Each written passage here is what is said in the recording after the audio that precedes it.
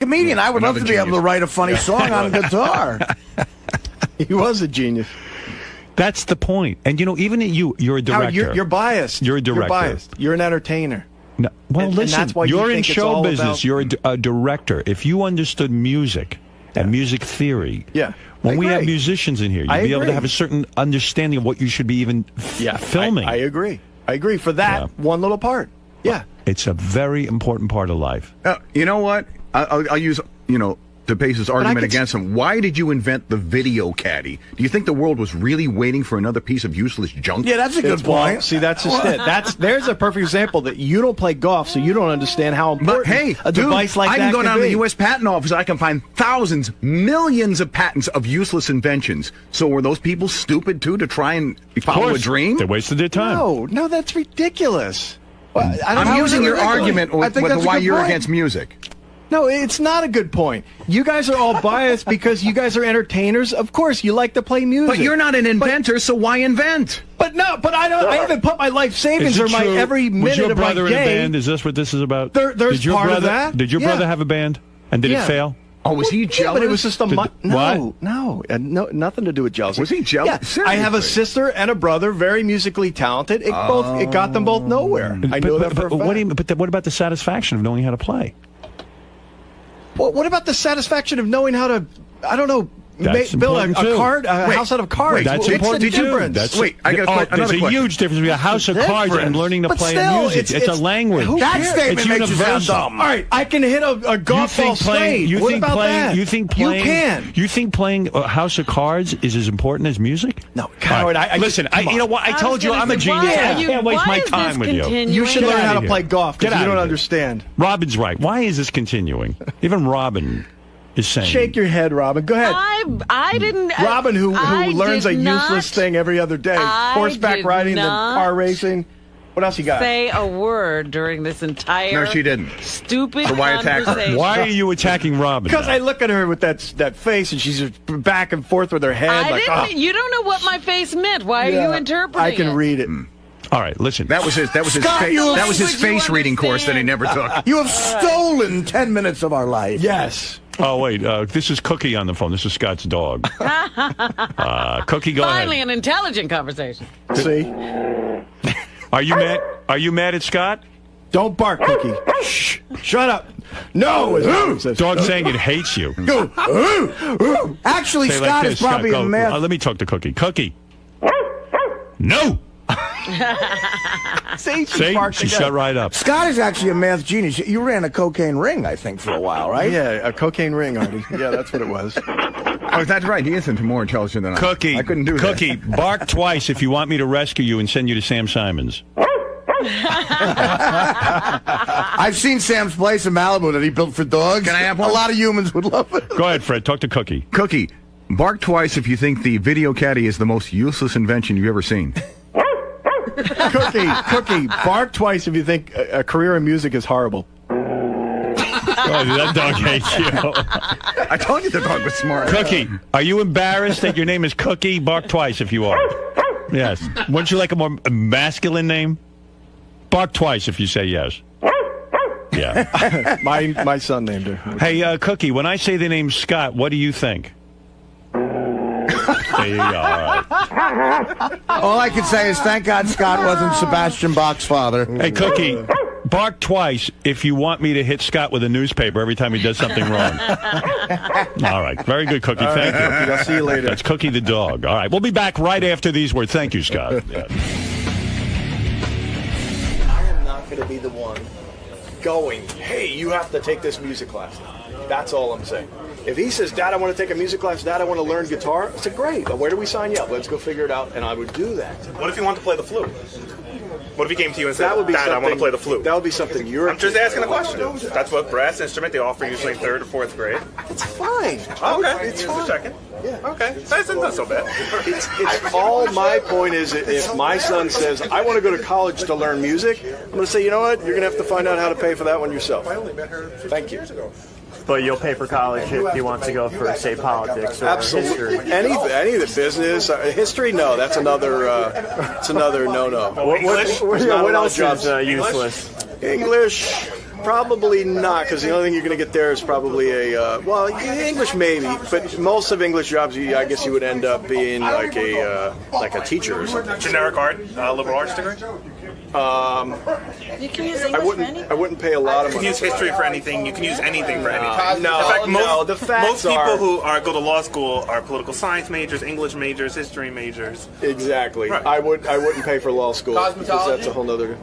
No. Why not? That's a great living, man. I have 2 male boys. So you don't let them if they wanted to be, if they were like, hey, Dad, I love hair, I love the art of hairdressing, No. that's what I want to pursue. No thanks. Art major. They can. I'm sure that degree probably Podiatry? is. Is that okay? Podiatry? Sure. Art major. Art major? No. Why Cases would you major. learn something that you're not going to use at your job? This is what my mother said. She goes, what are you going to do? Go work at a history firm?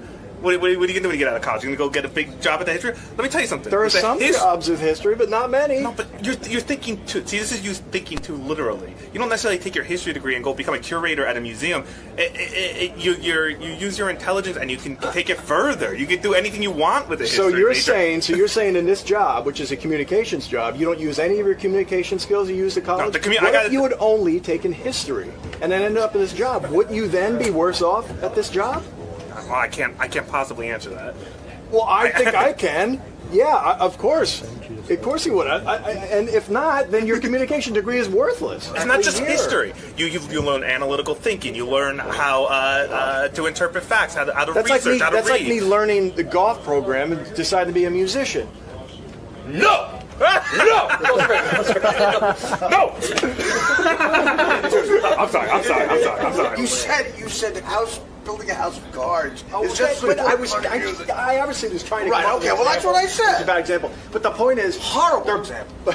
Tim's gonna faint. I know people in LA who moved to Getting Los woozy. Angeles to go to guitar school. Fucking what a waste of time. They would sit there and fucking play, and they had a stage presence class. Why is it a waste of time? Because they don't make a career out of it? Yeah, right. It's a great hobby to have. This was their college. This was what they were 22. This was what they were going to do as a career. Look, if my kid says, hey, Dad, I really want to play guitar, I'm going to say, let's go buy you one right now. Absolutely. But if it's up to me to go, hey, Kyle, you're not interested in music yet. Come on, I want you to start taking What classes. if he does that? What if he has some aptitude and wants to pursue it? What are you going to do? Like, at what point do you kill the dream? At the point where it starts getting in the way of what he needs for the rest of his life, his education. When he says to me, I want to go to a music college, I go, work with it. Find your own way. I'm not paying for it. Oh, that is so. Who are you, Bing Crosby, for Christ's sakes? The point is, I would not support paying for something that I didn't feel was a smart decision. You're gonna let that so out there. you're not going to let any of your past influences affect what your daughter might want to do. If she says, I want to go, Dad, I want to put everything I've got into making a new type of a Barbie doll. Are you going to say, okay, let's go ahead? I wouldn't do it blindly, but if she was good at it and she had the skills, and I would loan her the money to do it. I wouldn't give it to her, but I'd loan it to her. What if when Duke turns 18, your young son Duke turns 18? Kyle. Who's Duke? Duke's the dog who died. It's late, though. Oh, I'm sorry.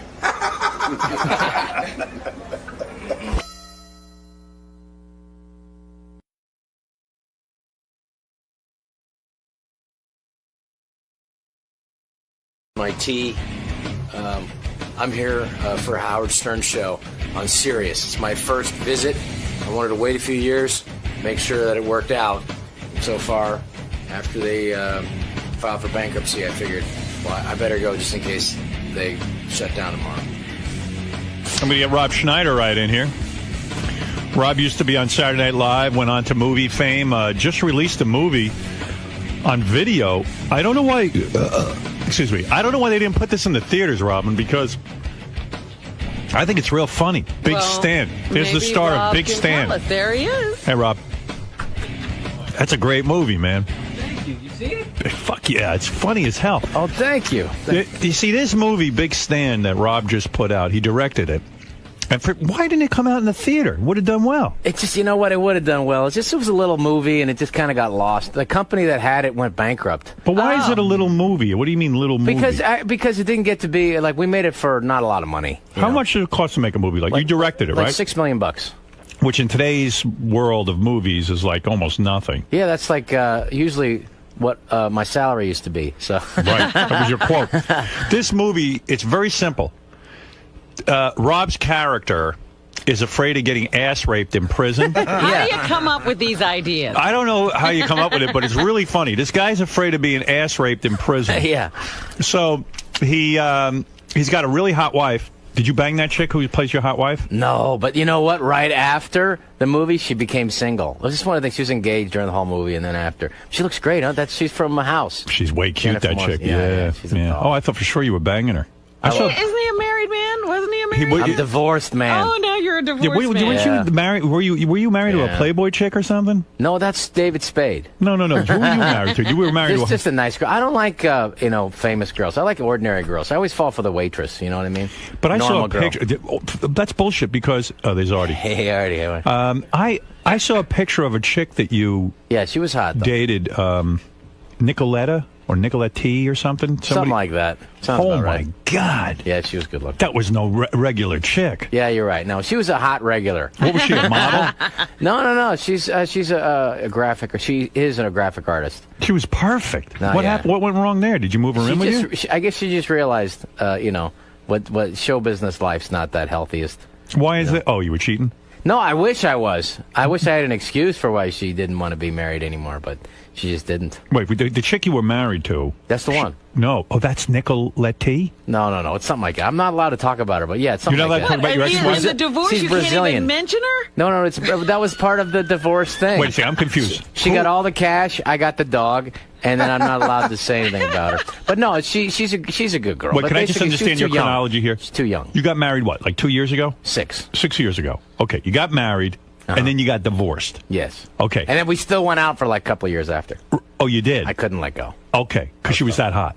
Yes. And so part of the divorce is you can't talk about her or anything, Yes. which is smart because, you don't want to pay more She's money. got all the money. Did you really lose all your money? Yes. All the cash. All the cash is gone. Wow. All I right. still have some of the possessions. The cash, all that American cash went to Brazil. Yeah, all that. So yeah. she's a very wealthy She's woman now. twice as She wealthy. did good. She did now. all right. Yeah. But you know what, though? But then you started dating. Yeah. And then, who is this Nicoletta T? I saw a picture, and someone said to me, this was Rob's girlfriend. Well, But I'd love to see it. I mean, Bring in the picture of Rob's girlfriend. What he's maybe. saying, it's probably the same girl. No. It's got to be the same girl. It's not the wife. Sure? I don't think so. It's got to be. Was your wife's name But I'm dating a Nicolette? great girl now. Wait a second. Was your wife's name Nicolette? No. I can't. I don't want to say her name. No, don't say her name. But yeah, no, it wasn't That Nicola. costs But it more sounds money? like that. It's kind of exotic name. She's Brazilian. You're dating a girl now? Yeah. And she moved in with you? She's moving in next Friday. Are you going to hold on to this one or This what? one, yeah, totally. I mean, How I went long through the have you been Rolodex dating? on my phone, got rid of all the girls' numbers. I'm doing the whole thing. Really? How long Editing have my you been dating? Facebook, the whole thing. Wow. Getting rid of the evidence in the house. How long have you That's been taken dating some this time. one, Rob? A few months, it's good. But you could end up cheating. That's what No, broke you know up the what, first though? marriage. No. The actually, it wasn't cheating. It just she just discovered she was married to me, and just you know what, this isn't that great. It Oh, I seemed heard good. you were cheating. No, you're confusing me with David Spade. You sure? I think so. I wish I was cheating at this one. I don't know. I to be honest, I think when we were dating after the divorce, I think I did do some cheating. Because Yes, that's true. Yeah, because I remember one movie you were doing. I think when you were shooting Deuce Bigelow 2. It's kind of hard. You're in Europe and you're surrounded by beautiful girls. Yeah. You get a lot of pussy. Oh, yeah, People remember? fly under the radar. You're not like a do David fly. Spade. I fly deeper under the radar than David. Spade had a kid, with a Playboy playmate. I know. Is that your Our worst nightmare? Playboy playmate. Right. I know, but the worst part of that nightmare is that he can't even she doesn't even live in the same continent. Vicinity. Yeah, it's not in the same area. Well, you remember, Rob, when we were the last time we were in Vegas, maybe he sent over auditions for chicks for. They auditioned all these Yeah, that's what I was going to say. chick. Remember the audition tape? Deuce Bigelow, European Gigolo. Yeah. They were only the hottest chicks I've ever seen in my fucking life. That was pretty darn good. Oh my So God. I got to tell you about Rob's new movie because it really is good. Sounds It's great. called Big Stan. It wasn't in the movie theaters, which should have been. It was in the movie theaters like in Mexico, and I got it in Spain, Australia, Bulgaria. That's a shame. Germany. This movie's really funny. Now, I'm not bullshitting you. This movie is unbelievable. It sounds great. So Rob's this super successful rip-off real estate guy. He gets busted and Judge gives him 3 to 5 years in prison. Big Stan. So Rob's got this hot wife and everything, and he's freaking out because the only thing he knows about prison is you get fucked in your ass, you get ass raped. Yeah. So he runs into some guy who was actually in prison at a bar. You know who that was? Yeah. I was surprised. I saw it in the credits. That was the guy who played Grizzly Adams. Grizzly Adams. Oh, you Dan Haggerty. Dan Haggerty you found? So listen to he was this. great. Yeah, he was really good. He says to him, man, look, he looks at Rob and he goes, I'd love to see you what are Dan going to Haggerty get looks like. so ass fucked in prison. Like, everyone's going to fucking rape you. So Rob's freaking out. He goes to karate school. And in karate school, you've been to karate school, Robin. You know, they just have, he's a yellow belt. He's going nowhere. Nobody I'm a can yellow beat belt. anybody up with a yellow he's belt. got Nobody's 6 afraid months, of a yellow belt. He's got 6 months to learn karate, Right. or else, it's over for him. Because in prison, everyone is just going to be raping Rob over and over and over again. So Nazis, raped by Nazis? he runs into David Carradine, Kung Fu, Yeah, he's great. who Rob brings to his house, and he starts training Rob. Well, within 6 months' time, Rob becomes like a killing machine, and he even learns the finger of death. He can take one finger and fucking like punch it through a brick wall. Oh, really? That's how powerful he is. He becomes like a master. So I don't want to ruin the whole movie, but he goes to prison. And he right away he has to beat the shit out of like the worst rapist. You can't ruin this movie because every scene you've described, I want to see. Yeah, that's right. He beats up this black guy. Bob Sapp. He's a mixed martial arts guy. 400 pounds. 400 pounds. 400 pounds. This black guy's in the middle of raping one of these prisoners, and Rob goes, "Come here," and it beats the shit out of him. Then he beats up the entire Aryan. You know how everyone's broken into groups? Right. He beats up the entire Aryan nations, like all of the guys. That's good because if you're a white guy going to the joint, they tell you, I don't give a fuck if you're a liberal. You have to join the Aryan Nation, otherwise you'll die. So Big Stan is coming out on DVD when? Tomorrow. Yeah. It's just something that, like, it was a little too dirty. The studio, Columbia liked it, but it was a little too dirty. And they so there's some stuff I said, you know what, I want to make this just like this because it's about, to me, that's what's funny about it. It's a guy afraid to get raped. What's interesting is that women, everything is rape in this movie. It's so great. It's like it's the guys who are either getting fucked in the ass or fighting not to get fucked in the ass. Yeah. And then Rob at one point fights a guy and gives him the finger of death right up his asshole. Yeah, like everything is ass and like guys. It is. I ban rape in the prisons. Yeah. And they say, well, what about for child molesters? Okay, then you can rape them. And what about what about the guys convicted of rape? Yeah, you can rape them. Pedophiles, right? What about counterfeiters? Wait a minute, you're the Big Raymond. You're the only counterfeiter here. Oh, you just want somebody to rape you, and so anyway, it's all about ass raping. Well, it's kind of timely because the guy's a white collar criminal, right? And right. We hope that a lot of white collar criminals go to jail right now. Yeah, I should have said he was from AIG. Yeah. And like what's funny about this is like there were like accidents on the set during this. David Carradine broke his hand or something. David Carradine broke my finger. Broke your finger? Yeah, he broke my finger. We're doing the sticks, and David's the best. I love Are you David. a martial artist? Well, I did it for 7 months for the movie, and it took forever to get the money to make it. So at one point, as a director, I'm going, oh, this is ridiculous. And at the same time, I was like, wait, I got time to learn this stuff. Because the two sticks, the Screamer sticks, are a lot of fun. They're Filipino. Like the guy, it was great because you can just get on the phone when you're making movies. You know this, too. Right. You can just call people, and they'll show up. Like, who taught Bruce Lee?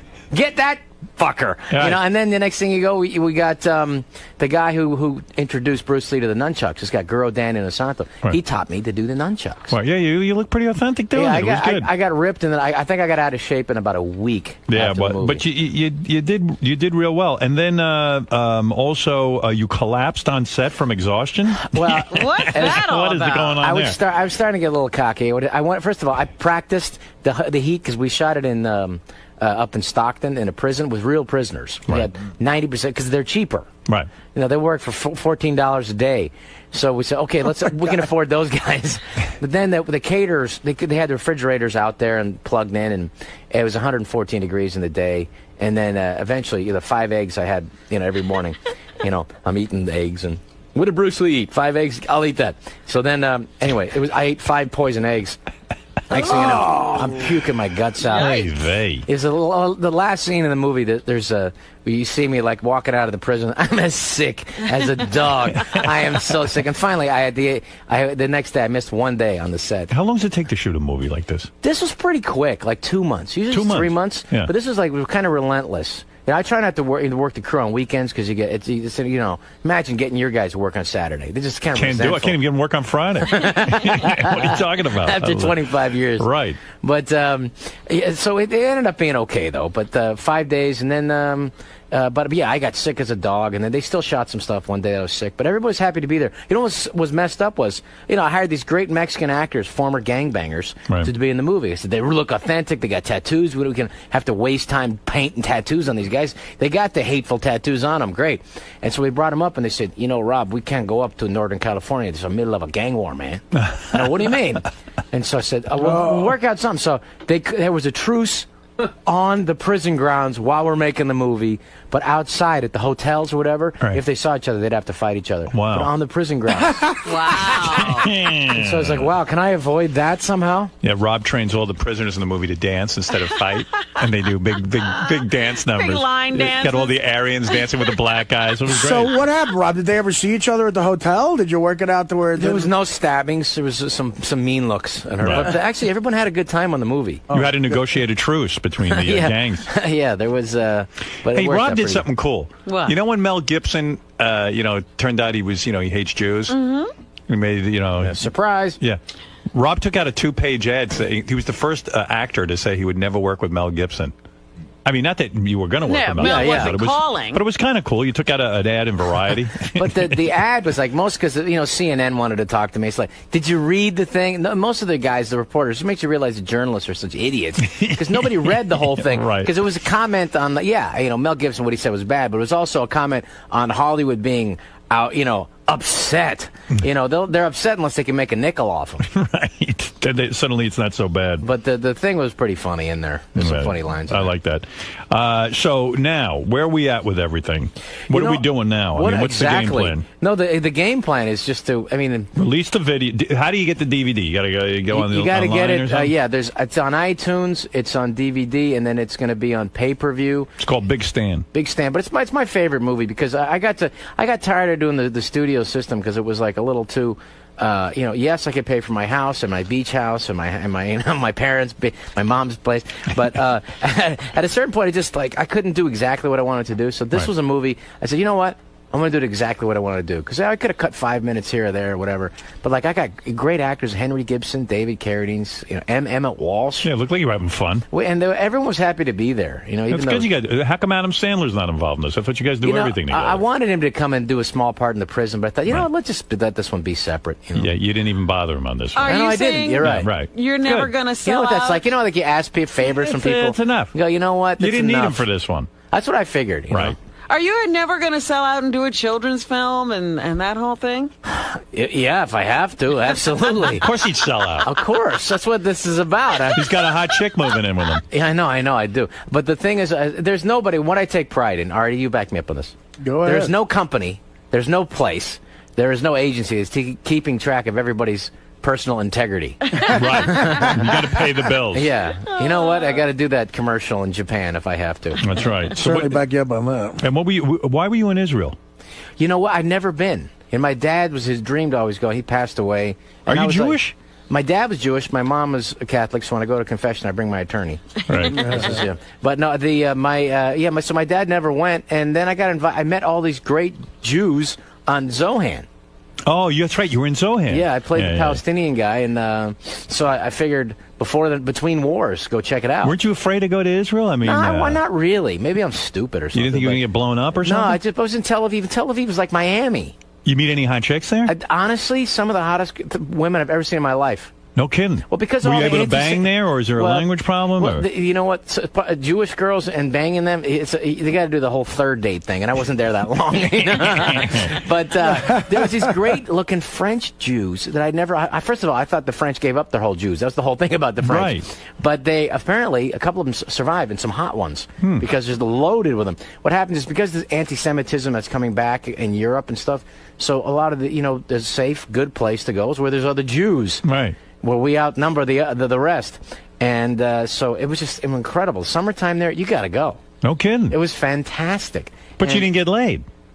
Well, no, not as much as I, a little little bit. Not a lot. I would say I was not the full-on David Spade. 25% David Spade. Right. Spade's the king of all you guys from Saturday Night Spade, Live. I don't know how that worked out. He is like a stud. Like, he fucks everybody. No, but he just, you know what it is, I think? It's because they look at him and go, oh, that guy's not going to try to fuck me. Look at him. He's tiny. How could I could defend myself? And the next thing you know, they're getting banged by him. He's relentless. But I mean, you're hung up on the height thing. He's about the same height as you, right? Yeah, I mean, you yeah. guys are about the same I'm a little height. thicker. I think I got a little... I mean, you actually have a little more manliness to you, right? Yeah, You're exactly. thicker. You would think that worked, but I just not. I don't know. I think David puts more time into it. He's got. If there was a doctorate in getting pussy, he would be like a professor emeritus at MIT. I would want to learn from Spade how to get pussy because like, any good-looking guy can get pussy, but Spade's like us. He's not the handsomest guy in the world, No, and yet but he gets all the top chicks. But he's put in his time, though. I mean, he's put in 3 decades, and he's got all the moves figured out. He does. The other thing Spade don't give a fuck about, and I respect this, he doesn't give a shit. Like, he'll do a shitty sitcom. And some other guys will go, well, you want to be on a shit sitcom like that? It's not that funny. He'll go, I could give a fuck. I'll just make my lines funny. He's making a fortune. And I'll get a fortune. He's likable in anything he does. Right. And then I'll just bang chicks that I meet on the sitcom set. You know what I mean? He'll say stuff to you like, why the fuck did you get into this business? Some good-looking I got him girl. for money and pussy. That's what I'm Artie, doing. Yeah. must have been, and I never asked him, and I should ask him. And maybe we're doing a movie with him and Sandler and Kevin James and Chris Rock this summer.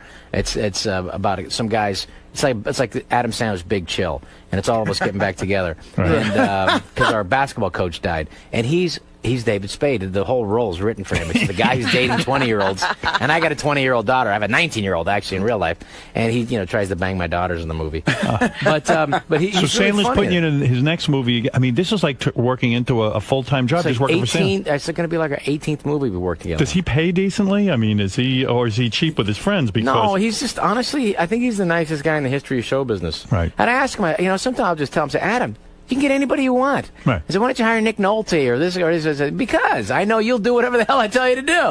He doesn't so want what to if work this guy with those says guys. no, and we have fun together. And basically, it's like a playground. Right. It's like, because we had fun when we were, stand-ups and then Saturday Night Live. And this is like, we can hang out for a month and we can talk about whatever we want. You still watching Saturday Night Live, or you don't even bother? I don't see it as much as I used to. There's some funny guys. I mean, it's just weird to me. I haven't been on the show in like 14 or 15 years.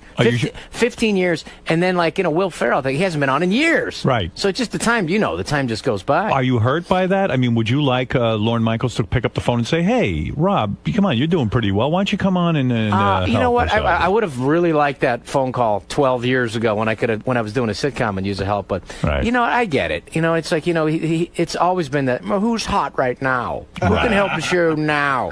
And I get that.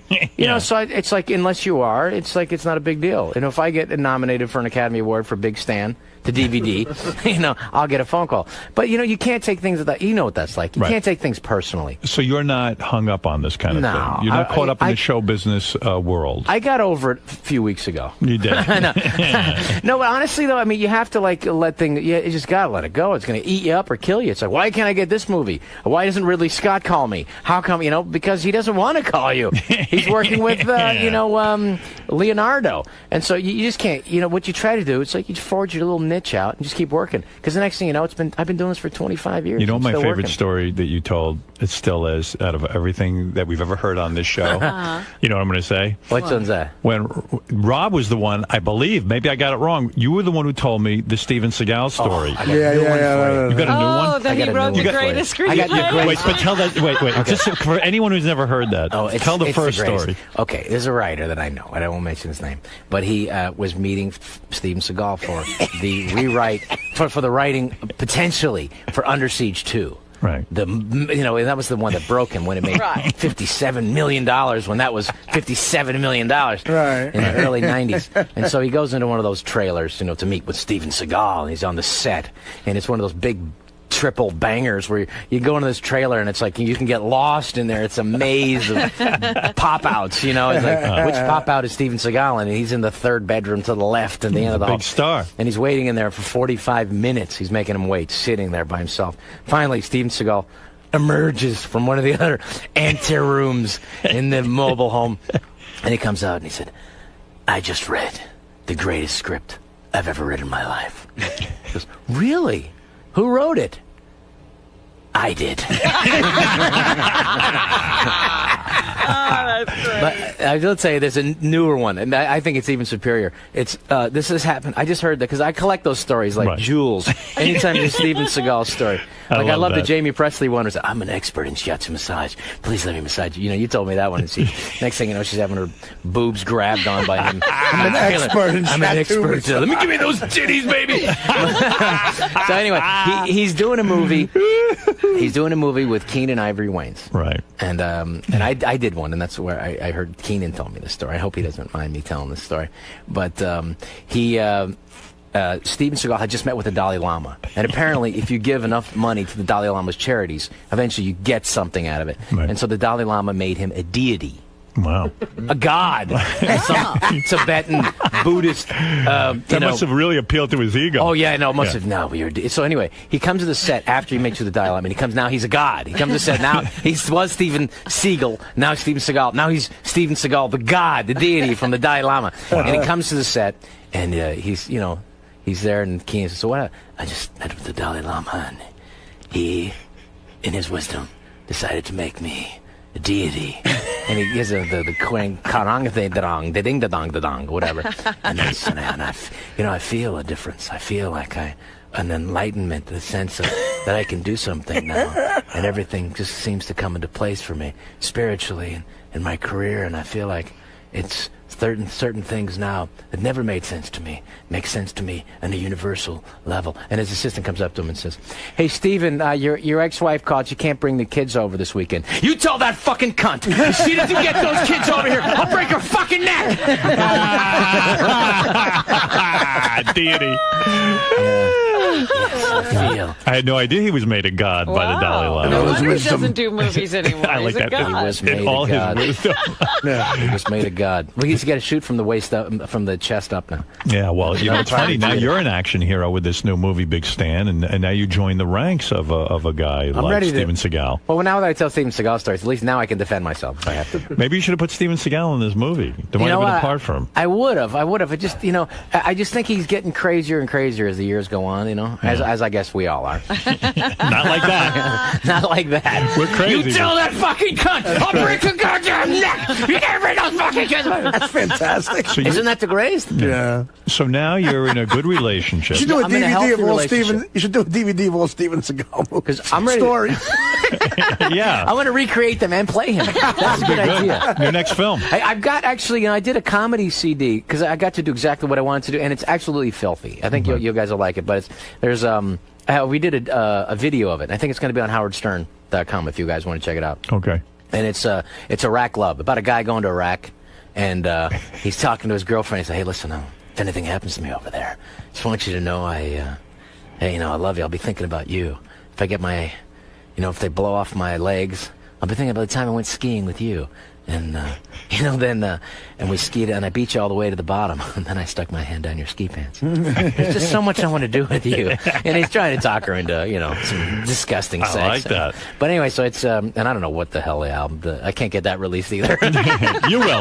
Hey, Rob Schneider's film, Big Stan, is available on DVD tomorrow. We celebrate that. A couple of phone calls. How does Rob know he's in a healthy relationship now? He doesn't know. I don't know. He thinks he is. Robin, let him think that. Give me an illusion. Give him she hasn't even moved in yet. She's moving her. in. She's moving in. The big thing is the marriage. How old is she? Is she much younger than you? Yeah, of course. Of course, okay. No, she's in her late 20s. Good, you're not slipping. That's what I'm saying. I think I'm aware of the same emotional thing, and I'm in my late teens emotionally. Why won't you date a woman your age? Because why do I don't have to.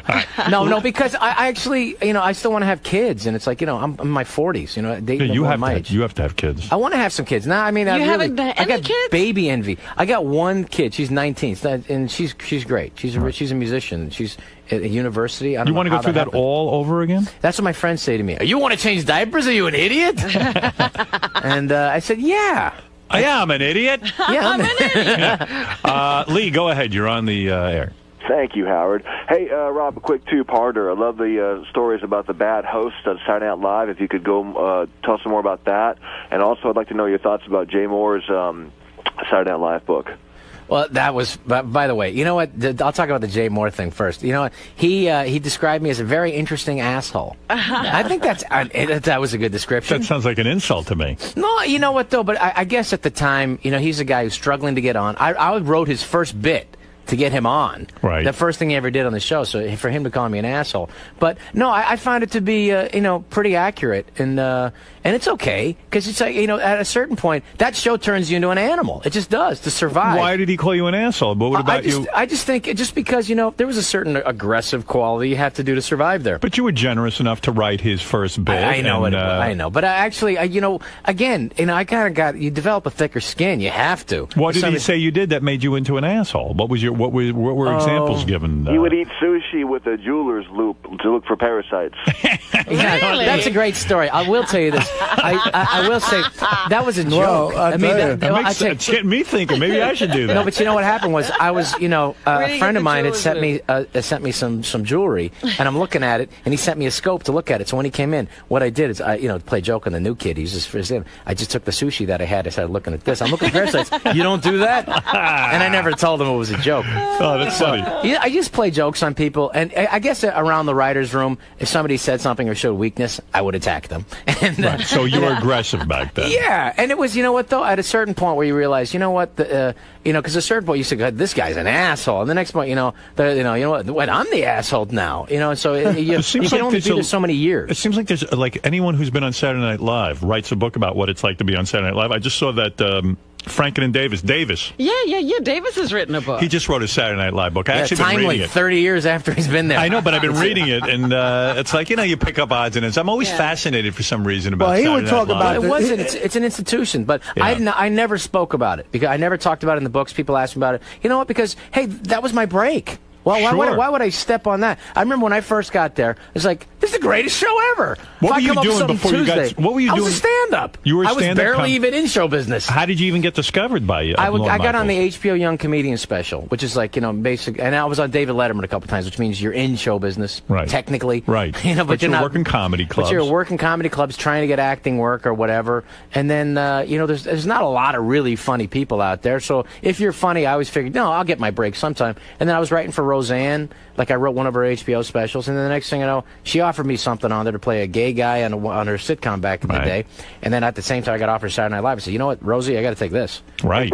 Rob, you were on SNL when Alec Baldwin and Ken Basinger hosted, right? Were they fighting and stuff? No, they weren't at all. Alec Baldwin was the most talented guy who ever hosted that show, in my opinion. Him and Christopher Walken. Yeah, those guys were. I think you're right. He was phenomenal. I mean, he's funny. He could have been a cast member. He could have been. Canteen Boy. He should have been the biggest movie star in the world if movie stardom was fair. You ever see a movie he did called Blue? What's the name of that? Miami Blues. Miami Blues. He's amazing in that. Yeah. It's like, this guy's a freaking movie star. The fact that he didn't, it's not anything about him. It's just a weird, tough business. Yeah, maybe he just didn't get the right movies or something. That's all it's about. But he's still. I mean, I thank God he's working now, because even on TV he's great. Well, he turned down that franchise that Harrison Ford took over. Not exactly. Yeah. He didn't really turn it down. He stopped. Instead of making that, he did a play on Broadway, and that's the one thing they'll never forgive you for. Yeah, right. If you don't make, if Hollywood has a chance to make $200 million and you prevent them, they'll nail you for that. Steve Martin was a great host. Steve Martin was great. But yeah, Tom Hanks was good. Tom Hanks. But my favorites. What about Jason Patrick? He was, he's a really nice guy. I just think some stuff doesn't fly. His personalities don't cater to being explosive, and you got to. Who is the worst? God, when I was there, well, I don't know. There's the first show that I ever showed up on, Deborah Winger was in the dressing room crying, going, I can't believe you talked me into hosting it. It's awful. She's crying. Is it like this every week? Gee, why do people do this? Yeah, I know. But even like, but who was really terrible at it? I don't know. Some of the stiff guys, like Jeremy Irons, I don't mind saying, was kind of a stiff. Yeah. And he just won the Academy Award, and he said something funny to me, which I thought was kind of a dicky thing to say. Because, like, when you first get started there, they give you, like, the shit jobs, which you don't realize are shit jobs. So will you write the monologue? You're right, nobody wants to write the monologue. And so you kind of write the first draft, and they kind of punch it up. Yeah. So Jeremy Irons, and he said to me, he said, oh, no, this line, it's not funny. He said, this isn't funny. This is funny. He just moves his fingers 2 inches over. This is funny, not this. And I went, oh, yeah, no, I'll go. I can make that change. Yeah, great. I don't care. The arrogant guys were like that. I saw Lorne Michaels. Lorne Michaels somewhere said Steven Seagal was actually the shittiest. You know what? I liked him on it because he would say the crazy stories. Like for me, it's like the crazier the better. Right. Like because I did a couple movies with Stallone, and it's like the crazy things that that guy did. It was like to me, it's fascinating. I know because it's like it's beautiful. What is fascinating? The behavior, the out of control behavior. Like when Charlton Heston was the nicest guy I'd ever worked with, and in that show or anywhere else, because he would tell you stories about Cecil B. DeMille, and I should be writing this down, but it's going to be weird if I'm writing it down in front of him. He might stop talking. But he had a beautiful, wonderful and crazy quality. Like you couldn't put the wig. He had a toupee. You couldn't acknowledge that he had a toupee. So when he's wearing a toupee in the show, he had to put the toupee over his toupee. And I said that's beautiful. Oh my goodness. Is that right? It was just a beautiful Get the fuck thing. out. You're telling me Charlton Heston, they put a toupee over his toupee? Over his toupee. Because you had to acknowledge that was his real hair. And there's a great thing about when Seagal hosted. And Seagal was There's two things about, but when he was there's nothing to really talk to him about because but when he's a deity. But right. This is pre-deity. Yeah, this is when he was a regular guy. So anyway, so Jim Downey, the head writer, was there. I'm just sitting around with them, and it's like you don't know what the hell to say to Seagal. He says, hey, there's a thing in the newspaper about there's the mob. It came out that they were the mafia was in charge of getting rid of this toxic waste, and what they do, in Manhattan, they would top off the gasoline in the taxis with toxic waste and just burn it out in Manhattan. Anyway, so the next day he comes into this.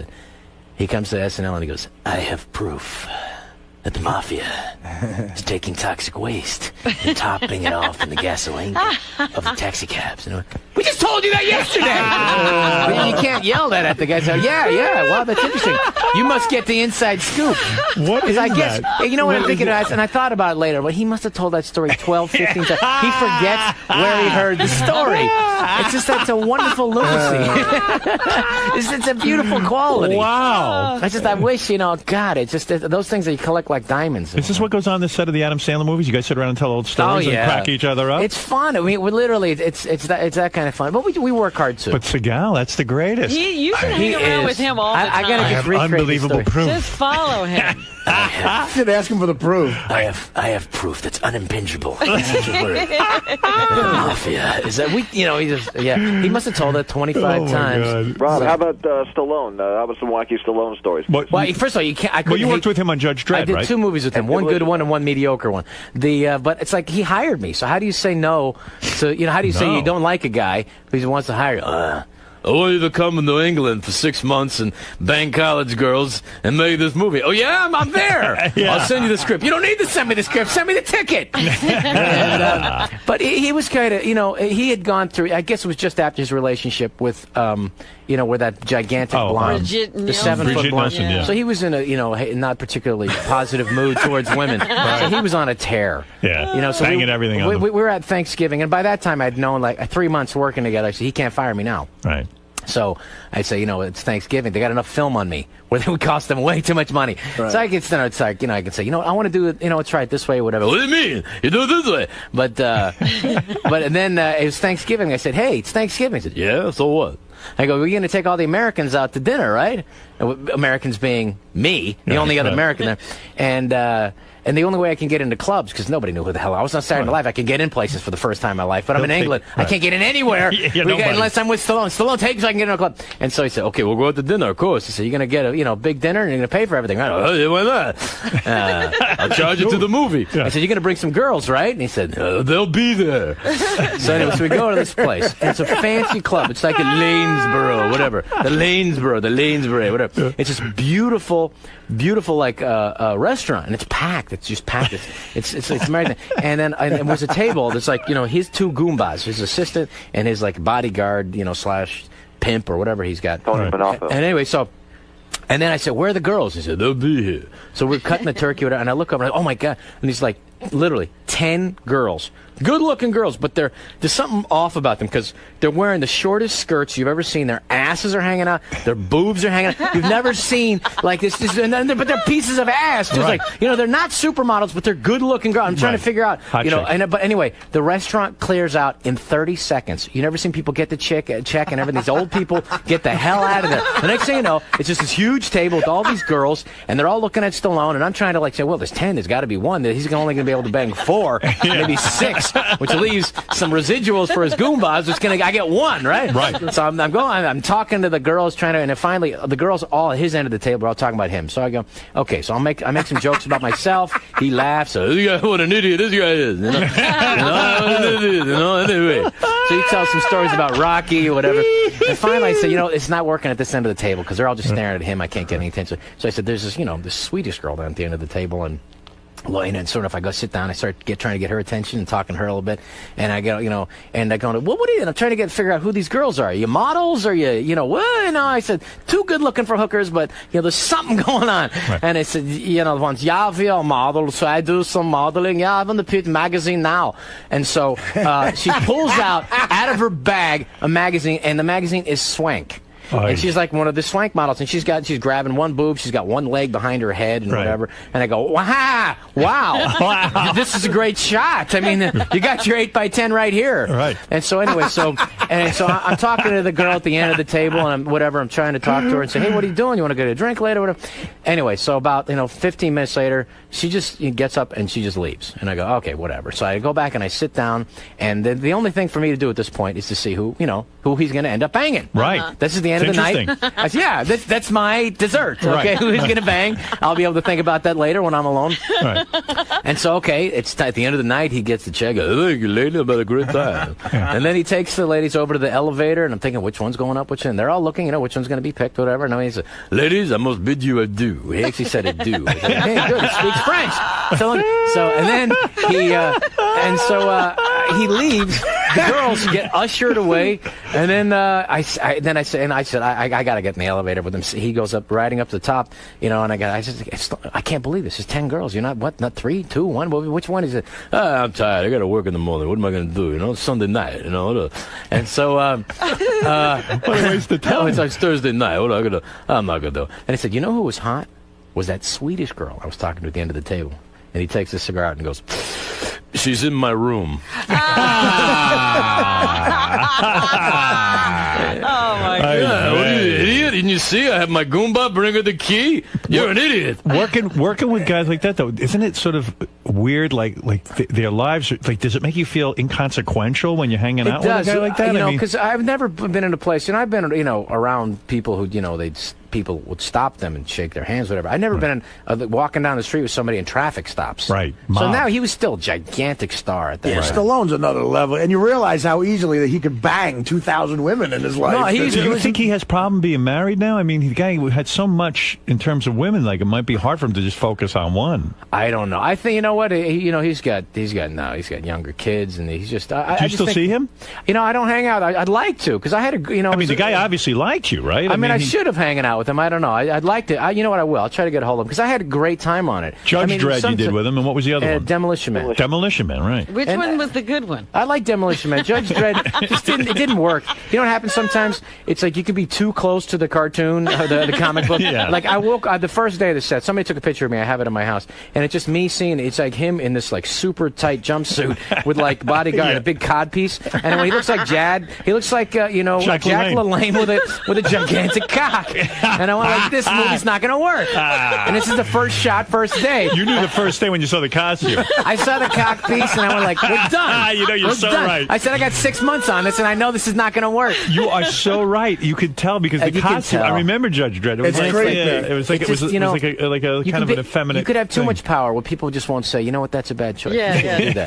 What do you mean it's a bad choice? You're right. It's a good choice. Did I say it's a bad choice? I never said that. You can't prove I ever said that, Sly. and at the same time, it's like, I was just happy to be there. Because, I just quit Saturday Night Live at that time, and you think that's it. Your umbilical cord. I remember when I quit Saturday Night Live, I remember literally thinking, okay, that's it. Am I never going to work again? I feel my balls sucking up into my abdomen. I think, this is it. Show business is over. Now you go back to your 12 jobs a year, and you're painting. You bring up such a good point. I was saying to Beth last night, I said, I knew you were coming in the next day, and I just watched your movie. I said, I got to ask Rob, it must be the worst feeling in the world when you're just off Saturday Night Live. Yeah. You've had this incredible exposure, this big job, and now the pressure's on to be either one of the guys who never works again after Saturday Night Live, or to be someone who does. So when Stallone calls you, that was like the greatest phone call ever. And you're like, wow, I got a major film to go to. Yeah, it's like, thank God, I got another few months of being in show business. I don't know how you do it. People who it's like, to me, when I see athletes now, like football players or basketball players, and they got $20 million bonus and they spend it all, and I'm like, you idiot! Right. And you got 4 years in the NFL, and these guys, I'm gonna play for 20. What do you mean 4 years? I'm gonna play till I'm 50. Well, no one has ever played till you're 50. People play till they're 25. Doesn't work that way. Yeah, but and it's like when I left, I went like, well, maybe this is it. But I never had like these. I'm going to be the biggest movie star in the world. I just wanted to make a living at it. Does SNL get rid of you, or did you leave? How does that all work? I felt like they were, emotionally over me, right. And I felt like, I don't want to be the guy hanging around. I don't want to say who the name is, but it rhymes with Schmovitz. But I don't want to be the guy. You don't want to be too long at the party, right? I like Lovitz, and Lovitz is one of the funniest guys on the planet, and he can come back and be funny all the time. But I just didn't want to be. He might have the stayed guy at the who keeps party coming. too long. Yeah, I think for me, I like when a couple of people were retiring and they said they were quitting after years, and for me, I'd like to sneak out of the party and not say goodbye to people. That must have killed you though when you got your divorce and you had to give up so much money because, like you say, hey, this is a tough business, and I never know how long I'm. But I do remember because my career's been in the toilet here and there, whatever, Right. And but the like this movie didn't get released, and the big movie thing. But honestly. Usually it's you can't go, all show business is against me. It's a conspiracy. It's against me and Artie. It's like, and they're going to pay the price. Right. Because I have access to weaponry. No, but what happens Well, is... you've constantly worked, though. No, I have, right. on and off, but the thing is, a lot of times, most of the time, it's because I wasn't having fun anymore or whatever. But now I just, I'm happy to be working, having fun. Right, you're great, man. And Well, what are you going to do to protect your money now? You've got this girl moving I got this girl. That's what's going to protect me. Yeah. Oh, yeah. Really? Is she a lawyer? It worked so well last time.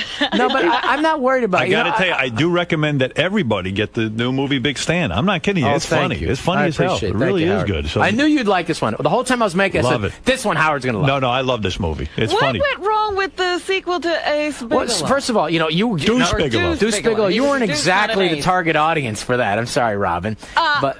who did like it, all right? No, there are people who like it.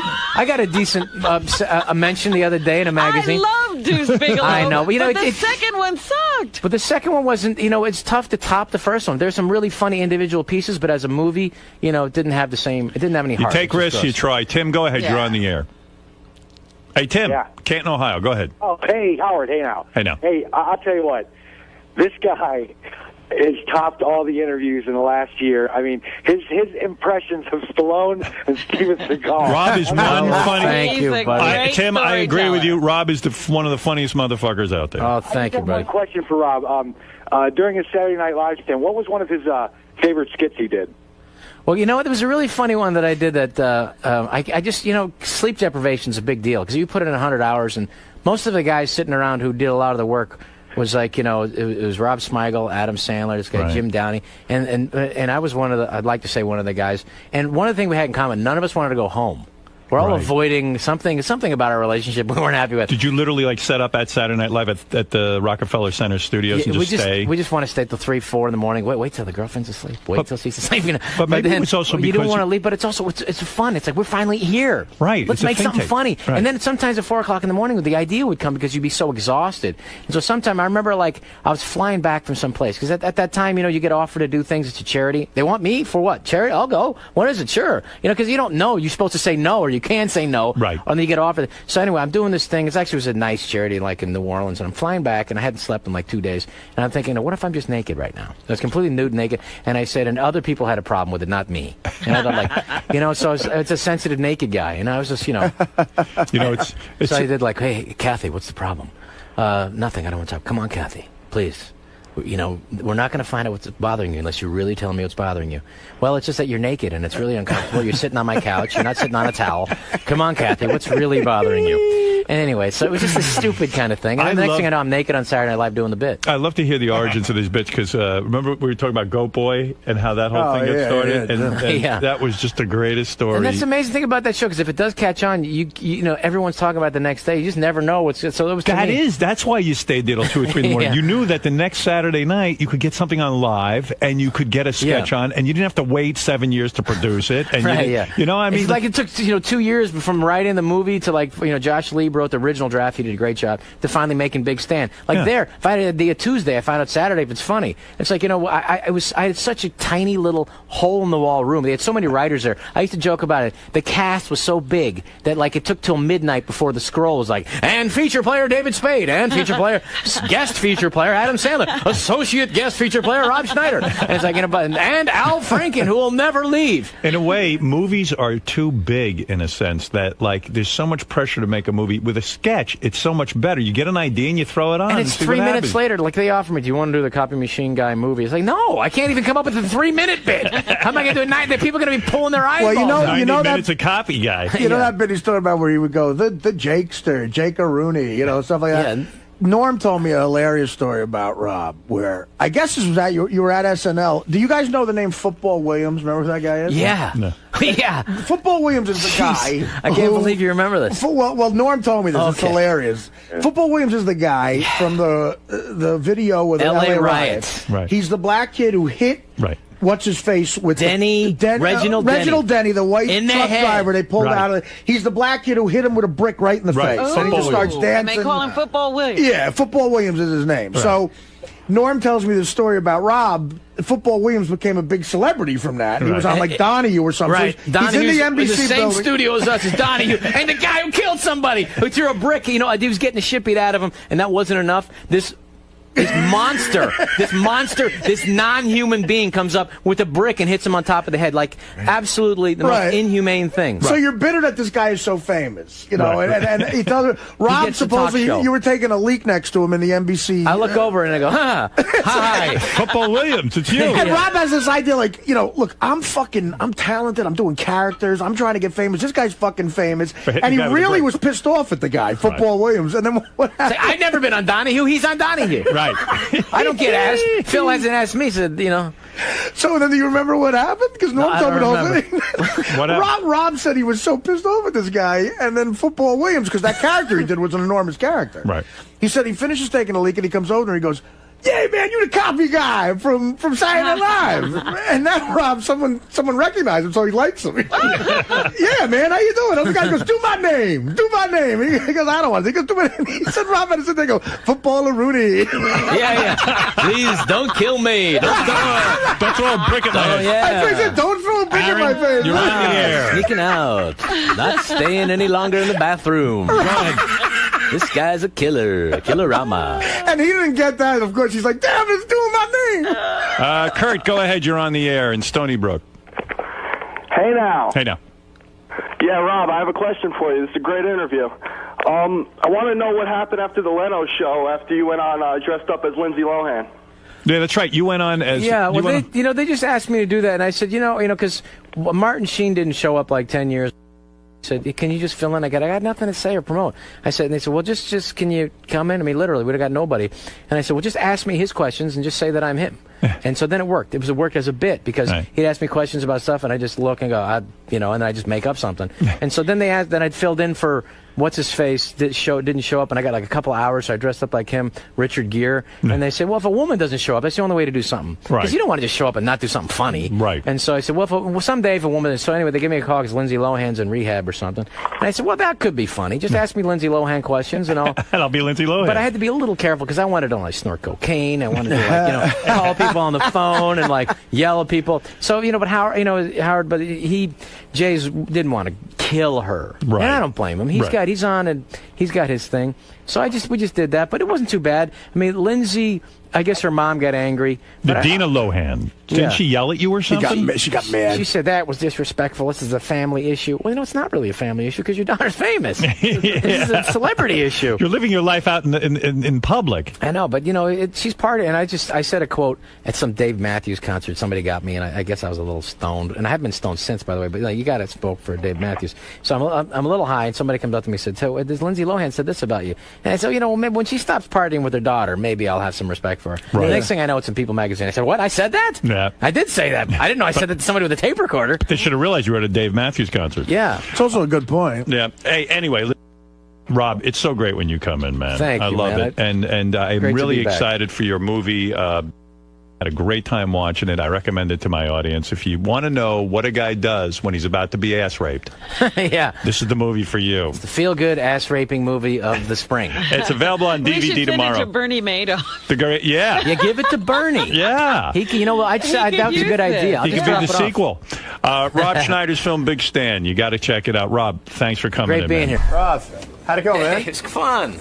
Yeah, it was good seeing everyone again. Oh man, it's just great. This is the best, man. It's the funnest interview you can do in show business. What do you like about Howard's show? It seems you have so many stories. It's so easy for you to talk. Because to no him, one and- else, I can't say these stories anywhere else, and he appreciates it because he's been in this for 25 years. I've been in it for 25 years. There's a history.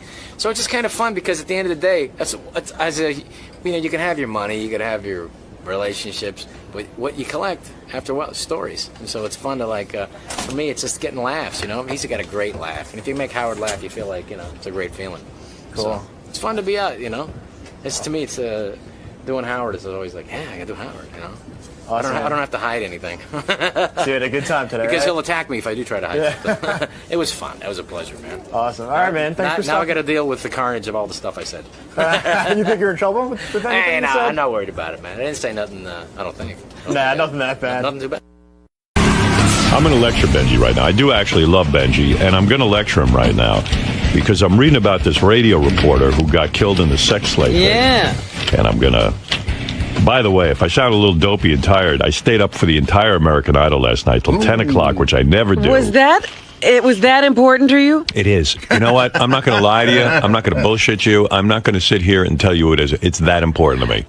I watched it last night, Howard. All right, don't act like you're above it, because you seem to be watching it plenty. I read about it, and that's why I can comment on some things. Okay. But last night I was doing some things. I said, let me turn this on. It's Motown, whatever. Yeah. All right, let me listen to this. Say you watched it. It's one bad performance after another. Well, maybe that's the fun of it. But Benji's the guy I need to lecture. Please. I need to lecture this motherfucker. Because I'm reading this thing and I'm thinking of him. And I know he goes on Craigslist and all these other websites to find liaisons with women. And as I read to you yesterday, guys who cannot get laid in real life are getting laid online in droves. But the danger is Why amazing. are they having so much success online? I don't know. And then why, Benji? How do you explain it? Why so much success online? It's like niche marketing. You could you go for exactly what you want. Right. You can. It's like fishing, but you have a line out all day till a fish bites on it. Web full of lusty encounters and dangerous liaisons. The fact that radio reporter George Weber met his alleged killer on Craigslist didn't weigh heavily on the minds of some New Yorkers looking for lust there yesterday. It says here that this hasn't even made people stop and think. It didn't cause even a ripple. It Nobody didn't cause stopped. a ripple, that's People right. want to get laid. The troubled teen accused in the stabbing death of radio reporter George Weber is a Satan-loving sadomasochist and hustler who agreed to do a drug-fueled rough sex romp for $60. Knife fetishist John Katehes. Oh, knife fetish. Knife fetishist. 16 years old. Stabbed Weber 50 times to the neck and body, police said. He and Weber met online sometime last week and had arranged to meet, Police Commissioner Ray Kelly said. There was going to be an exchange of money. Katehes was charged as an adult with second-degree murder, which don't mean shit because you know what? He's 16. He ain't going to go to... He's only 16? Yeah. He's probably just going to go to a... I don't know. What do they call that? Like a juvie. Juvie. Yeah. But what about the legality of it? Is it illegal to have sex with a 16-year-old? I would imagine. Yeah, that's underage. It sounds like something wrong to me. I don't know, maybe not every state, but I think around New here, York it's 17, right? Yeah, around here it is. I think Jersey's 18. After the murder Friday, Katahis shed his bloody clothes and fled Weber's pad and some of the victim's duds, only to land in cop custody after a G-train conductor spotted his bleeding left hand. First of all, I can't believe that anyone on the subway cares when somebody's bleeding. How can you tell? Everybody is inside. I don't know what's going on the subway. Isn't that an amazing story that a subway conductor saw a guy bleeding and stopped to get involved? I mean, we've been on the subway. Would you have noticed anybody bleeding? I seen people missing a leg and there's blood pouring out of it. No one stopped. You have tunnel vision. There are people shitting on chairs and nobody stops. It's like in that movie, Taking a Pelham 1, 2, 3. The thing gets hijacked and some guy sleeps through it. He's like, I don't want to see anything. He sleeps through the whole thing. Katis told cops at Helmhurst Hospital he cut his hand on a bottle. Weber's body wasn't found until Sunday, so cops had no idea Katahis might be a killer. They let him go, and he fled upstate to Middletown, hoping to hide out at a friend's house. What friend took him in? I don't know. What school is this kid missing from? He's 16, I guess. I don't know. Everybody's doing their own thing. When cops nabbed him just before midnight Tuesday, Katahis was still dressed in Weber's clothes and carrying a dagger that was not the murder weapon. That was another knife. Katahis admitted stabbing Weber, a longtime WABC reporter, after answering an ad on Craigslist looking for rough sex. He saw the victim's ad looking for violent sex and said, I can smother somebody for $60, but it got out of hand, the police source said. What kind of ad is that? What kind of ad is that? That's some fucking ad. It's niche marketing. Looking for violent. He was looking for violent sex. Well, he got it. Yeah. He should be very. You know what? That was another thing that occurred to me.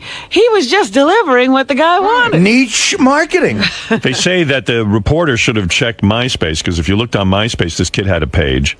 And the homepage is pictures. You got to do an investigation, I suppose. Yeah, pictures of himself with various knives, including one he held against his neck. He also issued a chilling warning. If you disrespect me, then I will fucking break your neck, he wrote. Yeah, there he is with a sword. He calls himself... You see a guy with a sword, don't have rough sex with him. He also called himself an extremist and an anarchist and a sadomasochist.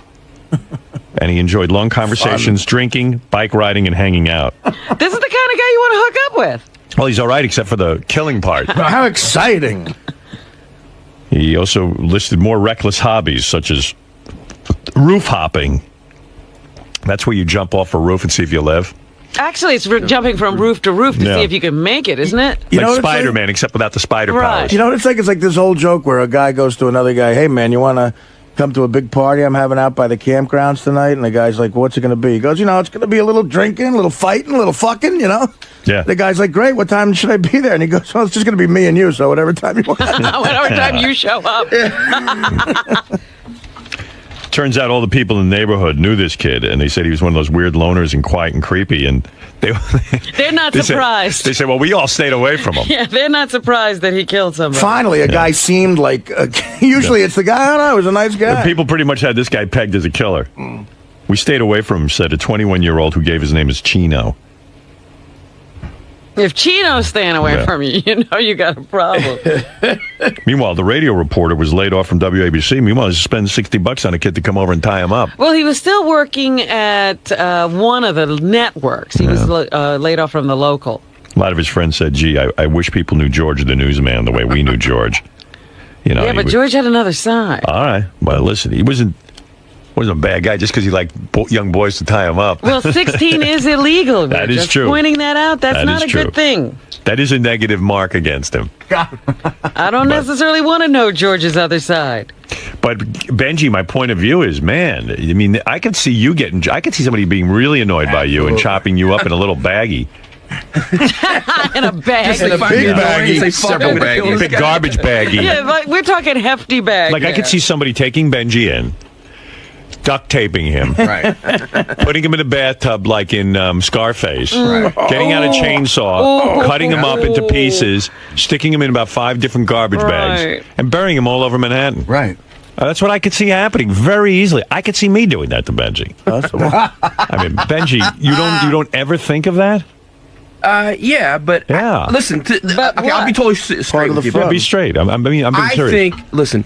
Anytime you're doing something a little bit on the extreme, like let's say if there's a girl willing to meet you at 2 in the morning on the internet, it might be that she's more willing to do crazy stuff too, but you really have the same risk in a bar. It's just because the type of people that might be attracted to that might be. But don't you think that a girl who says that at 2 in the morning could easily lure you back to a place where a guy's going to rob you and beat you? But I I don't see that happening any more than like picking up a chick in a nightclub. No, the chick in the nightclub, you can see who she's with. You can see what's going on. Maybe. I mean, but the truth is, at least for the police, maybe people don't realize it. You can trace the internet more than anything.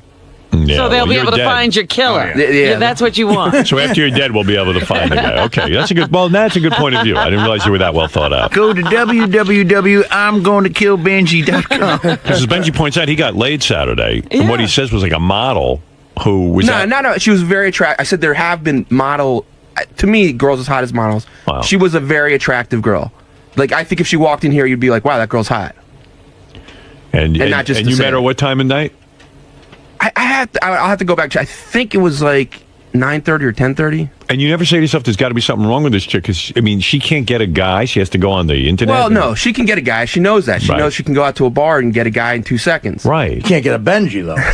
Yeah, I mean, that's what I'm saying. I mean, why can't she go to a bar and just meet a guy and then say, hey, let's fuck? I don't know for sure why girls... There's a lot of girls that like to be pretty wild. Right. But for some reason, they prefer to do it like this. I almost think it's a fetish.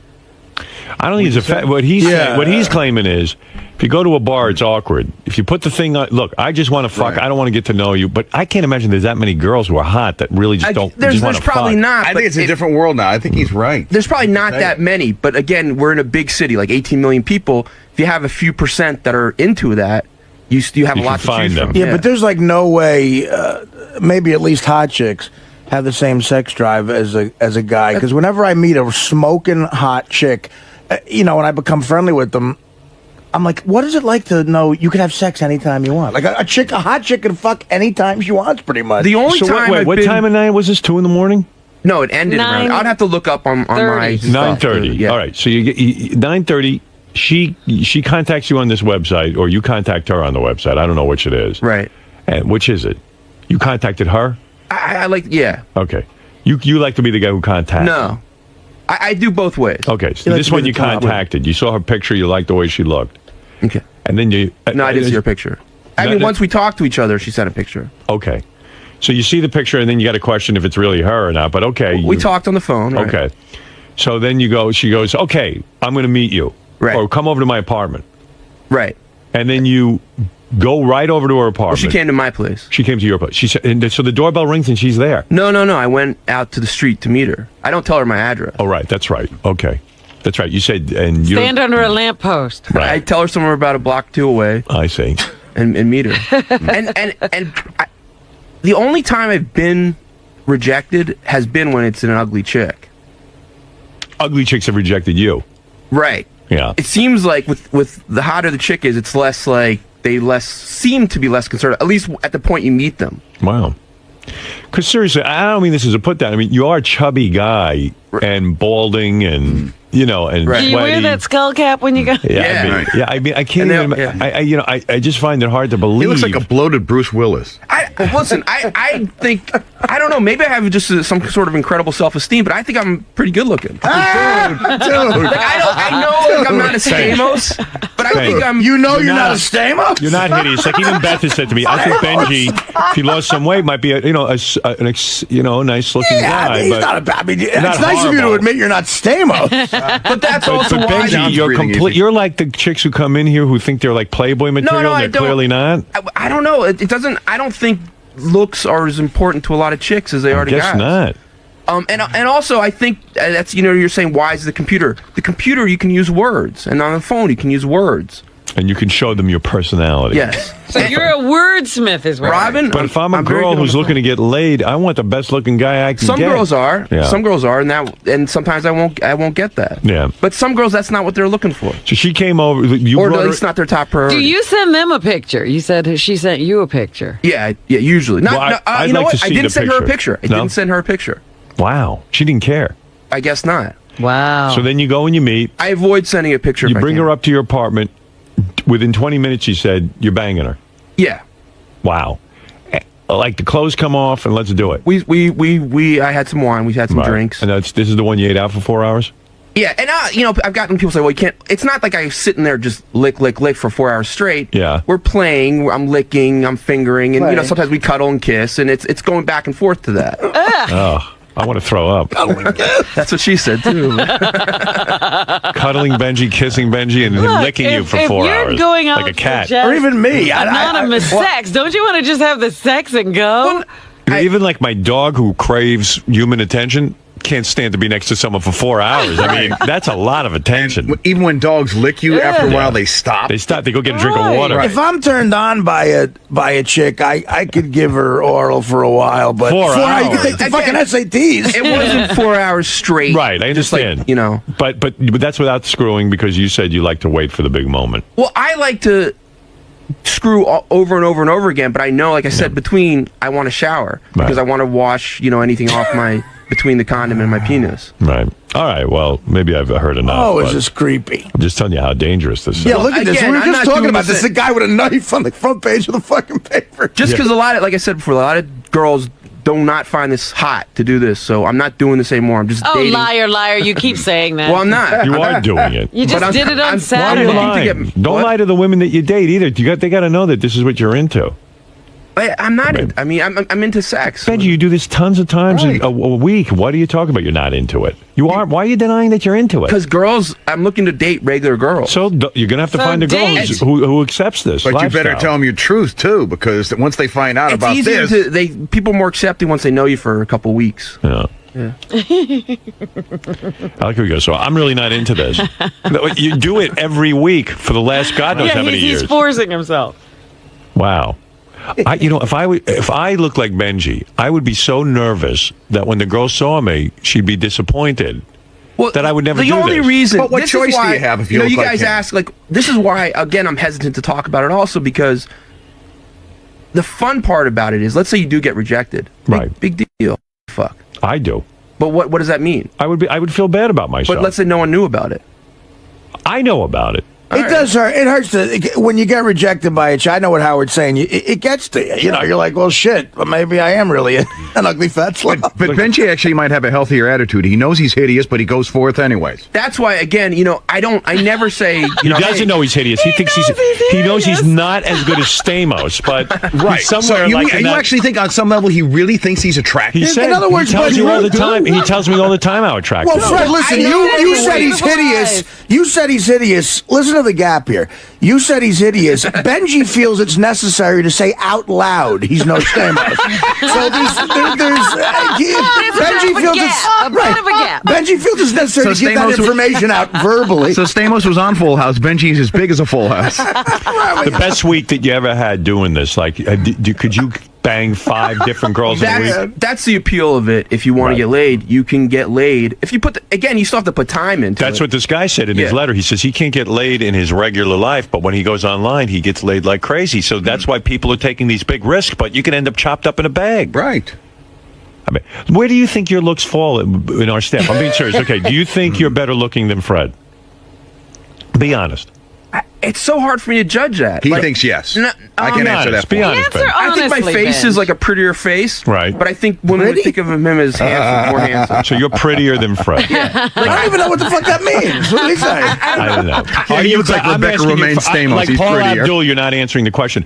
Are you think better all looking guys than are Fred? handsome guys, pretty much. Are you better looking than? Are you better looking than Fred? I guess I think I'm sexier. Yeah. Okay. Well, are you better looking than Fred? Yes or no? Well, you have to include shape. So shape-wise, no. If you include I'm fat, no. Like I think how can we not include that? If you were a girl, who would you want? The whole Fred, package. If Benji, who is better looking? You're looking at both of you now on the TV monitor. Me. Who is better looking? You're better looking. Yeah. Than Fred. Okay. Just in the monitor. Look right at now. Artie. Who are you? Are you better looking than Artie? Or is Artie better looking than you? Right now? Oh my God! I don't know. Artie's so interesting looking, but I would say me right now again. Like right in the monitor right now. I'd have to I tell you, he's delusional. Are you better looking than Gary? Yeah. You are. Yeah, I don't have no. Well, that picture of Gary right now with his finger up his I don't nose. know. It's really hard to me because I think of you guys as all interesting. Like, okay. I go, are you better looking than Gary? And the TV camera goes on Gary, and his fingers are up his nose. When I first, it's like, you know what, Benji, you are better looking than Gary. Yeah, better have it. Like I can tell you right now, Gary, what is that? You love to smell your fingers. I love smelling them. Yes, you were. Go look at the tape. I know what you like. You love to be honest for a minute and stop the lying. You love. I don't smell my fingers. This is you 90% of the time when the camera goes. Now watch me. I can't see you. You're like, oh yeah. You're like this. You know that's not true. I swear. Gary, he loves his fingers and he loves to smell them. There he goes. Yeah, there he is. Look, there he is.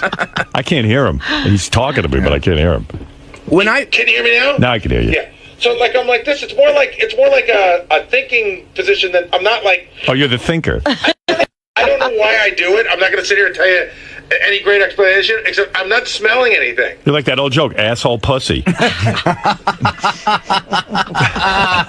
But who's asshole? I don't know. But just to get back. All right, so Benji, you're better looking than Gary. Let me. He's the handsomest guy here. When Will Murray first started here, I liked him a lot, but I felt bad for him. I was like, oh, he's such a boring-looking guy. Girls will never be into him. Right. But then it ends up like girls are like, oh my god, he's like the cutest thing in the world. So I guess I don't know what guys, Right. you know what. You thought that about Will? That he was a boring-looking guy, and you felt bad for him? Yeah. See, that's how off he is. What's going through his head? His barometer. I just thought he was such a nice guy, but he was like real shy. And He's like Benji's like, gee, that's like the Elephant Man. Yeah. Elephant Man walks into a room. You ready? He goes like this. Oh my God, I feel so bad for you. You look horrible. I mean, what is that? Benji when he was thinner with hair, I saw don't pictures. care. He wasn't a bad looking guy, but that's not the case. Remember when we judged the That's pictures? 30 years our ago. best picture, I was the best. Yeah, I know. But that's a picture from I've 30 never years seen you ago, look Ben. that good. There was one of those weird, like, you look at my press photo. That's the best I've ever looked. I look great in that picture. I love your face. I think you have a really great face. You happen to be He'd right. have sex with you. Do you think I'm better looking than you? No. See? But it's Just- what you you're want. telling me there's no guy I in love this- your eyes. I love your hair. You have like a cool Semitic look. I gotta get out of have rock star here. Cool Semitic. Do you think Tom Chiasano was a good looking guy? No, see that's the Will type. I didn't know how sexy girls found him. Then You think girls Jared's a good looking guy? yeah. You think you're better You looking got than him? Jared No. is a good looking No. You think Jared's better looking than you? Yeah, he edges me out. All right. Yeah. So he's the only one. Yeah.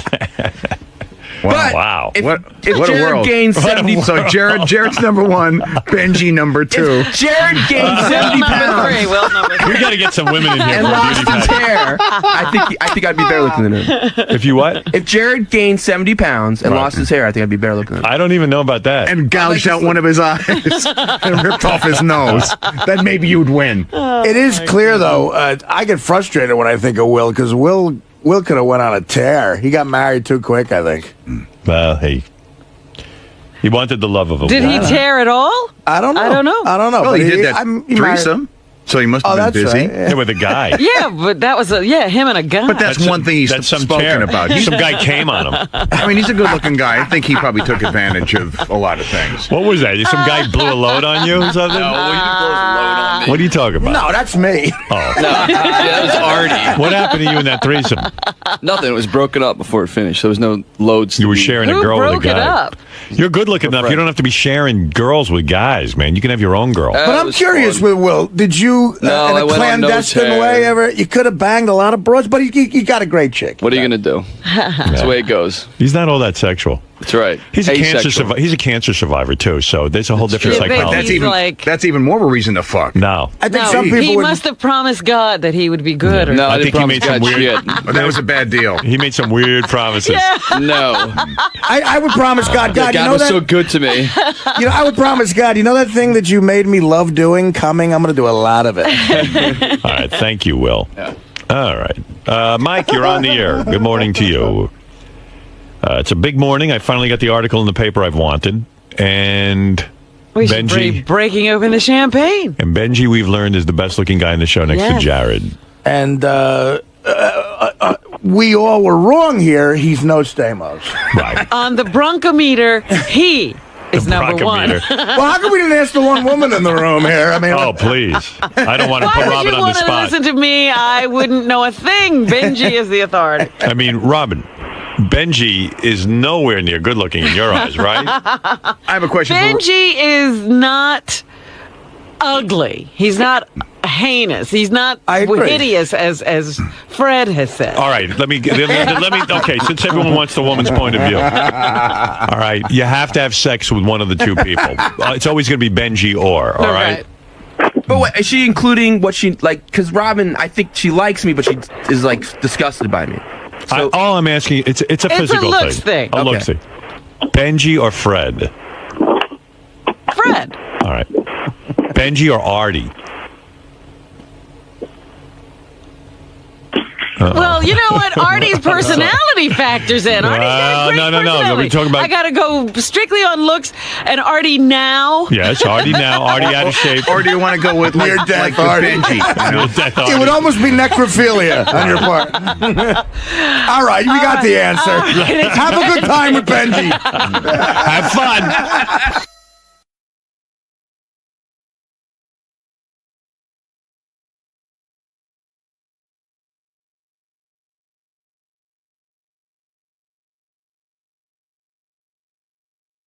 Doing? How you doing? Good. I really don't want to be firm because I have a bone to pick with Scott Kirsten. He's been like a prick to me lately. So unless if I sign a release, I really don't want to be on camera. Why not? You won't talk to me? No, not because you. I have a bone to pick with Scott. Scott Goodstein? Yeah. Yeah, so... All right. This one. Okay, So Kurt Angle's coming in today. He's a wrestler. He's a big deal. Elephant Boy. You got to worry about these wrestlers now. Wrestlers are just dying. I know. Well, do you know the part in the movie The Wrestler where he gets staple gunned? Uh-huh.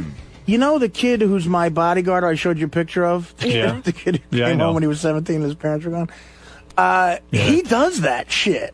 He wrestles. No, not Kurt. This kid wrestles in amateur wrestling matches around Jersey. Almost the exact scene in the movie The And he Wrestler. staples himself? He's been in staple gun matches. Oh, jeez. Wow. I mean, like, there's no phoniness. They staple gun. Right. each other. Right. What's your problem with that? I don't know. I guess Why don't you grow up and accept reality, man? That's making a living. Yeah, I But, guess so. You know, just a couple of weeks ago, the test was found dead. Yeah. And then, you know, we had that guy who killed his wife and kid and then killed himself. Oh, yeah, that guy went nuts. Yeah. I told Elephant Boy you could come down here and meet Kurt Angle, but he's going to have to do something. I'm just worried that Kurt Angle is... We had a good idea. We had a whole bunch of... Where is Elephant Boy? Bring him in here real quick. I haven't seen Elephant Boy this year. I got to tell him he's got to do something to meet Kurt Angle. He just can't meet Kurt Angle. Yeah, why should he just get to meet him? I mean, I love Elephant Boy, but, you know, there are rules. Hey, Elephant Boy. Boy, you gained weight. Put on a few, huh? Yeah, if I little belly. Gary says to me this morning, you think Elephant Boy will be wearing his fanny pack? Yes, and there it is. There it is. And Elephant Boy is the last fanny pack wearer, I think, in the country. And look at that color. I mean, that must be from the 1980s. He's got a fanny pack that not only is a fanny pack not cool, it looks like a colostomy bag on his hip, but he's got a fanny bag that doesn't match any outfit he could be wearing. It's a purple fanny I am bag. not color coordinated. Yeah. What color is that, would you say? Purple? Maroon. What? Maroon. Yeah. Maroon. Moron. That isn't maroon. Whatever. Why would you get a maroon fanny pack? Yeah, it was on set. That's why I say have enough pockets for me and I don't lose stuff. Why don't you get like a knapsack or a cool thing, like a bag like I got? I have a knapsack I usually take to walk with me, but this is like with my small stuff. Yeah, what do you got? What do you got? What is so important that you got in your fanny pack? I got my radio, my cell phone, my cards. Credit cards. Yeah, but can I ask you something? Yeah. Why not? You see, like I got like a case, like I carry around a bag. Yeah. Because like that fanny, I'm just saying that fanny pack attached to your belt. Well, maybe next time instead of I take my knapsack, I do have one. No, because that's a lot cooler. I'm just. Well, he's always wearing that fanny pack. Elephant Boy has always reminded me of a celebrity, and it just fucking hit me who he reminds me of. I'll tell you exactly who you're thinking of. Okay, go ahead. I got to think of the guy's name. I know he's been in a couple of movies. He's been a guest. He's been a guest, and I can't. He's blonde hair. Not the guy I'm thinking of. I'm thinking of a musician. I'm thinking of an actor. I'm thinking of an actor too. Okay, I'm thinking of a musician. See if you're with me here. He looks like if Ron Wood sustained a bad head injury. Doesn't he look, he looks like he got Ronnie Wood's nose. He looks like Ronnie Wood. Who are you thinking, Fred? I'm thinking of David Arquette. See, I'm not thinking of David Arquette. I'm thinking of I can't think of the fucker's name though. People in the past told me I look like Emilio Estevez, back when I was younger. Emilio Estevez? Yeah. Yeah, you don't look like Emilio Estevez. Okay, that's what people told me. Anyway, Kurt Angle's coming in. Elfin Boy's a big wrestling fan. There was a couple of ideas. He's still into wrestling. Yeah, he's still into it. Well, you still gay or are you straight now? I'm straight now. Yeah, you see, someone said to me, do you think Elfin Boy's gay, but he's just being straight? I go, Elfin Boy did so many gay things that he's gay. He's a gay man who's trying... Faggot! He's trying to be straight. But you are faggot! So I feel bad for I don't think that he's the kind of gay that is struggling to be straight. But Howard, here's the question. Of course he's gay. Can a man go through a period of time, say 2 or 3 years, No! a phase of being gay, and then just give it up and be straight? No. You're gay! But there's nothing wrong with it. Yeah, that's nothing wrong. Like to me, it's a phase. I think I'm all out of it, but who knows what happened to future? It's not my That means he's object. going back. I'm saying if Kurt Angle walked Well, in... like I said, call me in not for 10 years. I'm saying if Kurt Angle walked in, stripped down nude, and said, Elfin Boy, blow me, Elfin Boy would be on his knees. Yeah. I would also say that very few people who go through a phase actually make movies. Like Elfin Boy made a movie. That was years ago. Something I regretted, but... Doesn't matter how many years ago it was. Why is he fighting being gay, Howard? Because it's not an easy life, and he's got enough problems. He's Elfin Boy. You might as well go gay. Nothing's going to get easy for you. True. But I think of this. As a much of a hard time I get to get ladies, I have double the hard time getting men. Really, you think? Yeah, I think the most I can get is like old guys. So he doesn't feel that he could get anybody good-looking men, so he's sticking with women. You can get good-looking women? You still got that girlfriend? Yeah, but she's how'd you say, indisposed. Oh, she's in jail? It still is, yeah. Oh, she's still in jail? How long is she going away for? Probably not to Artie next year. Wow. How many years has she been away? 2 years. I told me it's 2 years. How's she doing? Well, I just talked to her this weekend. She's doing okay. Is she getting it on with girls in prison? Yeah, no. Not her thing? Not a thing. Unlike me, she never went through a phase. What's she doing in prison? I didn't even know why she got in there.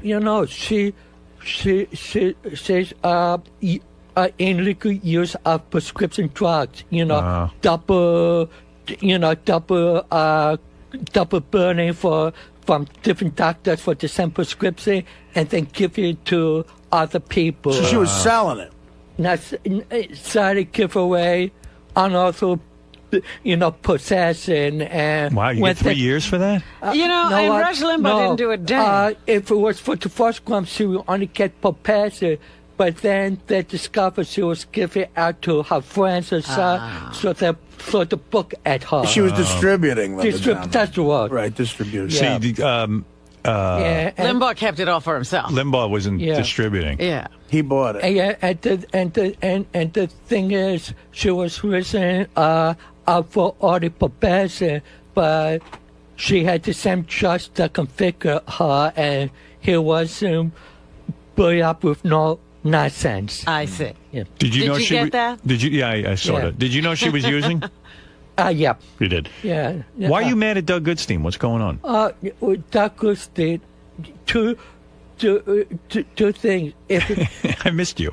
And one is the at the Whack Pack Barn when we did. He said I stink, and I was with Marianne from Brooklyn. She said I didn't stink after all the time there. Yeah. But if Elephant Boy got a bad... if it was just that, I wouldn't mind. Right. But then I've been getting complimentary service of Howard TV as a friend of the show. Yes. All of this Sunday, I saw my capable. I was being judged, and I want to know why. So I make an inquiry. Huh. No answer from there. I spoke to an associate docs. I emailed once or twice. Tell me what's going on. He said, we look into it. To Doc, that is harassment. It's not like I've been tapping every day what's going on. Every few days, if I didn't receive an answer... They won't give you complimentary Howard TV? No. You're kidding. No, so not. Doug, give Elephant Boy complimentary Howard TV. What is that? Yeah, and you know what? If it just said because of the state of business, no. Give him an answer. Doug, Yeah. why can't you give Elephant Boy an answer? What are you doing? I did give him an answer. No, What'd you but say? he doesn't. He's like Jeff the Drunk. He doesn't take no for an answer. You're hearing his side of the story. I never got it because I sent copies of my emails Doug sent to me to Shirley, and no way the only answer I got is that we are looking into it. Right. And after a couple of days, I looked into it. And what It's happened? not like you just hit a button. There's more. There's a lot of layers involved, and there's a lot of red tape involved. Like I know that. And I actually stopped looking into it after he became such a pain in the ass. I'm Why? not Because I gonna never bend said over for backwards answer. for him when Why? he's just he calls like Jeff the Drunk. He goes around the office and calls people. Because he I emails have- people. He wants an calls answer. again. That's why I gave him an answer. I said we're looking into it. Relax. I'll show you the email. Do you see how good Howard TV is? This guy's ready to have a mental Look breakdown. at, He can't get it. yeah, he's calling. I you said should the be- first time you should be I complimented. look into it, I'll get it for you. like Relax. heroin. No. Sit and wait, but he doesn't take that. And Sit wait, like after a week or so, you say if you got business, if you need an answer, and you say you look into it, if nothing going on. But Doug, and how long should it be resolved? I mean, That's Elephant Boy, it. you know, Give how me- long does he have to I wait? really did look into it. Yeah. If stopped. Get him Howard TV. No, I will. I'll look into it. Yeah, and don't I look apologize. into it, just get it for him. He didn't stink at Bowling Beauties. He actually reeked. Oh, really? Yeah. It wasn't a stink. It was beyond stink. It was Marion from Brooklyn didn't smell it. Well, then her nose must have been clogged. Were you the only one who smelled it? No, I could fill this room up with everyone that was in there. Yeah. Yeah, I wouldn't be surprised if it's I stink today. So it's Go smell nothing. him. I'll smell you. No, you smell good. See? Actually, well, he's doing the 3 sniff test. Okay. it's like a combination of BO and deodorant that's covering BO. I would never win, so I fought it. Well, you did admit to shitting yourself and then going to an event.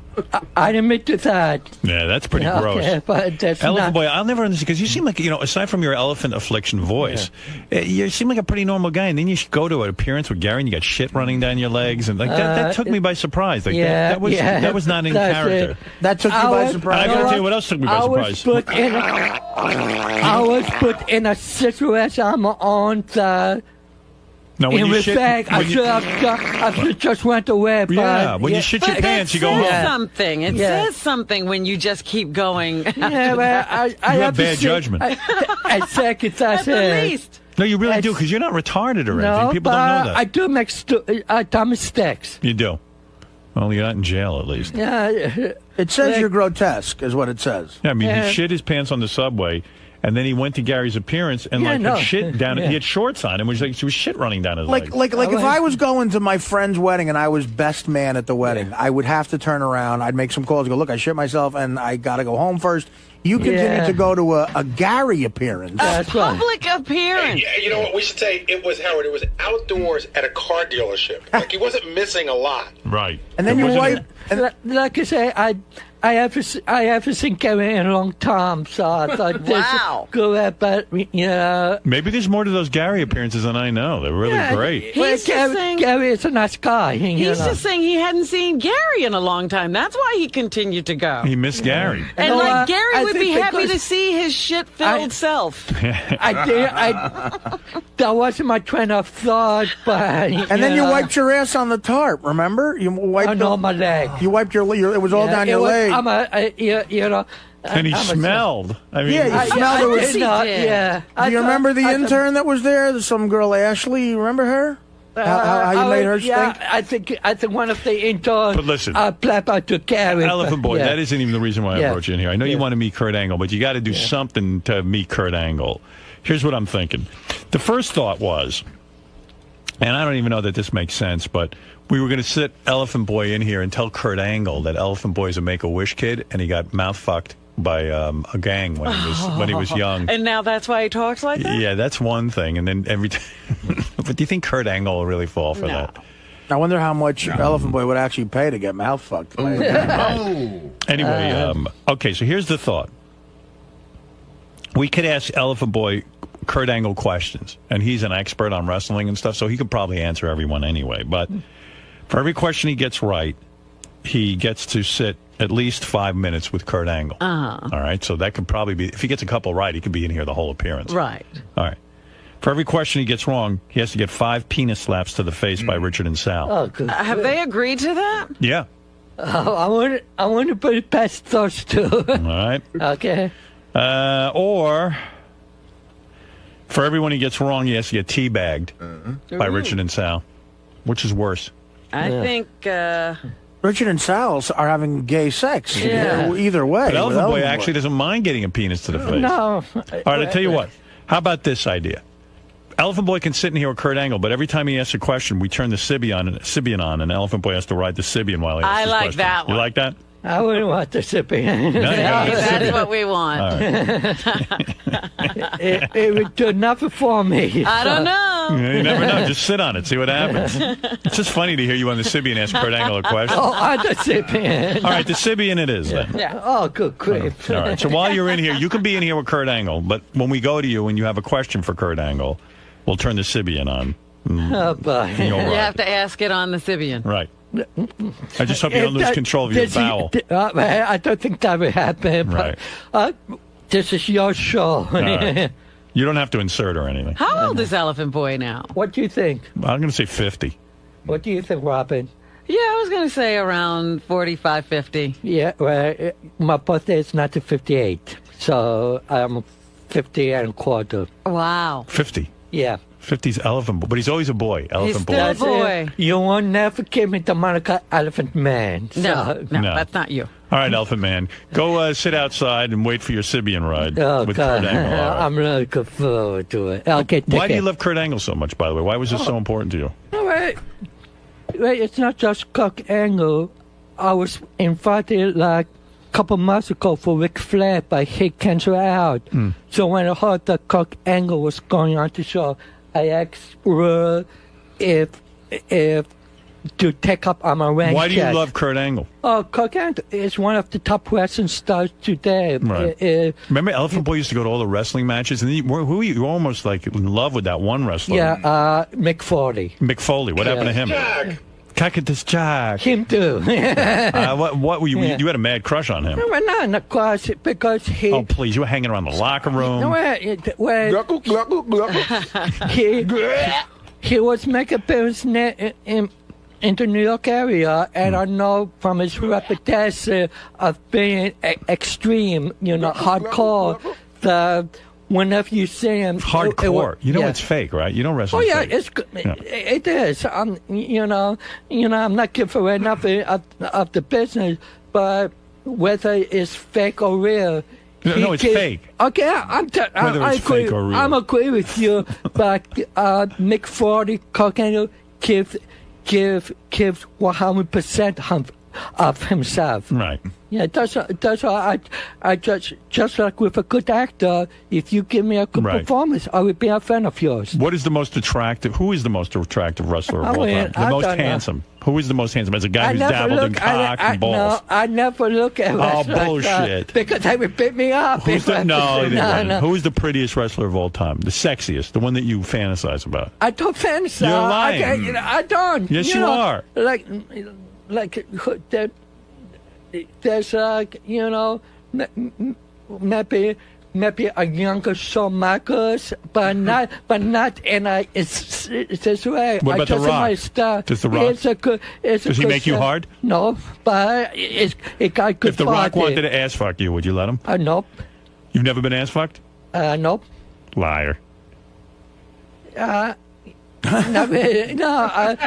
No. Are you saying you're a top? You're not a bottom? No. You've taken it in the ass once. Yeah, I did. But Elephant Boy. No wonder he's shitting his pants. Fredwin, please. Yeah. All right, let me ask you. All right. I'm going to give you. Why do you say these things and then have to recant and say, "Well, I did"? Because I have no memory of it. It's not like stuff. You don't remember getting ass fucked? You remember that? It's so long that I don't pay attention to it. I'd have that date marked.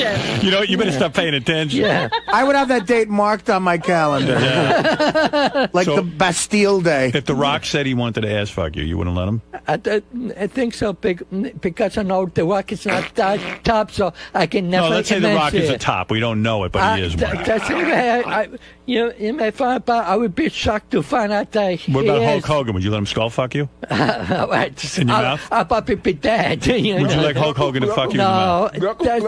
That's it. You wouldn't want him to come in your mouth, Hulk Hogan? No. The most famous? I've seen them, and I don't see them. He's in lying, that way. by the way. I know. He won't I'm not admit- lying. Let me ask you something. That's because What do you prefer? Do you prefer oral to anal? What's your thing when you're with a man? I like all. You like it all, huh? No, all. No, oral. You like blowing dudes? And get it. Yeah, he's gay. Okay, whatever. Whatever. I mean, Come on. I'm not disagreeing with you. Why fight it, right, Elephant Boy? Why fight it? You've been fucked in the ass. You like blowing guys and getting blown by Who's the guy who guys. fucked you? Like, how did that work out? Was that one of those guys you found through an ad? I think it was an ad. So why not be with men? I don't understand. Your girlfriend's in prison. But That's not cheating, is it? Would you take a hand job from the Iron Sheik? Fuck that. Me too, sick. I wouldn't do it. All right, F, marry, kill. Yeah. I want to know your type of guy. Yeah. Okay? You have to have sex with one, you have to marry one, and you have to kill one. Okay. Mick Foley, Kurt Angle, Hulk Hogan. Seriously. F, marry, kill. Who would you F? I'm Don't rush him. He's savoring this. He's thinking long term. Thinking about it already means you're gay, so just go in there. I have no idea, so I'm thinking. Talking Korean. Chung chung. Okay. No, I will probably marry Mick Foley. You'd marry Mick Foley. Yeah, Oh, that's my it. God. I know. I think it's the missing piece. Not for real, but in fantasy, I will fuck Cock Angle and kill Hulk Hogan. You're killing Hulk Hogan.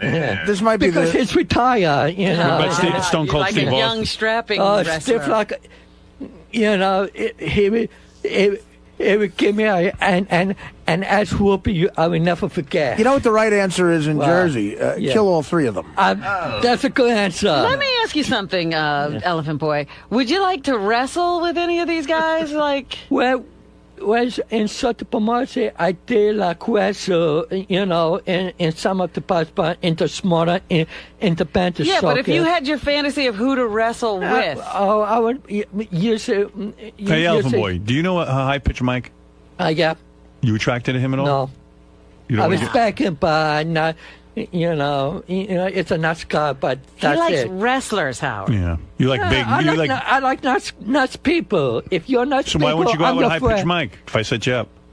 Because I'm being wasting his time. Oh, really? You're wasting his time? Yeah. Why don't you get it on with guys? You're lonely. Why don't you? Yeah, but you know, I think things will be better. But next year. When's the last time you had sex? Yes, you know, like I said, she was at the beginning of last year. So that was 2008, probably 2007. Why would you be wasting high-pitched Mike's time? You know, because there's so many better fellas for him to find happiness with. You're just going to be a quick bang in the night. Yeah. Why don't you call a former Met Art Shamsky? Why don't you do a little one-nighter with high-pitched Mike? You two have some fun. Lick each other's asses. Lick some balls. Mike could blow you. Mike will blow you. Sure. Oh, you don't know what Mike is into. I say no. You want Mike to blow you? No, I would, you know, wanted, you know. You don't want a blowjob? I'm a profit person. You know, in regards to what you talk about, I like to keep it off, you know, off the air, you know. What's he see, saying, Robin? If you talk to him about this in the hall, it'd be different. Not in the hall, but, you know, I mean, just off the air. Yeah, All that's right. it. Fair yeah. enough. Fair enough. You know, it doesn't go with, you know, with women. I'm not the person, the type of guy that will, blab about it the next day all up in the air. Too bad. Okay, well. That's me. All right, so we'll let you talk to Kurt Angle. I appreciate that. He'll sit on the Sybian while Gary gives you the full 100% juice. I can just imagine. And that'll be good. Okay, thank you and again. I think you should go back to men. I think you shouldn't be lonely. Why not? And I can say, if I have to make that decision, I will always have a spot for roommates that will never go away. And and if I have choice, I'd rather be with women because I feel more comfortable with women. I see what you Yeah. I think the boys have a sexy bikini for you for when you sit on the Sybian. Oh, so that'd be good. You'll look really hot for Kurt Angle. Oh, wonderful. So go get in your bikini and get ready to sit on the Sybian. We find a lot of people do gay shit to meet wrestlers, don't we? I mean, I know what Double A did when It's not people who do gay things. It's men who do gay things. Right, exactly. Yeah, there's no record in wrestling. What's a perfect penis size? So you've taken it in the ass. What's perfect penis size? I have no idea. What do you like, a big, small? Regular size. Oh, you like a big, thick dick. Yeah, I mean, when you're admiring one, you want it to be I don't admire, big and thick and Don't veiny. you want when your asshole to be full, like totally filled? Show him a picture of that guy we had in here, the mold of that dude. That's what you want. Do your eyes light up when you see? Is longer and thicker more exciting? No, come on. I don't think that way. What's the perfect size? Oh, would he strap that fake cock onto his face for us? Yeah, sure. Would you do that? What, he's asking Kurt Angle a question? Yeah. Get him in a sexy bikini and give him the Kurt Angle penis. I mean, not that Kurt Angle. Whatever that guy's name was who was in here. Would you do? We got a big cock. You just got to duct tape it to your face. Not on my face. On my body, yes. On your body. On your chest or on your something. chest. Where the penis is supposed to be. Barrett Long. Like Alien. No. Just put it in your ass. No. While you ask Kurt a question. While you're on the Sybian. Excuse me, Mr. Angle. That's what you have to do. Come on. Can I live now? Yeah. All right, go get in your bikini. Go ahead. I can't wait to see you in a bikini. He's hot. He's not so bad. Go ahead. I know, he's got a cute little belly now. Yeah. I like And get that fake cock. And take off that fanny pack. That is the sickest. It's the weirdest look ever, fanny pack. If you tried, it went away so long ago, he won't give it up. If you tried to find a shirt that ugly, do you think you could do it? No. There's no shirt that uglier than Elephant Boy's shirt. And it's the combination with the purple fanny pack that really sets it off. It's a yellow and like black shirt. It's piss yellow. Piss yellow. And shit brown. And purple fucking fanny pack. I mean, it's like every weird color. Okay. Fred. Yes. There's a lot of gay revelations today. Yeah, and the thing is, it's not that I'm not that gay. I mean, if I have to judge, it was like trying to do something different from my longest, but I tried it. That's okay. Go ahead. Okay, I'm sorry. I tried it. It wasn't that bad. I have to admit, to be completely honest, but it wasn't me. I would be more comfortable with a woman, in a love-and-death relationship than with a male. How come you had such a problem with possibly getting teabagged or getting smacked in the face with their dicks? Like I said, because that's not me, like I said, if I really wanted to suffer record, it's like with a woman. That's what I feel comfortable with. Telling me that Tim's breath is really bad because that sometimes happens when you're he's not detoxing. Eating. Yeah, detoxing. You're not eating. Detoxing, it brings up a lot of stuff. Yeah, there's a bunch of crap. Can he brush his teeth? Sure, he can. Can he mouthwash? It's not the Jewish holiday where you can't have water in your mouth. I gotta say, I saw him from across the room. He looked so fucking good, and I went up to him. I said, "Tim, man, congratulations!" He shook my hand, and he just giggled a little bit, and I almost fell over. Oh, yeah, you smelled his breath too? Oh my God! Yeah. Where is Tim, Tim? go brush your teeth. He does look amazing, but maybe just, I don't know, light a bonfire in there or something. I mean, just Tim, you know what? Burn some incense in your He mouth. lost 25 pounds so far. He looks great, but this is tough love. Look at You're a you. businessman. Don't take a meeting with. Tim, a lot of people are saying the breath's pretty awesome. That can happen. It happens? Okay, I'll go get some mouthwash. Sorry. You need to brush, mouthwash. I did. And go eat a Gargle. sandwich. No, don't eat the sandwich. Don't take a meeting with the Ashley Madison people with that breath. Did you brush your teeth this morning? Of course he did. But you don't know that. Absolutely. You did, really? Yeah. He's not Richard. Mouthwash. But don't you ever, like, I can tell if I have bad breath if I just, like, put my hand over and I cup. Yeah. You can't smell it? No. Really? I'm amazed. I know some people who have the worst breath. Tim never has. I've never smelled. He's always fine with it. I'm not good at telling them. I even know people who tell me, "Oh, that guy has the worst breath." I mean, they have the worst breath. Right. They're whispering in their bad breath that they have that other people have bad breath.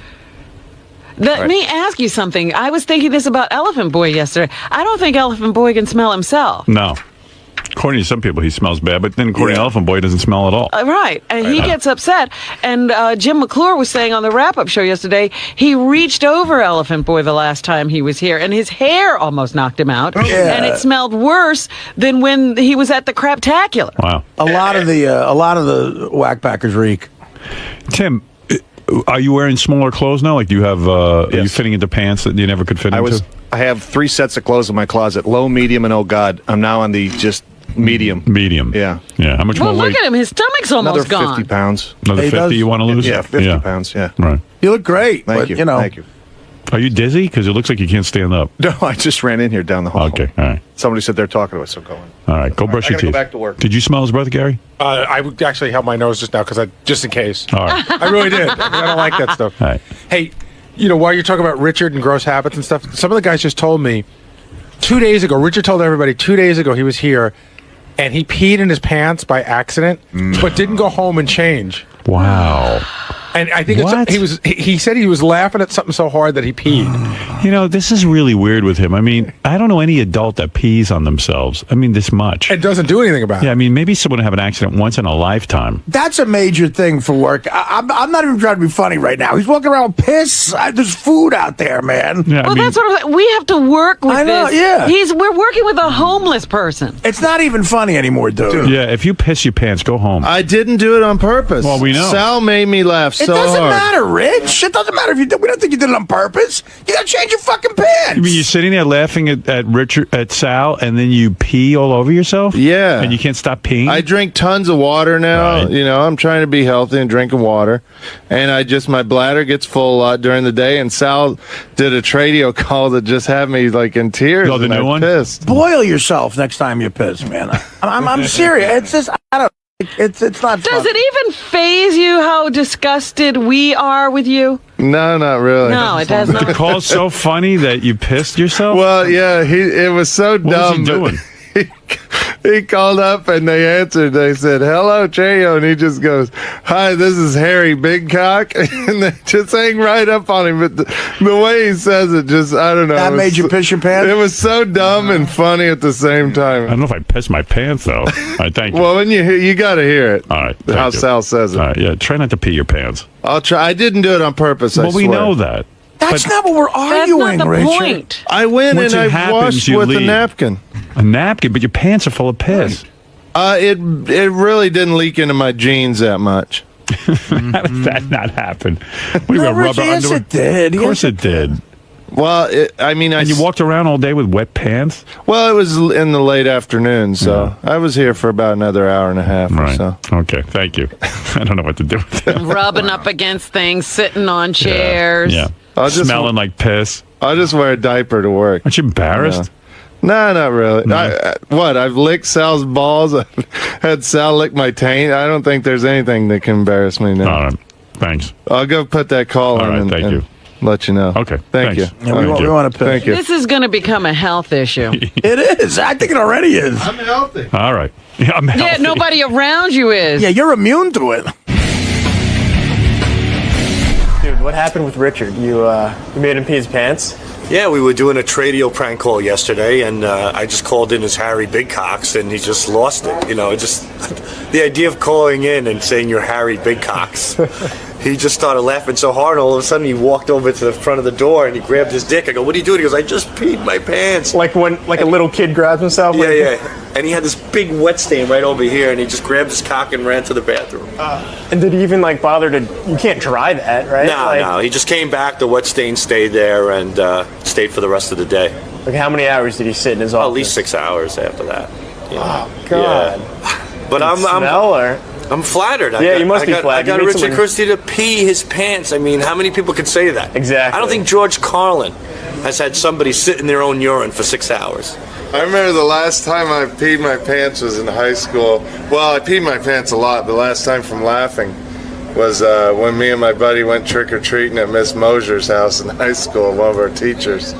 And I don't remember what it was that he did, but he snuck into her living room and started messing with her grandfather clock, and it went off real loud. And she came in and yelled at him. Oh, that's but funny. meanwhile, he grabbed a handful of candy and ran out of there. And That's funny. I was laughing so hard, I literally soaked my jeans and had to go back to play in the school band at the football game. So that made you pee your pants? Mm-hmm. So maybe I'm not that funny. yeah. Thanks, pal. You just caught me at the right time.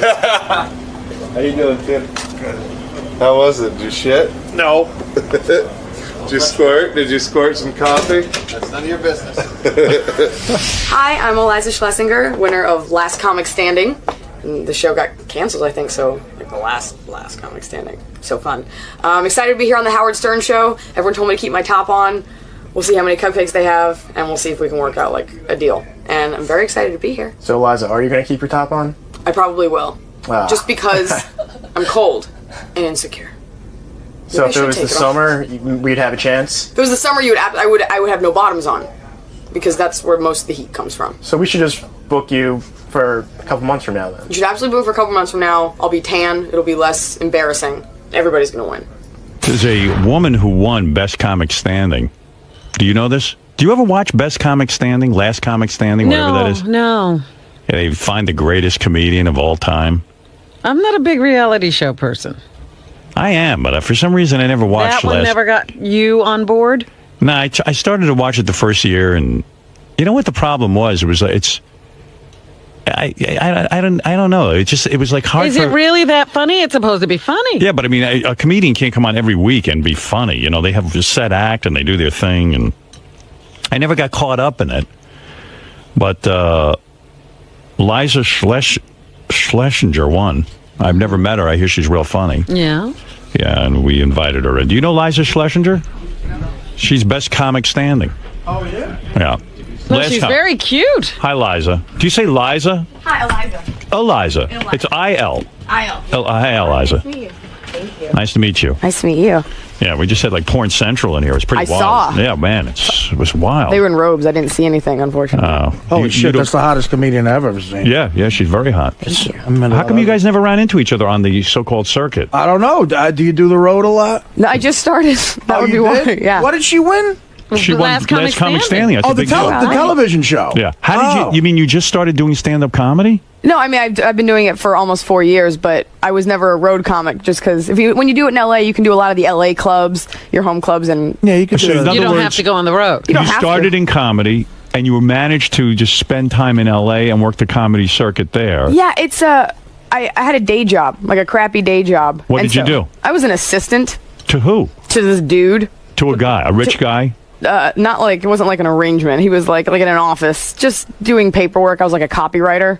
Oh, like a secretary? No, I became a secretary, and then he liked the way I wrote, so we started writing advertisements, but no one ever, we never had any clients, so I just slept a lot. It sounds like a weird business. It sounds like you can't even describe what it is you were doing during the day. Because it was nothing, and the best part was he would order prescription drugs online, but he would use my credit card, so his wife wouldn't find out. So to this day, I still get emails from these companies that want to know if I want muscle relaxers, and I'm like, yeah, that's great. How much to say yes to that? Just after the show, we'll talk about it. That's Okay. that's a He's separate looking for an issue. assistant. Artie needs an assistant. I have to like that. relax my muscles. Yeah. I'm probably underqualified. Eliza, so I don't understand something. You decided 4 years ago to go into stand-up comedy. Right. You never had aspirations as a little girl to be a stand-up comic. I had aspirations as a little girl to be either a stand-up or just to be in comedy. Okay. And I always did comedy, like Right. sketch and improv, stuff like that. It's so boring. And Where when do I you got go to and do LA sketch and improv? Do you just... I did in college and high school, and then pretty much right out of college, I moved to LA and started doing stand-up. Where did you go to college? I went to Emerson. It's in Oh, Boston. yeah, okay. That's like an acting kind of thing. It's like an artsy school. Sure. And where did you go to? And where did you grow up? I'm from Dallas, Texas. Okay, so you have the aspirations to be a comic. You go to L.A., and you're saying you could just work in L.A. You didn't have to go on the road. Well, doesn't sound like comedy's so bad. Yeah. No. Let me. It's very difficult. I had a day job, so I was able to You were eat able to that make way. money, But right. I did comedy at night, and every night, just, like you would know this. Just maybe not the athlete. I was gonna say like being an athlete, it's like training. Perhaps not that part. But No, that's true. It's, have you got to get have out to there learn every how night. to do it. And then the first time you go, it's a disaster, right? it was. I had a lot of friends, so Yeah. they helped me to numb that pain. You can do the same thing in New York too. There's New York clubs where a lot of people get on television shows just from doing stand up in New York City. You can make a living doing it in New York because they pay. A lot of LA clubs don't really pay, and if they do, it's not a lot. And then I just quit my day job. I was like, I have to do this full force. Right. And I got a job writing them for internet shows, writing jokes for people. And then I got Last Comic, and boom. Last Comic Standing. And I was just saying, I never watched Last Comic Standing, but it's a popular show. It's been on It for a lot was. of years. It was a popular show. It was a popular show. It's not on anymore? It's not on anymore. That was it? It's done? It's done. I'm the last of the last. You were the last comic standing. Yeah. How many were there? Total? Six series. Six. How many people did you compete against? Thousands. Thousands of people. Thousands, and they narrow it down. And then there's like 3 judges like American Idol, and you... Yeah, there's different rounds, different cities, and then they bring everyone together. They narrow it down to like 30. Then they narrow it down to 12 of us went to live in a house together. Doesn't it burn out all your material, though, when you sit there and you do it on TV week after week competing? I mean, you have nothing left at the end of it. Because you're only competing in like 3-minute segments. But So- everyone's seen your whole act then, right? Well, you got like 6 minutes, and hopefully you have more than that. Right. And Which you I did. Right, you did. And so you competed against mostly men, I would imagine, right? It was all guys. There was one girl on the show for the 12 of us, and I kicked her off. And so I was the only girl. Wow. After that. And so you sit there week after week, you do your jokes, you get Mm-hmm. judged. Do you feel like a shithead? I mean, the way they're judging you and all of that No, stuff? because it's not like just 3 people. Like at the beginning it is, but when you're competing, once you're down to those last 12, it's an audience voting for you. And we were in LA, and I was like, these are my people. Is it like American Idol that when you're done, you go on tour with the rest of the Last Comic Standing group? You get to go on tour with the 4 people. I'm sorry, 4 people that you beat. So I got to spend 6 months on tour with 4 grown men who I beat out of $250,000. You can imagine how that went. Did they hate you? Maybe, perhaps. Maybe Did I'll they leave it talk alone. to you? No. Which No. is even worse than talking shit. You mean you went on tour with these guys? And nobody talked to and you. no one spoke with And you? you had to close. I had to close, which is perfectly fine with me. Right. And there were times we go through days where no one would talk to me, and maybe they talk, but it's just comics are crazy people, and in the end, it's all fine. And you're a very attractive woman. A lot of Thank female you. comics are, some aren't. I mean, you get all types. Most aren't. Yeah, most. Do the guys hit on you backstage? The other comics? Some of them must have fallen in love with you. I don't know about that, and they definitely have a weird way of showing it.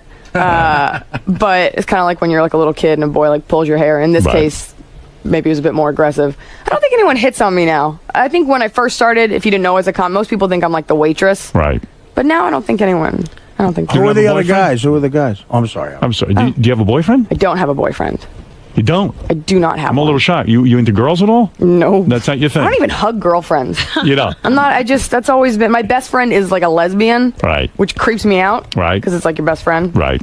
But you sorry, never much go to your there. dismay, I'm not into girls. Does the friend ever hit on you? No, Does but she- I've seen her naked, and it's just like we don't want to see each other naked. It's like, dude, put on your pants. She doesn't want to see you naked? I would No, imagine she we does. grew up together. Oh, please. She's into you. You know Oh, that is so gross. What do you mean? Because what do I mean? What it's like? She's a a lesbian. vagina. It's not. You're a wiener. attractive. She wants you. Yeah, but it's not. It's so gross. She's like. It's not your It's thing. hairy. No, it's not your my thing. She's hairy? She's a part Italian. She lives in England, so she's not going to hear this. Right. Good. She knows she's hairy. She's great. She's my best friend. I mean, you're the first girl on this show that's never been bi, right, Robin? I mean, everyone else Well, is. it seems that it's an epidemic. Everyone we have in here is bi. I feel like people say it because you're a very charismatic cool. man. I feel like I'm totally bi. I love It's the cool vagina. thing. Yeah. They think guys are turned on by it. Totally. And I think so you girls think get it's a drunk. lie? We're being lied to. You don't find it weird that 100% of the women on the show have been bisexual? You surely you've kissed a girl though, right? Never kissed a girl. Nothing. That is not. That's just not even drunk. You'd rather go find a guy and be like, let's mouth kiss for a minute. It's refreshing to hear that. Thank you. Yeah. I have class. Now, when you go out on stage, because you're so attractive, do you play that up? Do you wear like mini skirts? Do you wear short little outfits? Do you use your I sexuality? can't think of anything I'd rather do less, actually. It's so boring. No, I just, because in general, I'm like V-neck t-shirts, jeans. Because Sarah Silverman is a very attractive woman, and I know her, and she's a successful comedian. Right. And I feel she downplays her sexiness on stage. She doesn't get all decked out. And I've seen her in real life. I think that's how she dresses, like Right. t-shirt, jeans. I think it's so important to be who you are on stage, off stage, off stage, on stage. Yeah. So you do Last Comic Standing, then you win. You win $250,000. Yes. Which is great, right? Right. Yeah, that gets you going. I paid so much in taxes this year, I couldn't talk for 5 hours one day. And the 4 guys who lost to have to go on tour with you, they hate you. So you spent 6 months of your life with guys who basically hate you. But I got to see the country fan base, and it's an awesome country. I would be terribly shocked and hurt if I had to go out on tour. With the person who beat you? Well, no. If I was the person who won and everyone just wasn't talking to me, that would be the worst 6 months. Absolutely. I mean, that would just freak me out. I would go back to my hotel room every night and cry into a big pile of money. Yeah. Well, what did you do with the money? Like, what do? You get $250,000. You haven't been making any money. Right. I put it in the bank. My dad does like financial planning. What were you getting a weekend? Were you playing clubs? Get anything for a weekend. I get a spot. I'm happy No, I'm to have talking that. about on tour. Yeah. Oh, on tour. It depends. Anywhere between, I don't know, in the thousands. Put it that way. Couple thousand. Do people show up because they were fans of Last Comic Standing? And Yes. So it really draws people in. It did, and it was actually shocking because you go to these cities in like random places in Michigan, and people come with like posters, or they're like, "We watched the whole show." And I'm like, That's "Oh my great. god, it's shocking." It's great Why for did comedians. it go off if it was so popular? But it's great for comedians that they that get to go and play to Yeah. thousands of people. Yeah, it's a great chance to kind of like a fake road gig because it's not as hard as the road because they're driving you around everywhere. But it's a Right. great introduction. So when's the last time you had sex? It sounds like you're like almost asexual at this point. I feel it. Yeah. Actually, I had a birthday recently, and there was one hot guy there, and I never ask guys out because I'm not like a dyke about it. Right. And I mustered up the courage to ask him to dance, and he said no. Whoa. I was like, you gotta be fucking kidding me. It's my birthday. And yelling that at him did not help. And so I just What felt is he, a awful. fruit? I mean, right? yeah. I don't, everyone's like, he's intimidated. I'm like, no, he's a fag. I don't know. I was so upset. No, you're right. He's a fag. Thank you, Artie. Yeah. So you mean, and it's a rejection for a girl to ask you. I mean, if you asked me to dance, I'd be like, wow, Wait, this yeah, is where great. do I I mean, where do stick I, it? where do I have intercourse? And the thing is, I wasn't even like, when you ask a guy to dance, it's not let's actually dance. It's stand there while I rub on you and move around you. Right. Don't dance. Right, that's right, exactly. Guys, most chicks don't want a guy to dance. Then it's so gay and it'd be weird. Is there anything worse than a guy dancing better than you? I mean, like, you know, the only thing worse is having a guy tell you no, he doesn't want to dance with you. I would think it would be very hard to date a woman like yourself. You're very attractive, and you're obviously bright because to write comedy, you got to be bright. She's a sarcastic wise ass. Right, yeah. Comics are sarcastic wise asses. I say that as a positive. And Very I would judgmental people. I would be very afraid that, like, we'd be in bed and if we were being intimate and all that, that you couldn't turn it off. That it would be like, I Or could end she's up, working on material. I've been accused of that. like, gee, I was with my boyfriend in bed, and guess Right. what? He has a belly, but I didn't want to tell him. And you know what? His cock was small, but I didn't want to laugh. And Well, there's an old joke where chicks Yeah. say that, like a chick will say to a comic, if we sleep together, am I going to be in your act? And he says, well, listen, if you're great in bed, you may get in my act, but if you suck, you'll definitely. But is there Guys some ask of me that all the time. Like if I'm at a bar, I try to put off saying I'm a comedian because then the first thing is, I bet you can guess this. Tell me a joke. I'm like, why don't you go fuck yourself? It's like that's so Stallone annoying. wanted people want to fight him or something. Yeah, and then it's like you say something like, oh, "Don't put that in your act." I'm like, "Don't worry, Yeah. you're not that interesting." Right, I I don't. don't. Mad, yeah. That observation about your mom in the shower. Yeah. Do guys try to impress you by being funny around you? I think they do, and that's everybody thinks they're funny, and it's not for me to judge, but. Sometimes most people aren't funny, and you're like, "Oh, just stop! Why can't you just be hot and quiet?" Guys almost think of comedians as not as girls, like as hot as you are, and you are hot. There's no question. But the fact is, you almost look at a girl who's a comedian and go, "Uh-oh, this is just trouble." Because it's like I just don't want to be with someone who's so comical. And how do you impress her? Yeah. Well, you would know that because you work in entertainment. If you're like an accountant, you have no idea how crazy comedians are, so you don't go through that level of thinking, and then we get you in our web, and then it's like, oh my God, this girl's crazy, and never stops. Well, I would have no problem dating her unless she got a bigger career than me. Right, that'd be a big problem. Then that's goodbye. Do you have did you ever date a famous boyfriend? Did you ever, in L.A., I imagine you meet a lot of famous guys in your line of work. I've met a couple, some famous comics. I did date a comedian we dated for like almost 2 years. Oh, please tell me who. Actually, you know him. He was in a movie of yours. He was in a movie of mine? He was in your beer league movie. Who's that? Who's the guy? Brett Ernst. Oh, Brett, yeah. Brett, he was in Beer League. He has like one line. And He was in it, but so he was great. He's a nice guy, Brett. He's great, funny. stunning, and he's a good-looking guy. Right. So we're good friends. It's not weird, and Why'd that end? things end. It just end. Things On your end. part or his part? We're not going to go into what happened. You broke up. We did break up, but You broke up with him. we're not. This is not part of the agenda. Wow. No, I didn't say it. It's just sometimes people just part ways. But Well, it's hard if you're on the road. See, you're getting a dose of like what I tell this to people. Comics are such enormous assholes, and it's like you met a lot of assholes in radio, right? But say you're doing your radio show, and all the assholes that are rooting for you to fail are right in front of you. Right. You know, like that's what stand-up is. Like they'll sit in the back and they'll judge you, and they will root for you to fail to the point where if you're bombing, they'll clap. Right. Right. You know, and it's an ugly, ugly scene. You got to put it out of your fucking head. And she's going through it as a woman. Right. We're probably pissed she's hot. Probably pissed, you know. Who are the guys who you guys can look it up. I'm not going to say their names on there. But the only thing is, I think she's going to go somewhere because she's hot. But name the other 5 people who've won Last Comic Standing. Can you do that? Ralphie May. Ralphie May. He didn't win. He didn't. Ralphie was on our show, though. Really nice guy, but I don't know name the 5 winners. I can name them, but I don't know. No one can. No one It was can. the Vietnamese guy that won that year. That's right. That's the name he Vietnamese goes. guy. That's his stage name. Paulie Shore hit on you, though. But he hits on everyone. He hits on everyone, but and he's a really sweet guy, and he, is always at the Comedy Store. Oh, which he's is a one of my sweetheart. homes. Sweet guy. Tried to mouth kiss me on Showtime, and I was like, we're not going to kick off my stand-up career with a mouth kiss from Paulie Shore. Ay vey. But really nice guy. When I first went out to L.A., I was at the Comedy Store like 1995. And Paulie tried to kiss you? No, well, I got a spot. I got a spot because I had gotten on Mad TV. I did stand-up on the road for years, and then I did stand-up in New York. So I went out to L.A. for the first time I was ever in L.A. was a screen test for Mad TV. So I was with William Morris at the time. I called him up, and I said, look, I've done the road. I did New York, and I get a spot at the Comedy Store. So I go there, and I do a set, kill, in the main room.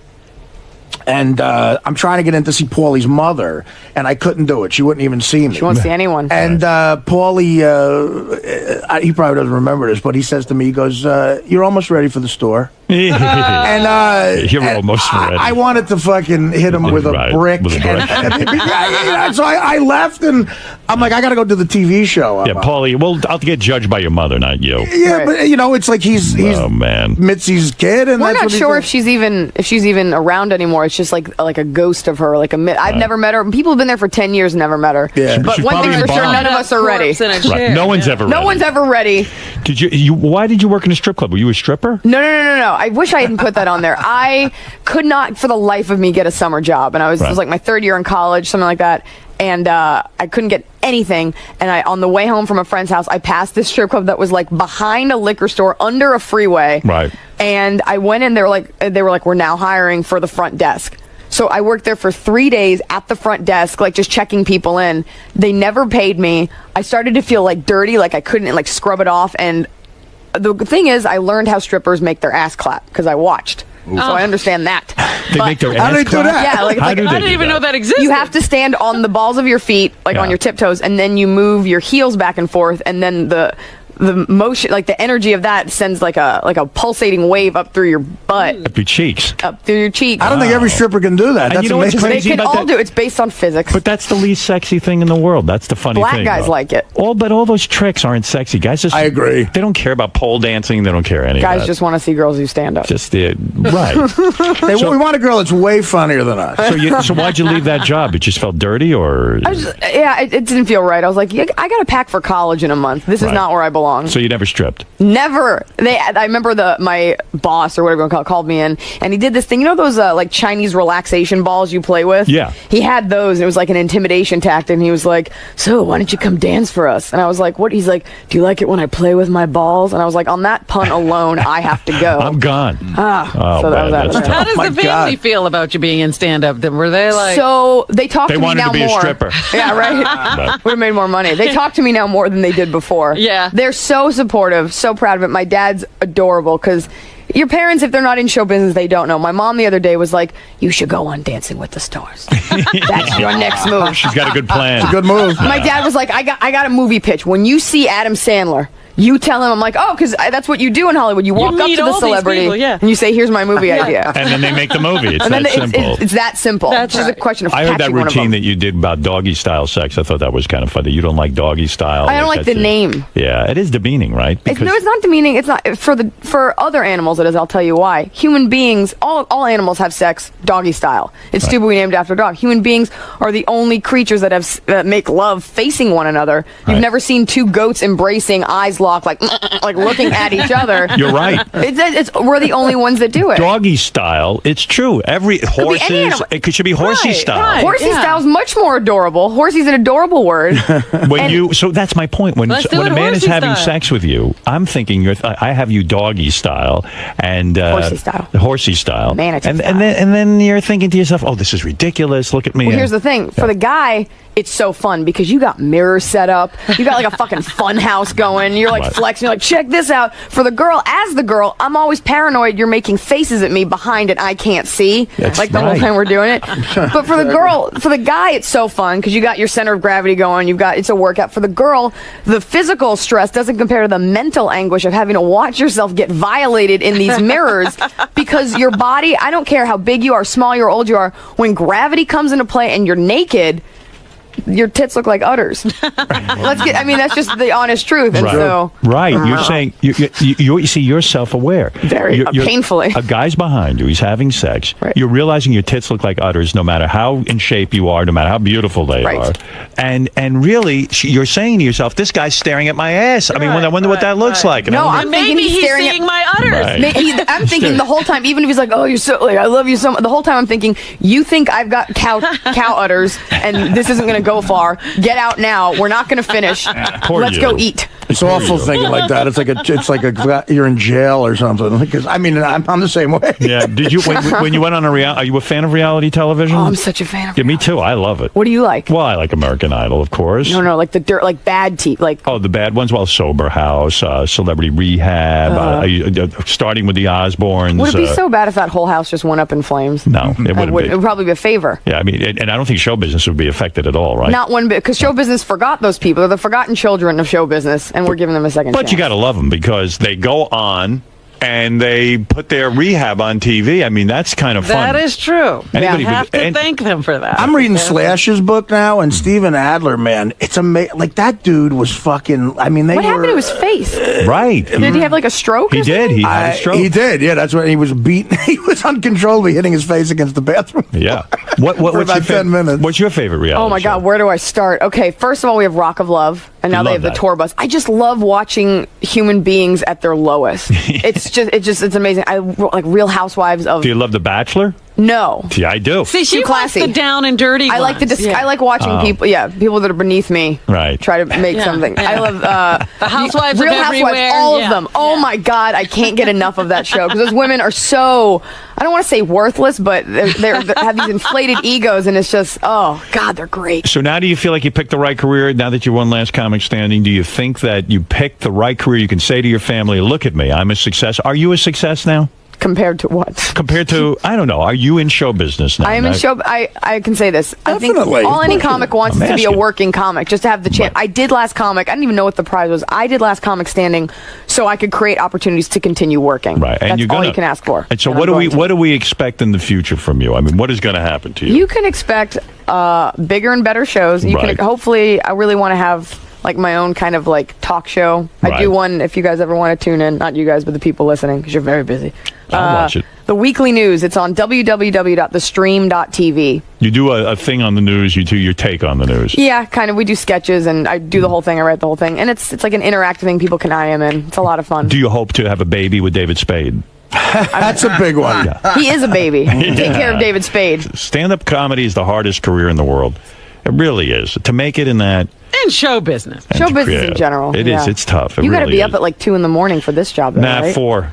We get up late. Do you go to bed late, or do you have to go to bed every night? No, at I go to like bed 9? early. Last night I was watching Obama's speech and I went, I'm going to bed. I got Time to go to bed, Brez. Wrap it up. I got to be here by later. I got to be here by 6, but I'm allowed to go back to sleep at 9, so it's all right. You're He's allowed to sleep the last hour of Got the a show. pillow under the desk. Yeah. Oh, yeah. He So it's does. not so bad being I've the done that comedian before. here. I get it. What is that, Robin? It's not so bad being the comedian here. Right. No, this is a good gig. The Absolutely. best part of being a comedian is people expect you to be like degenerate, like come in whenever you're they'll call it creative, even though you're just irresponsible. Right. It's great. I'm living up to that degenerate. Yeah, he's keeping that myth alive. Yeah. Thanks, Eliza. Thanks for having me, you guys. How'd it go? Well, my foot's asleep. I sat on it. That's not good. That was a lot of fun.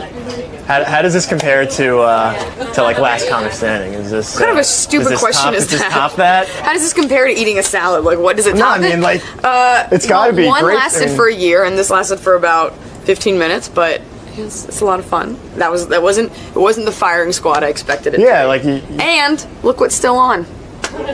your shirt. Unfortunately, And I'm not tan, so that is bad. next time. You Next better- time. better be different. It will be very different. Okay.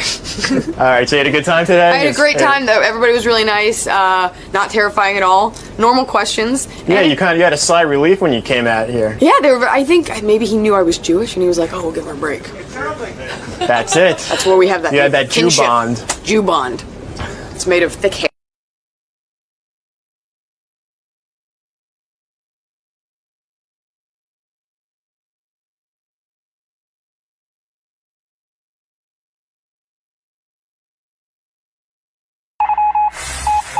This is the best of the wrap-up show. A recap and behind-the-scenes look with John High and Gary Delabate. The best of the wrap-up show begins now. On Monday's wrap-up show, we discussed the whole Hey Now issue and how a lot of people on the show, not a lot of people, but some people on the show haven't fully embraced Hey Now. John Hine hasn't fully embraced Hey Now, and myself, I haven't ever before then embraced Hey Now. But I did my first public Hey Now. Hey Now. Hey Now. Hey Now. Hey Now. You really don't think it's good at all? Hey Now. What do you care what I think? I think it's kind of sexy the way I do it. Ralph Sorella, you're on the wrap-up show. Hey now. Hi, Ralph. Hey now. Hey now. Hey now. Hey now. Hey now. Hey now. The greatest word ever. Ralph, do you have a problem with me not saying hey now when you say it? No, I don't. I think you either say it or you don't. It can't be forced into it. It sounded like when you said it on the show. It sounded like robotic. You really your heart wasn't in it. I was under duress. Beaten man.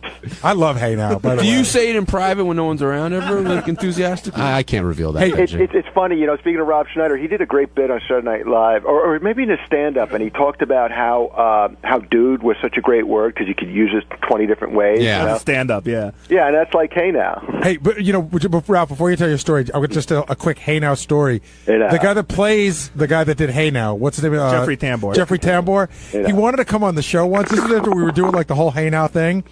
And he wanted to come on the show, and we just passed on it because we'd already like sort of done it, whatever. I walk out of our old building on 57th Street, and I just happen to run into him. And he pulls me into a doorway. He goes, "Hey, can I talk to you for a second?" And he goes, it was such a Hank moment. He goes, I tried to get on the show, and you guys wouldn't have me on the show, and I couldn't believe it. I said to my publicist, I'm the Hey Now guy. I can't believe I have the Hey Now guy on. I'm like, yeah, I don't know about it. I can't believe that he would say that because there's a Sanders episode where this huge fan of the show who's a complete douchebag who like grows a mustache like Hank and stuff like that, he buys the license plate that says Hey Now, so Hank tries to buy it back from him, and the fan goes, He goes, "Hey, I got to keep it. I'm the Hey Now guy." And Hank's like, "No, I'm the Hey Now guy." When he said that to me, it was so. He goes, "I'm the Hey Now guy. Come on." I bet a lot of people have no idea. I didn't know till I worked here that I'd not watched that show. I didn't know of that show. That it originated from that show. Yeah, I Larry thought, Sanders. If anybody and gets- then today I found out it's actually Ralph sort of got it into Howard. I thought Howard it's just a phrase he did. No, I mean, we were all watching. We were obsessed with the show when it was on. If anybody gets a chance, there's a great, came out like 2 years ago. There's like a best of Larry Sanders that's really, really good. But Hank might be one of the greatest characters Well, in history. season one is out too in full, but and I don't know why they don't have every fucking episode out. It's criminal. All right. Thank you, Ralph. Bye now. Goodbye. Hey now. Had to end with that, too. G-Spot, you're on the wrap-up show. Hello, how you doing? Long time, first time. Just wanted to back you, John High, for being not a lemming and doing the Hey Now bullshit that's been antiquated now for the longest time. The reason I don't do it isn't because it's antiquated or not funny. It just doesn't feel natural to me. And I feel like I'm you know, when Howard picks up a call, that's what he says. It's not what I say. That's all. It's not like we're lemmings. I just find it really fun to do. When I started doing it only because of Ralph. When Ralph does it, he makes it seem like we should all be doing it because he's so into it. Yeah. I've always wanted to do it, but I do feel like I'm taking something, even though I'm part of the show. That's how I feel. Listen, I feel like it's not like I don't know. And as I mentioned, Artie doesn't do it. But today I kind of felt like if we want to start doing it, this is our chance. Because the disclaimer was laid down? Kind of, yeah. He's kind of like, hey, this is for everybody. Why do I get the feeling that when you do it, you're going to get a ton of shit? Hey now. Hey now. Right. No, give me a better hey now. I think this is the first time I've ever done it, but hey now. Hey now. I think it's situational. I'll try to, like, if it comes. Ralph knows every inflection, and Ralph knows all the hey nows. It's his shalom. I would love to know. Ralph should call back, and we should have I would like to do Ralph like a hey now at a funeral. At a funeral, like a hey now at a funeral, a hey now of joy. Please don't. Okay, Ralph. Gary asked for it. If you're at a funeral and you want to give your condolences, here you go. Here you go, Ralph. This is my mom. My dad just passed away. This is Ralph. Mr. and Mrs. Delavate. Oh, you wouldn't say Mr. Hey now. All right, Ralph, you just won the lottery. Hey now. Ralph, there's a hot chick over there who wants to fuck you. Hey now. But she has herpes. Hey now. You are the master. It's like. Hey, let me just give Benji a quick hey now lesson. Thanks, man. You're gonna say hey now. First of all, the basic hey now. You got to lower your voice a bit. You got to get down to, hey, and you got to push the hey out there and let the now kind of like lilt. It's like, hey now. Hey now. Shorter hey, longer hey now. Oh, short hey. Short hey, long now. You gotta hey now. You got to push it out. Hey now. There you go. That was a good one. Really? Yeah. Good job, Ben. Just get that one on tape, and I'll just keep using that one. Hey, it's Gary Delavate, Baba Booey. On Tuesday's wrap-up show, we talked about the fact that Kurt Angle, the wrestler, came in, was getting very romantic with Robin, read her a poem, and we were just trying to figure out what kind of a man does Robin like. Artie and Fred were there, and we all sort of kicked it around. What is Robin looking for in a man?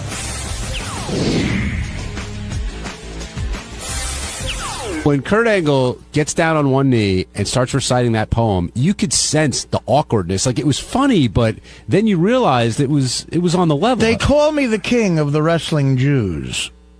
I fell in love with Robin when she does her news.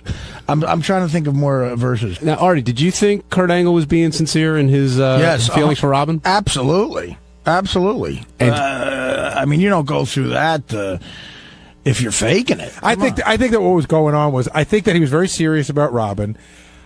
I think that he was doing his best to sort of court Robin, but I think he wants to fuck Robin. Is what I think. I think he was sincerely interested in a relationship. No, I think he's hot for Robin and would like to take her out, and he knows he can't bang her on one date, so he's trying to put on his best. But I think he's hot for Robin. Were you surprised by her answer? I'm not surprised by anything when it comes to her and dating anymore. She seems to be. What do you mean, that she didn't believe it, or that? No, that she said yes, she'd definitely go out on a date with him. Because after the last couple of shows, I'm wary. Is Robin? I just said that because I didn't want to hurt his feelings, and then who knows where that's going. Well, we're lucky to have a rare Fred Norris appearance, and Fred's usually pretty good at this. So, Fred, we're sitting around here. We're just sitting around here trying to figure out: do you think that Kurt Angle was sincere about all the stuff he said about Robin? Abso-fucking-lutely. I agree. I think he was laying it right down on the line. And I think he put his best foot forward. I mean, that poem was actually well thought out and well written. Funny, and he went to the point of actually getting down on one knee. So this isn't just some sort of bullshit maneuver. I mean, it's a little bullshit for the air, but I think he really wanted to show Robin that, like, hey, I'm giving you my best shot. Here it is. Come on, take it. Are you surprised that Robin was sort of receptive? I'm surprised that she was or wasn't. That she was. I think she was being cagey on the. I'm not saying that she's like totally buying into the whole Kurt He Angle walked thing. out of here with her email address and her cell phone number with her permission. See, Robin plays this game too. It's like where it's like on one hand it's for the air, and then it's like, and then she goes later on. She's just kidding. I mean, I wish she would just for once fess up and say, "Hey, I just want to have a good time with this guy." Well, there's nothing wrong with that. Right. It's funny because nothing wrong, Freddie, because you're one of the rare people that spent time with Robin and the young guy, right? And Robin now says that was all just a goof. But do you think that was a goof, dude? I don't know. I mean, I don't know. I think Robin enjoyed his company. That I can say with total confidence. I think she enjoyed his company. I think he was a fresh breath of air after the Jim Florentine stink that happened in her life. And this is not a knock against Jim. I mean, it sounded that way, but it's not. I think she was, for some reason, I think she took the Jim thing really, really hard. Yeah, I agree. Jim she might have been a little, dare I say, she's a 34, I know, but a little brokenhearted, maybe. She was hurt. Yeah. I got the feeling that Robin was definitely, whether it was her pride was wounded or whether she really had feelings for Jim, whatever it was, I had a feeling that something happened. And I think she took that relationship very seriously. And, and Robin will correct me because I'm only an 11 and she's a 34. But I think she took it very, very seriously because she went to the point of saying, now here's a guy who did upper deckers in a hotel room and saying that he's deep. I mean, come on. I've spoken to Jim. Jim's a nice guy. He's a bright guy, but he's not fucking Nietzsche. Let's get no, but he's deeper than you think. He changed. Oh, He yeah, changed. yeah, yeah. No, he I think, changed. therefore, I take a shit. No, Jim's different. Jim's different. By the I way, just realized Nietzsche's the guy. Is Nietzsche the guy who said we're going to live the same life over and over again? Now, he was the guy. Who was it that Richard Christie was quoting this morning? That does not kill Voltaire. me. No, Voltaire was something else. No, I think it was Nietzsche that said that which does not kill me makes me stronger. Somebody said it's in the movie Hannah and Her Sisters. Woody Allen has a great joke. He goes, I think it's Nietzsche who says we're going to live the same life over and over again. He goes, that's great. That means I got to sit through ice capades again. But I got a great new verse for the poem. You ready? It is Nietzsche. Please. It is Nietzsche who says that? Yeah, it is Nietzsche who said that. That does not kill that which does not kill me makes me stronger. Oh, and not living the same life over? Did you have a theory like we're going to live the same existence over and over? I don't know. That one I got to look up. All right. Here's my new verse for the Robin poem. My love for you gets bigger and bigger. I've always wanted to date an African American. Robin Quivers. Robin Quivers. My love for you gets bigger and bigger. I always want to date Robin because that doesn't work. Brian in D.C., you're on the wrap-up show. What's up, boys? I wanted to ask a question about Robin and if her narcissistic attitude could possibly mess up this potential love connection. Robin seems to be up for an adventure. I think that she should. And she should. I think she'll probably go out with him once in a very public, safe place. That she should do that too. That she can get out of quickly. If she doesn't if she goes to dinner with him. And she wants to get out quickly, she'll do it on a weeknight, so I got to go to work the next day. But I think she'll go out with him. Do you guys agree with Howard when he says she put on that love voice? Like her voice sort of changed when speaking with him? I don't know about that, but I was watching on camera. The one thing that I thought was interesting, the guy's down on one knee, what you can't see on the radio, and he's looking directly at Robin. Right. It's fucking embarrassing. Right. I mean, she's trying to look interested, but not embarrassed. But here's what he did that was right. He made the poem funny, not like schmaltzy. You know what I mean? So, and it was funny. He clearly listens to the show, and those were great references. And he's a bright guy. Yeah. So. And I tell you one thing, if it ever went further than just like a simple dalliance at dinner, he certainly is up to the physical challenge. Oh, yeah, absolutely. I mean, the guy was in the Olympics. He's a wrestler. He's in great shape. He can get her down. Yeah, he could do a smackdown. Now, that is if Robin would let him. Now, not to get too far ahead with this, but let's say they hit it off. What happens with the show? I know what happened. John and I were actually. I'm praying for one thing. As I was walking down the hall, I was praying that Robin would actually date him, and I'll tell you why. Steve Langford. Oh, yeah. Well. There will be a cage match, and Langford will be a dead man. we were joking around, John and I, as soon as we went to commercial. We're like, if Robin dates him, how long will it be till we hear on a Monday, I was in Toledo this weekend at WWE. Do you know that wrestling is real? You can really get hurt. Right. Kurt is so deep. Well, Kurt's the one guy I'm not going to say anything bad about because basically he could kill me. But I did see, I saw Kurt's ex-wife, and I got to tell you, Robin should be worried. That woman could tear Robin in half. Andre the Giant, did you know they were referring to his giant brain? Yeah, but she divorced him. He could quote Who knows? That's what Kurt said. Yeah, but no, who knows when, if she sees Kurt with another woman, what'll happen? I'm just saying, I saw pictures of her on the internet, and she's a tough broad. She's a tough-looking broad. It'll be worth it just for Fred's drops of penis, I want my penis. 4 inches is enough. Angle, I want my angle. Oh, it was so fucking great. Yeah, Fred, you didn't hold back when it came to those drops today. They were one after another. Well, according to Robin, I'm not a very good friend, but I'm just trying to just take it all in stride and have a little good nature. Can you do a Kurt Angle impression? I could probably work on one. I have to hear him a little bit more. I'll work on it a little bit Fred more. will get it. Yeah. I can imagine the conversation. So I had her in the position of, where her legs behind her ears, and she was like doing the doorknob. What did you get her in? I don't have his impression yet. Jim in Pittsburgh, you're on the wrap-up show. Yeah, hello. I'm calling.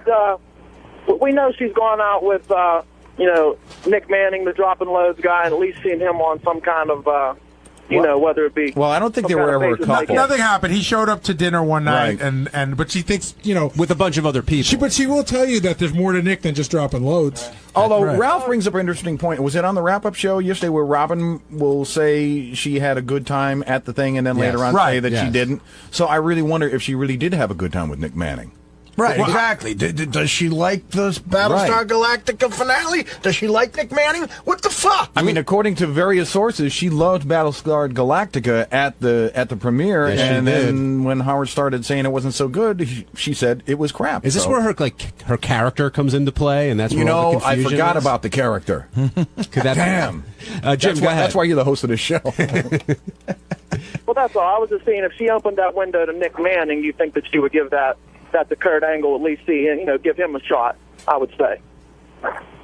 Yeah, well, maybe. I don't know. I was discussing opera with Vince McMahon the other day. The only... I like La Traviata, yeah. The only thing holding her back seems to be is, she's worried that he's just, this is just like a bit. No, it's not. I think I'm that's saying what she's Robin. worried. My gut was he was 100% sincere. But do you think she used that as a defense mechanism rather than actually dealing with it by saying, oh, he was just doing a bit, that she doesn't really have to deal with any feelings he might have for her? Any other thoughts on Benji's gut, by the way?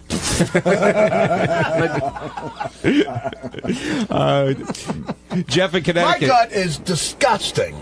Jeff, you're on the wrap-up show. Yeah, hey, how you guys doing today? Good.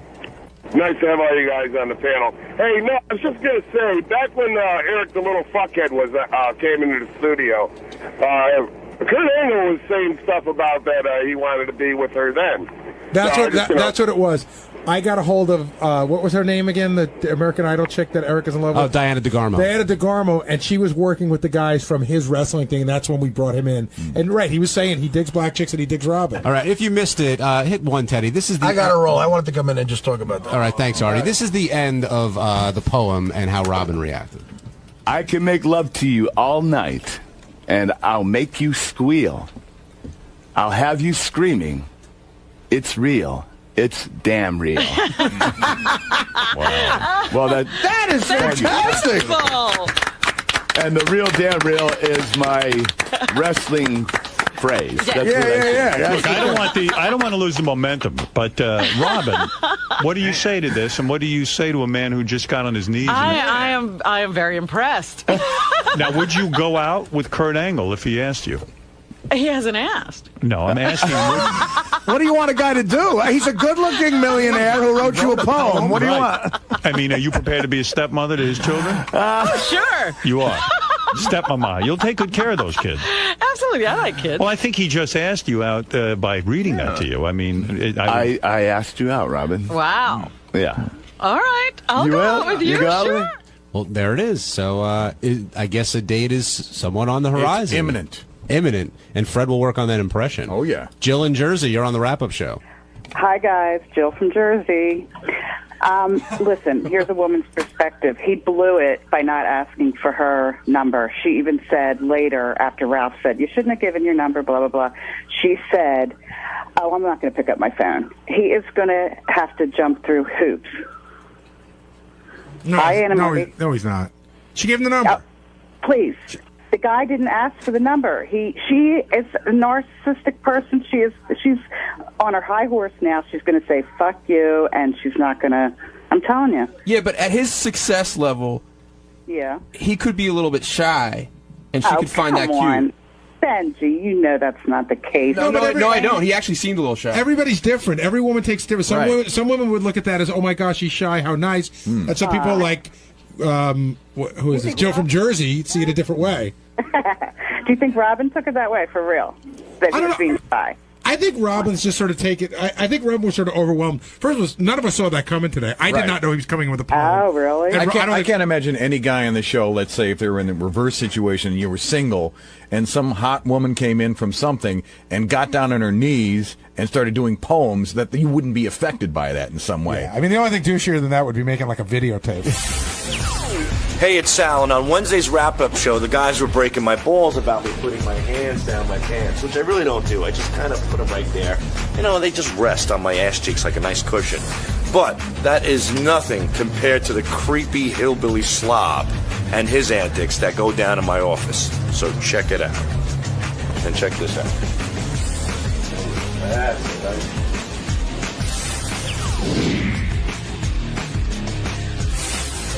Richard, you pissed your pants and didn't do anything about it for 2 days? Yeah. Well, I'm still wearing those pants, but... To wash them? You haven't cleaned them? No. I mean... How do you not... Seriously, why not? Why don't you have, like, rashes and just all sorts of skin irritations from, like... Because you don't wash stuff, and you would think that you would get, like... I think my body's used to it. Yeah. You know, when I was living in Florida, I'd go 2 or 3 weeks without a shower. And how could you... In that fucking storage... And I'd sweat every day playing drums. Richard lived in a storage facility where he'd play the drums. It was like 90 degrees, and then you wouldn't shower for 2 or 3 weeks? Mm-mm. Somehow, I'd get... Once in a while, I'd get chafed in my butt crack. But Did you smell yourself? I would just put on tons of deodorant and cologne. That's why I love cologne so much. I got used to it. Yeah, but Richard, you know, I mean, I don't mean to sound patronizing, but you know better now. Like, you know, you're living with your girl. You've been here for a while. Why? You know, why keep doing it? Well, I'm better than I used to be. I mean, I don't go 2 or 3 weeks now without a shower, but you know what? It's not like I stood there and laughed at Sal and just let go a gallon of urine into my pants. It was a quick thing. I peed a little bit and then ran to the bathroom, and only a tiny bit got on my jeans. It's not as bad as it sounds. And John, you said like you're better now. Richard, this is not being inappropriate or bad. So it's not... Better may have been the wrong choice of word, but I mean he's been here for a while, and we've had this discussion before. But the reason, you know, it doesn't bother him, so right? I mean, I guess freaked out. Yeah, but what about bothering everybody else around you? I mean, when's the last time you've had your face right next to my jeans? Well, we can't really talk about that on the air. But Sal, you share an office with him. Sure. I mean, doesn't it gross you out? I'm used to it. No, I know it grosses I've thrown you in out. the towel. He's disgusted in the middle. He's watching grandma porn. You know, he when can't take that. He sticks his hand in his ass crack all day. It's Sal does. What is that all about? It's almost like... Whoa. Like today. Whoa, Gary, stop. Don't forge your head. You stick your hand in your ass crack all day? You have for years. Yes, you do. No, I don't. Yes, Remember you do. at K-Rock? I do this, Gary. What's that? When he's standing behind... Yes, once in a while. That's as far as it goes. I just grip the back of my pants. When he's standing behind Will to put up lines or whatever, we see it clear as day. You totally stick your hand down your pants. Sal got yelled at K-Rock because he would stick his hand in his ass and then hand Howard a cart, and Howard got really freaked out. One time, but that's because somebody told Howard.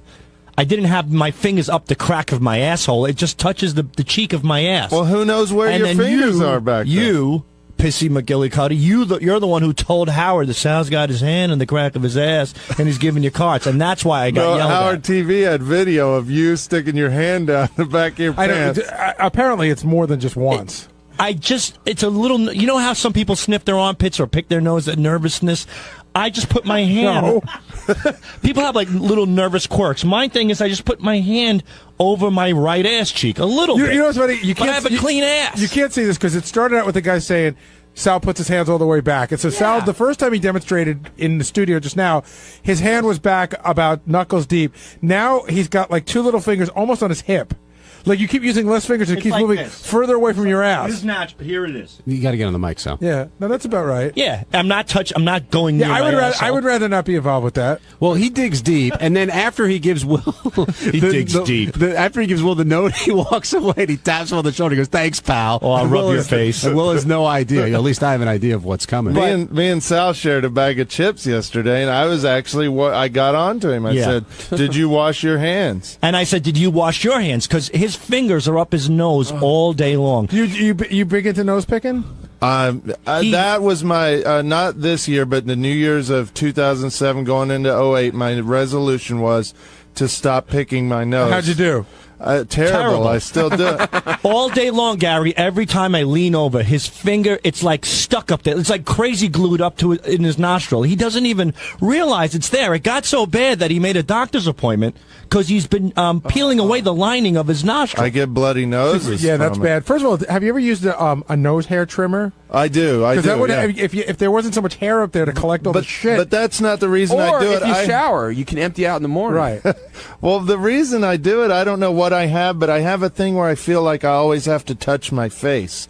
And I always touch my nose, and my finger ends up like sneaking up into my nose. Just touch some soap and water. I mean, he's always in there digging. And then he's got the audacity to ask me if I wash my hands while I'm eating potato chips. All right, we all have our little Yes, we've things. established that the two of you are gross. But I'm not in the same category as him. I'm clean. Yes, you are. I wash my hands all day long. Okay, keep telling yourself. Smell my hands right now. No, get away. Smell them. Get away. Get away. Gary, please smell my hands. No. You'll smell. I guarantee you, if we blindfold John and he smells your hand and my hand, he'll smell soap on my hand. I have no interest in smelling either. I'm just of your telling hands. you how clean I am. Okay, well, thank you for telling me. I'm cleaner than you. Can we move over? I've never seen you wash your hands.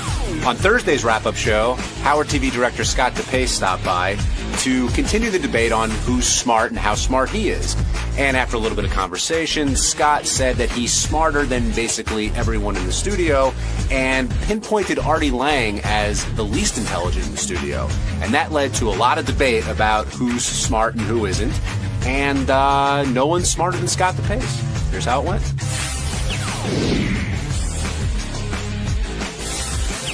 Do you think you're the smartest person who works on the show? Who works on the whole show? No, I never claimed that. Who's smarter? I think John probably is smarter than You're I. saying that because I'm hosting the show. No, that's not true. I don't think Gary's a co-host. I think I'm smarter than Gary. You think you're smarter than Fred? Yeah, I mean, who knows? Maybe. Smarter than Robin? I think in an IQ test we'd be pretty comparable. Robin? Smarter than Robin, yes. Howard? Yes. Benji? Benji, maybe not. I don't know. So you think Benji's smarter than Howard? Yeah, Because Howard was a definitive. You're smarter than him. Artie?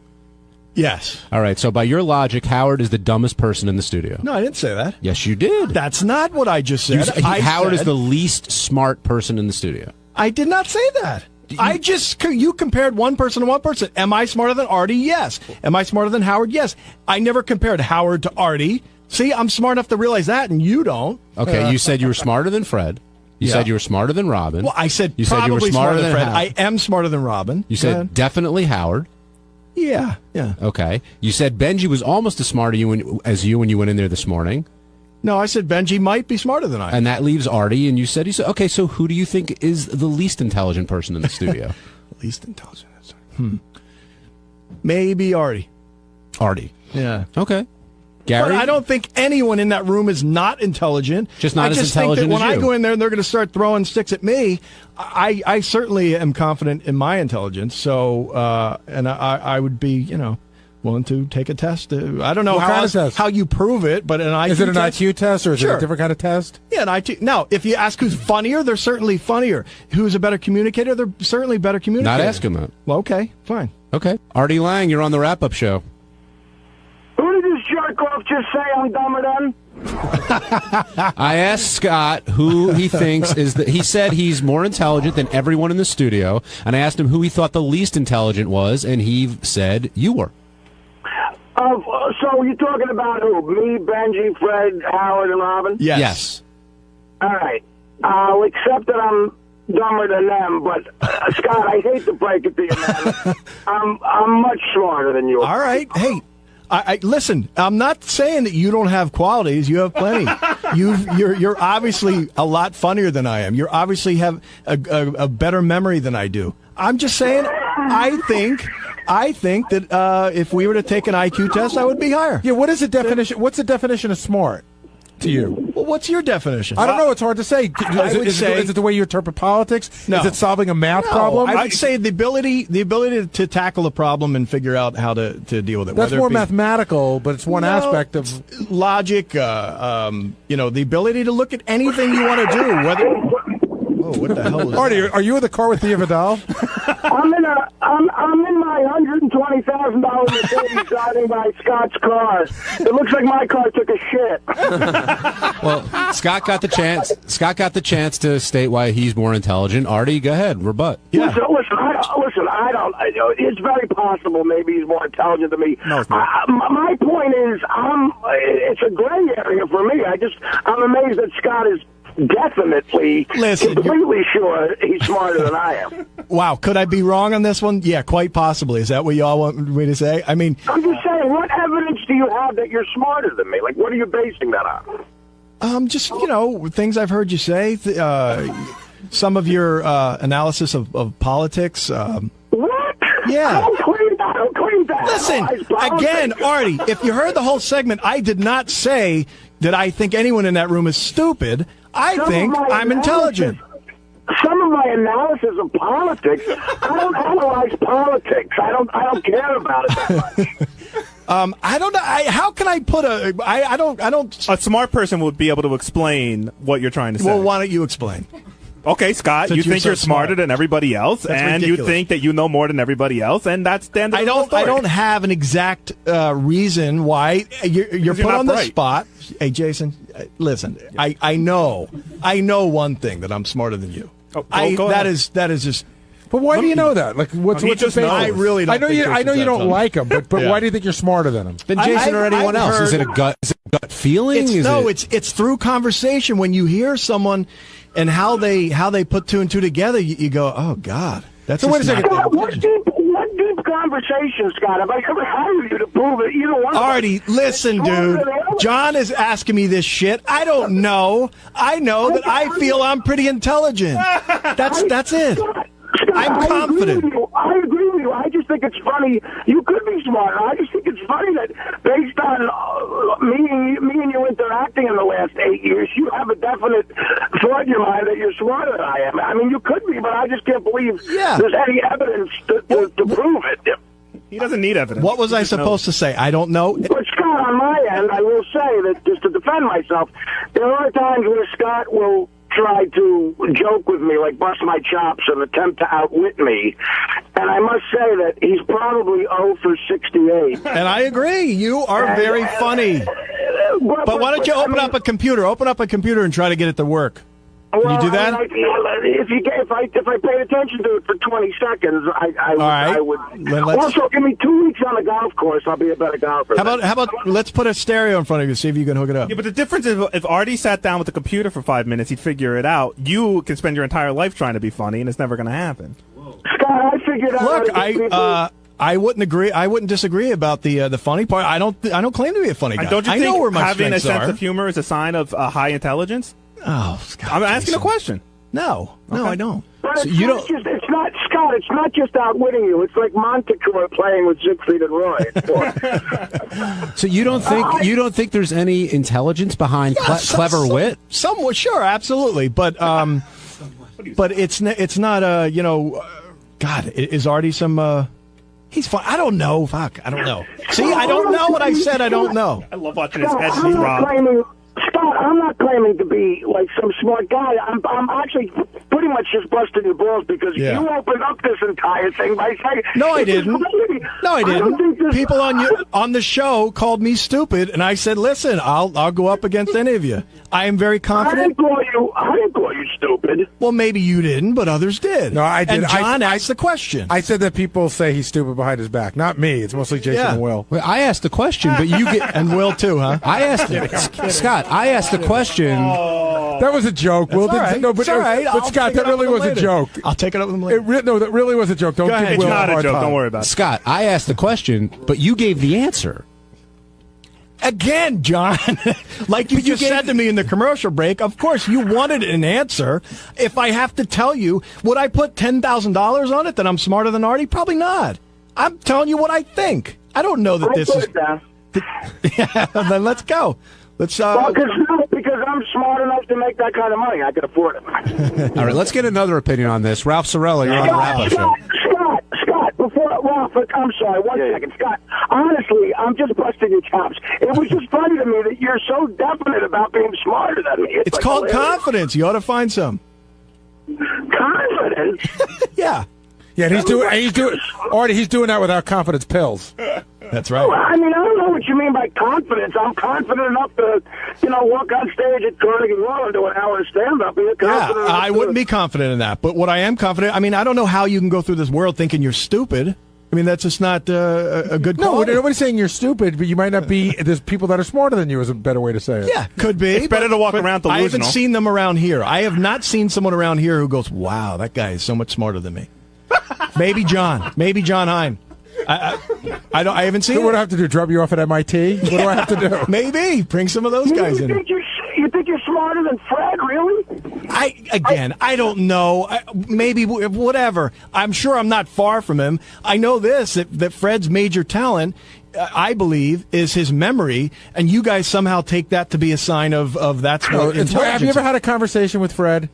Yeah, and a lot of times my head. I go, the difference whoa. is, Scott, you've never showed any signs of being smart. All right, Ralph, where have you? No, and can I just jump in real quick? In all seriousness, the difference is that Fred and Andy and Artie, they both have amazing memories, but they also both read a lot. They expand their horizons. They continue to learn and grow. You come down, you say, I'm smart. I don't need to learn anything ever again. Nobody can tell me anything I don't already know. That is a sign of a very lack of intelligence. You're a smart person because you have a brain that can learn things and memorize things, but you're not an intelligent person. You don't apply your intelligence to anything. Yeah, can I jump in for a second? Go ahead, Ralph. Here's the He's deal. so annoying. Everybody has some sort of addiction, and mine might be shopping, and Artie's, happen to be heroin. But I think that he got over it, and I do think that he's past that. When you say you're addicted to shopping, what does that mean? I mean, I'm not exactly. I'm just saying that I think that everybody in their life has some sort of addiction. All right, that's true. I think there are a lot of people running around there with addiction. Shopping and heroin. All right, let's get down to it. Do you mind, Artie, if I ask a few questions first, or do you want to just jump Clearly, right it's going well. I think you're doing that now. I mean, go ahead. All right, number one, have you ever licked a man's taint? Oh.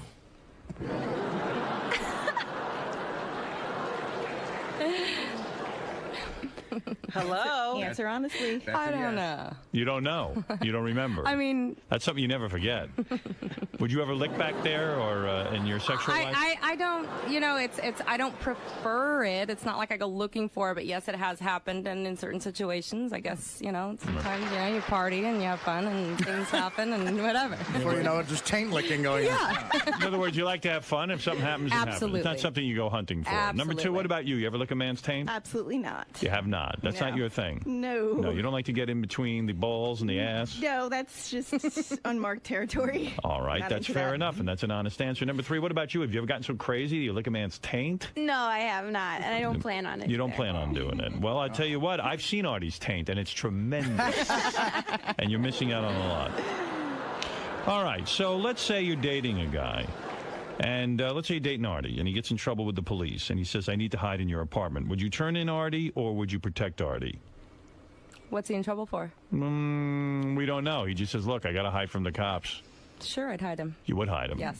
Number two? I would protect him and hide him as long as, we worked out what what's the deal with, why he's in trouble, and maybe eventually he could, turn himself in. Number 3, what about you?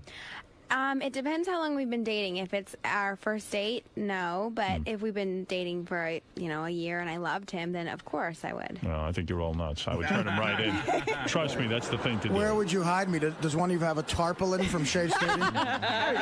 Number 3, I'm going to go to you first. If you're making love to Artie, let's say you two fall in love and you become lovers, and accidentally Artie yells out Dana, how would you feel about that, and could you survive that? That would suck. He could he's been in a relationship for 4.5 years. Yeah. He could accidentally call you Dana. Right, but after a year of dating, I think that's... It better not happen. Well, yeah, I hope... That would indicate happen. something. Yeah. Yes. Number 2, can you deal with that? Yeah, I could deal with it, You because could. it's kind of happened to me before. So. People call you Dana? No. No. And number 1, never happened to you? Do you think you can handle that with Artie? Yeah, I would just yell out, Jason! I see. Whoa, nice. And see how he likes it and keep going. Number 2, have you ever made love to a black man? No. Number 3, have you? No. Number 1, have you made love to a black man? All right, Artie, that one's off the table. Hey, Howard. Yes. I don't know. Good crop. I'll leave it up to you. Do we care that one of the girls that's up there used to work with the police taking down drug dealers? Is that right? Yes. Oh, that's good. Who was that? Number 3? Yes. You took down some drug dealers? Yes, I did. I did undercover drug deals for the police department. Wow. You're a brave woman. Perfect for Artie. Yeah, you'd be the first one to know when Artie's up to something. Artie, I promise I'm not a cop. Were you the reason Noogie disappeared from the corner of 109th in Amsterdam? How do you get into that kind of work? I mean, you're not an officer, but No, I'm not. they said, we need you. How did the police find you to help? In college, I majored in forensic psychology, so my practicum was to work at the police department, and I got in with the detective bureau, and they started off having me do decoy work, and then later on it kind of went to calling people, but these were not like, an 18-year-old guy selling a little bit of weed. You were taking some bad guys off the street. By finding them with drugs, but really they had a lot of other stuff. Do you think they went to you because you're a beautiful girl? Was that part of it? In other words, you could get close to the drug dealers? I think so, because I was a girl. And were you scared? Not really. It was really exciting, so I wasn't. Now that I think back on it, I should have been, but I wasn't really. Now I realize why she's here.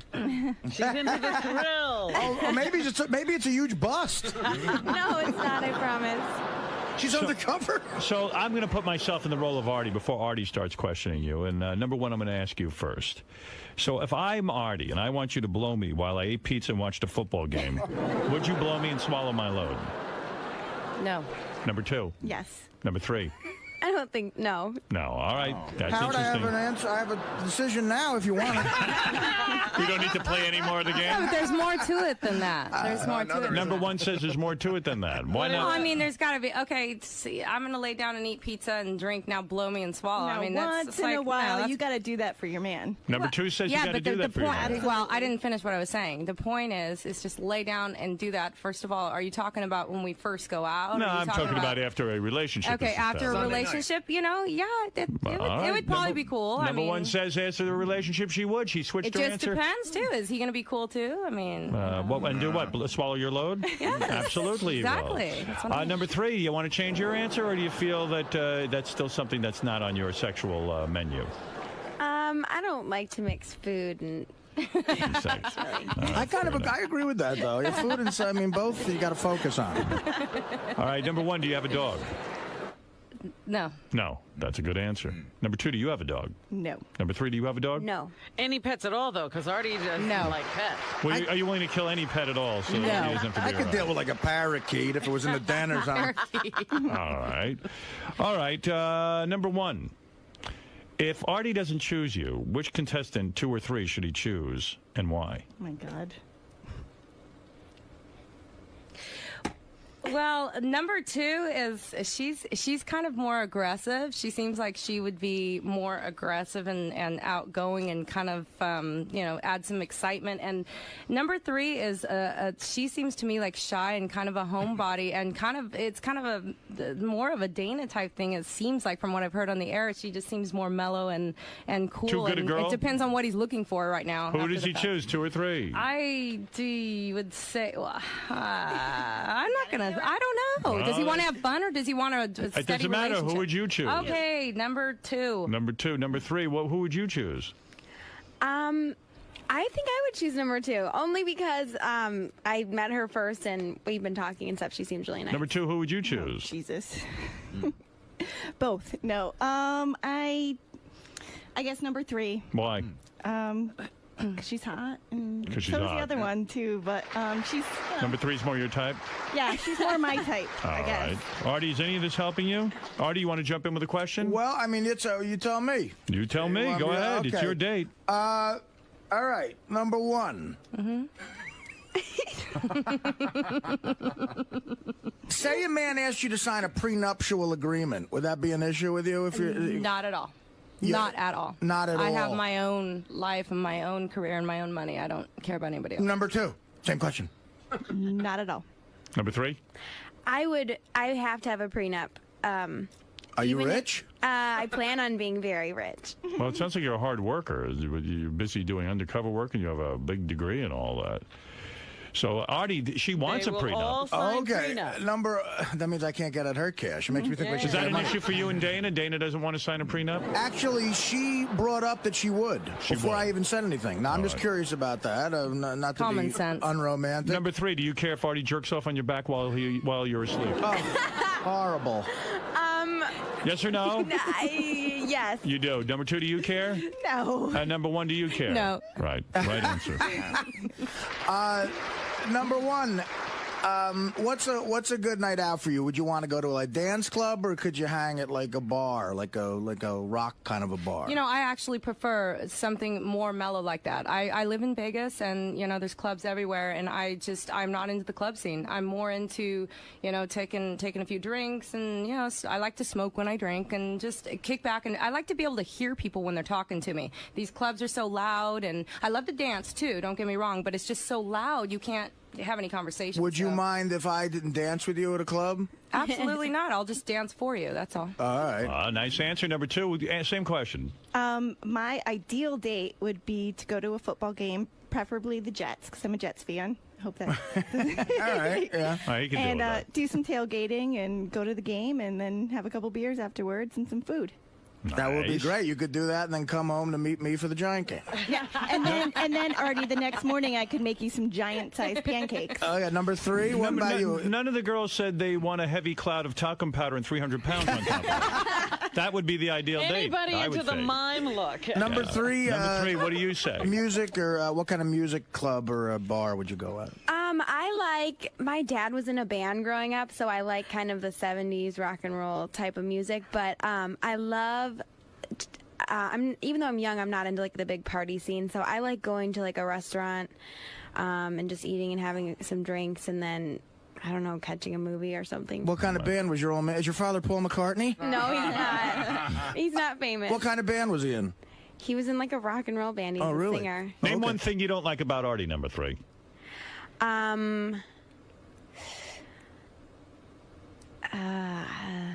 Name a thing you don't like about Artie. You got to name one. Are you going through all of them? His pajamas that he wore that one day. All right, you didn't like that. Number 2, what don't you like about Artie? His addictive personality. Number 1, what don't you like about Artie? Indecisiveness. It's interesting. You may be right. I can't decide. Number 1, what I'm not judging you. I'm What just, qualities you know. do you have that Dana didn't have? Why would you be a better girlfriend than Dana? Well, you know, I don't know Dana personally, and Right. I don't know what goes on behind closed doors, but I know that like I said before, you know, I have my own life, and I have my own job and my own thing, and then, I also like to have fun. I like to relax at home and have a steady, stable life, but I Right. also like to go out and party and have a good time and get crazy. All right. So it's a good balance, and I just think that somebody like Artie would, you know, it appears to me that Dana's more mellow. I see. And maybe- you might be a little more aggressive a and little bit fun. more, All right. yeah. Number 3, are you totally shaved? Yes. Number 2, are you totally shaved? Yes. Number 1, are you totally shaved? Landing strip. Little landing strip. All right. Can I say something? Number 1, do you come from a rich family? No. Number 2? No. Number 3? No, very poor. Fuck. All right. Number 1, what is your best physical attribute? What do you think is the hottest thing on you? My lips.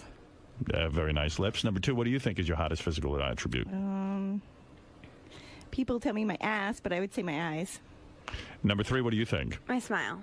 Yeah, you do have a beautiful smile. All girls are beautiful. I have a question. Go ahead, girls. Robin. For all three girls, 1, 2, Hi, 3. Robin. Hi there. What's your favorite thing to do to a man sexually? All right, let's go to number 3 first. Favorite thing to do to a man sexually? Kiss. Kissing. I think that's hot. Number 2, go ahead. Blowjob. Blowjob. Are you good at it? Yes. And number 1, what's your favorite thing? God, I hope my mom's not listening right now. Anal. Like getting slammed from behind. Really hard. Yeah. Yeah. Wow. Interesting. Hey, do any of you go with other girls? Especially after a few shots. Have you? Number 1, have you ever been with another woman for your man, in front of your man? One time, yeah. That didn't work out? Not really. Did you get jealous?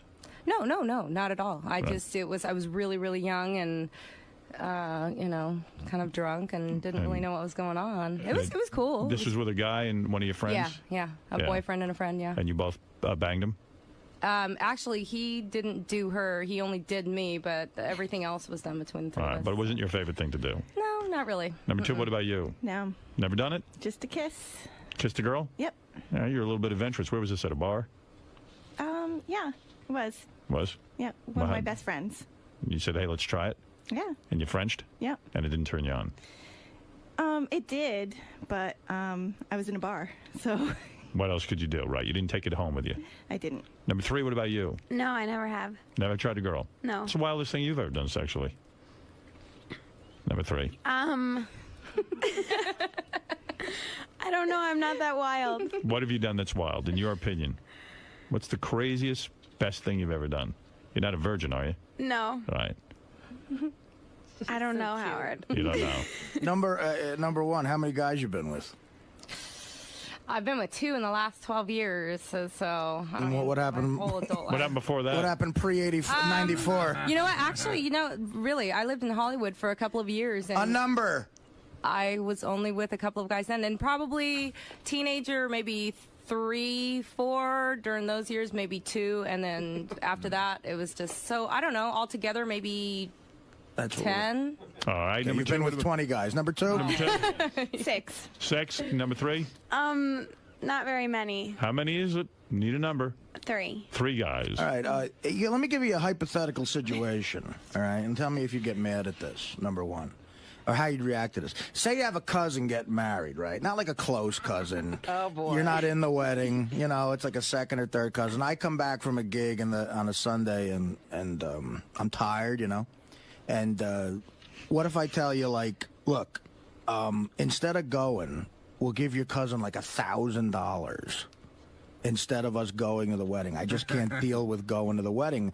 Would you be upset at that? Could I go give it to her personally and have you a drink could. with her? You could leave. Yeah, I mean, I'd have to stay home. Absolutely. You wouldn't care. You wouldn't care. I would not care. Number 2, would you care? No.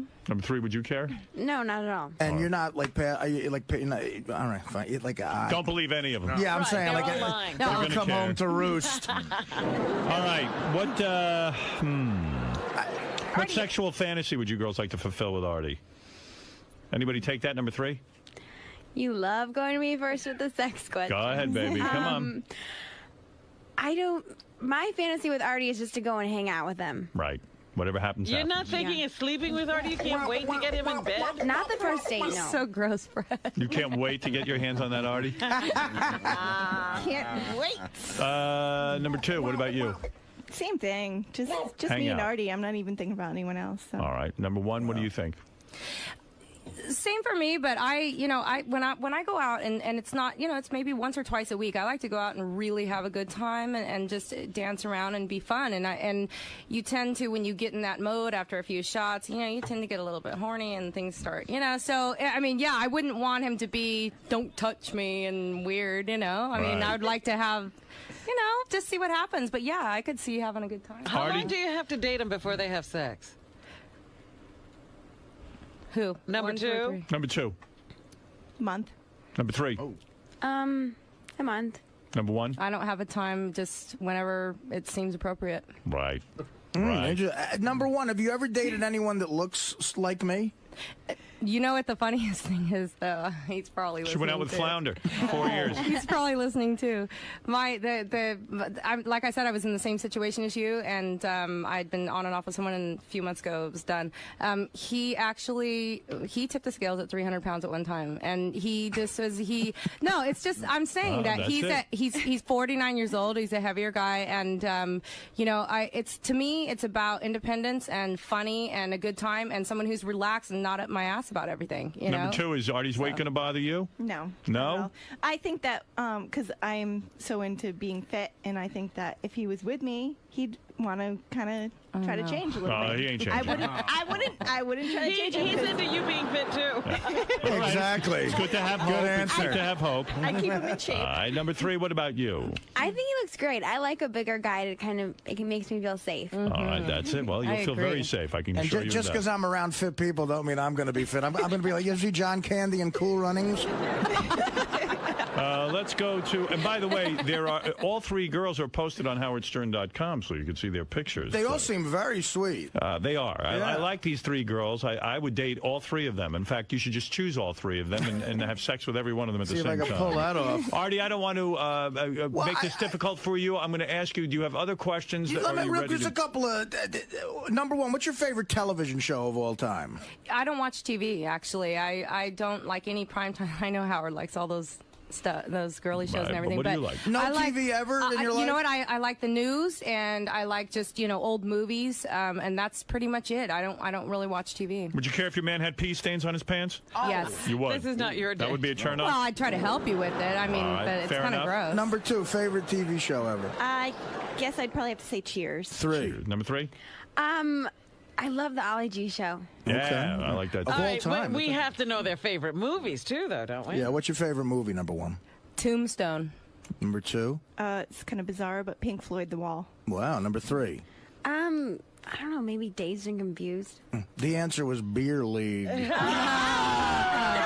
haven't seen it yet. I'm in Las Vegas. The answers were Mad TV and Beer League. Yeah, well, send it over to Las Vegas, Artie. That's interesting. That's interesting. Number 1, were you aware of me before I got on the Howard Stern show on any level? Yeah, I knew about Mad TV just a little bit. I mean, obviously, when you got on Howard, that's where I discovered you. But I knew you a little bit from your face. I didn't know your name. Number 2. No, not much. Number 3, you would have been 13. Did you ever watch Mad TV? I did watch Mad TV, actually. And we didn't have cable. I think it was on just regular, so I did watch it. It was on the Fox Network. That's right. Carrie, you're on the air in Seattle. Good morning, Howard. Good morning, baby. I wonder why you guys are even doing this. He's not going to go out with anybody. He is going out with them. How mean is this to do it on Dana's birthday? Oh, that I didn't wasn't. know. Just I bring didn't everybody plan down. that. That wasn't planned. You're bumming everyone out. Oh, I think that's so cold.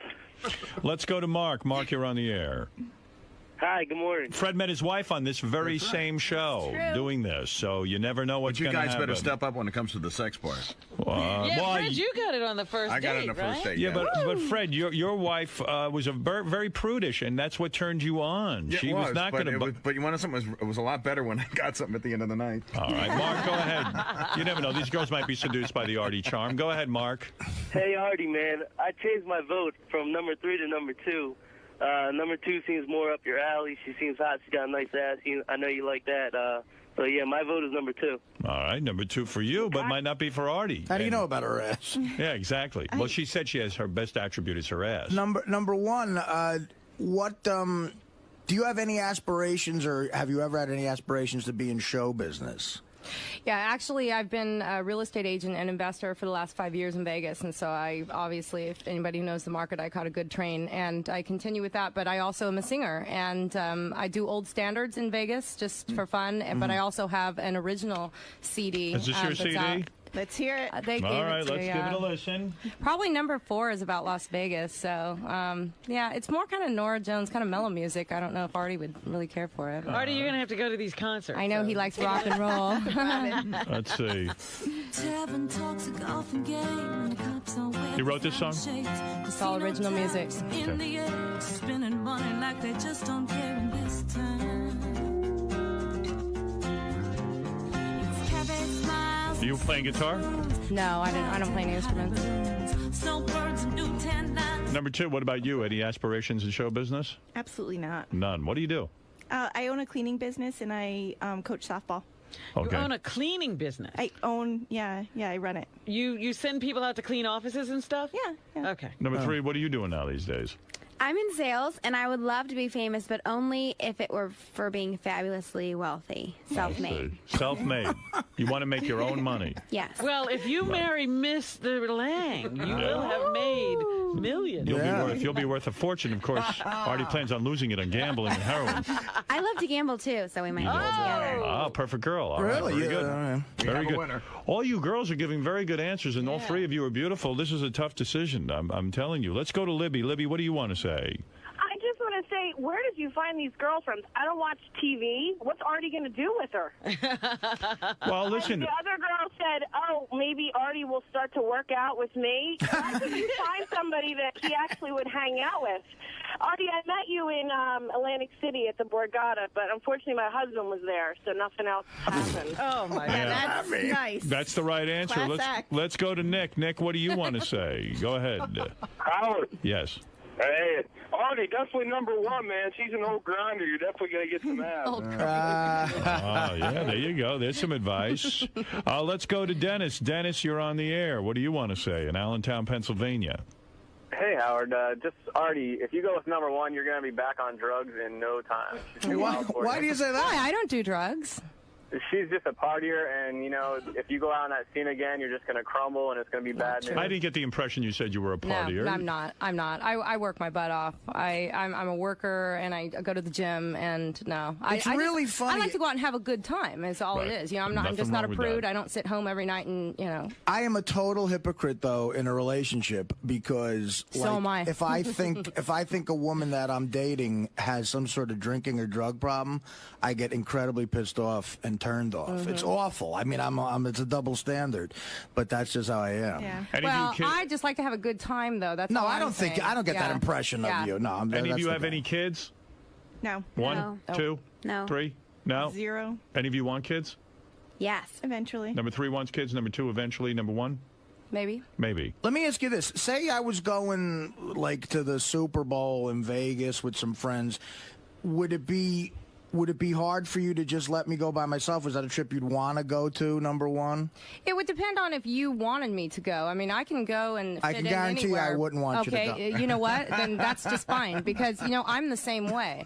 I like to do my own thing, and there'll be certain times if I do have a relationship with you, it would be like that. I'm going to do this, and I really don't want you to go. No, Artie, you can't get bitter when she goes off with her friends. Then. Well, guess what? Where she's going to talk about. Well, that. where am I really going to go? I mean, I don't club. I don't. It's I like, understand. Where am I really going to go? Number 2, what about you? I'd be jealous because I'd want to go see the game. Oh, I'm a football fan. But are you a big football? Is your favorite sport? Jets. Jets. God, I don't know what to think about that. Number 3, what about you? She's a girl, for Christ's sakes. Number 3, go ahead. I wouldn't care. I'm not that into football. I like basketball and baseball. And Do you care if Artie goes off on his own occasionally? No, I would want to go off with my friends occasionally, too. All right, let's go to Ralph. Ralph, go ahead. Hey, now.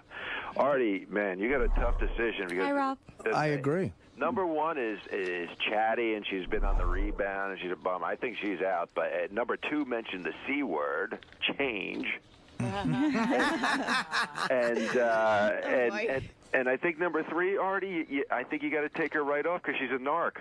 You can't trust her. Well, there you go. Let's go. Ralph weighing in. Double A, you seem to have some sort of theory. Go ahead. Hey, how's it going? What's going on? All right. Come on, man. It's a no-brainer. Go young, bro. Listen to me.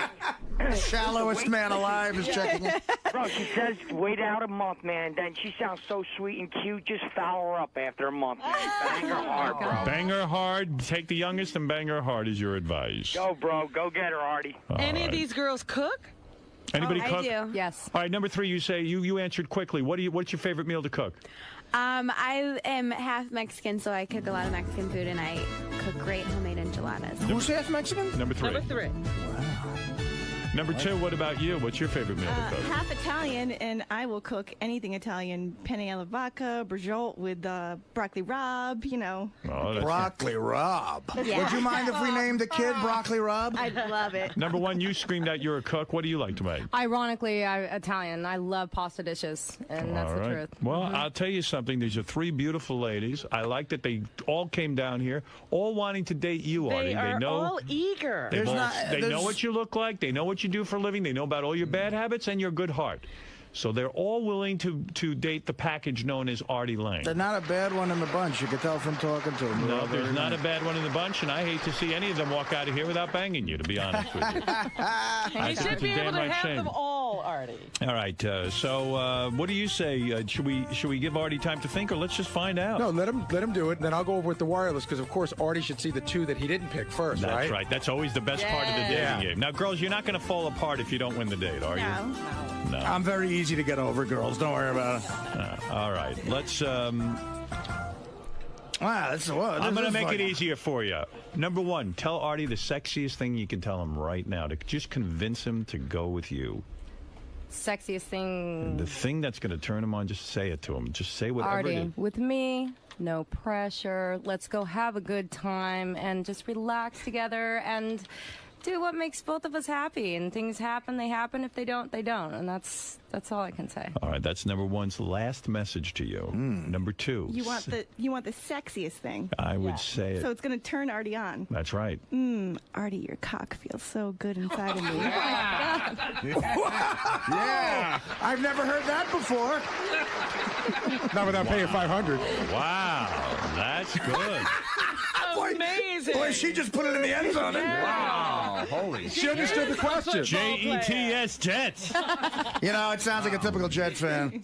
Number 3, that's a hard one to top, but go ahead. Artie, let's go get breakfast. Wow. And now, are you like the third one? You're half Mexican. Would you be offended by a joke like if I said, "Could you clean half my house"? No, I hear it all the time. You get that all the time. Wow. Wow. This is hard. Joe, who do you say Artie should pick? Joe, you there? Yeah, hey, Howard, what's going on? Go ahead. He's definitely got to go with number 3. That's a no-brainer. Number 1, I got to tell you, it doesn't sound good. Number 2's got the ass going for it, but you got to go young. I agree with the little asshole over there. Double A? All right. I don't know. You see, actually, you know, Dana is more of the age range of number 1, and she's still got the hottest rocking his body ever. I mean, That's it's nothing. true. Age is. I mean, you know, what the fuck? Just I mean, a number. And you're showing number 1 is showing me her ass to say, hey, this isn't bad either. That's true. I'm sure. That's right.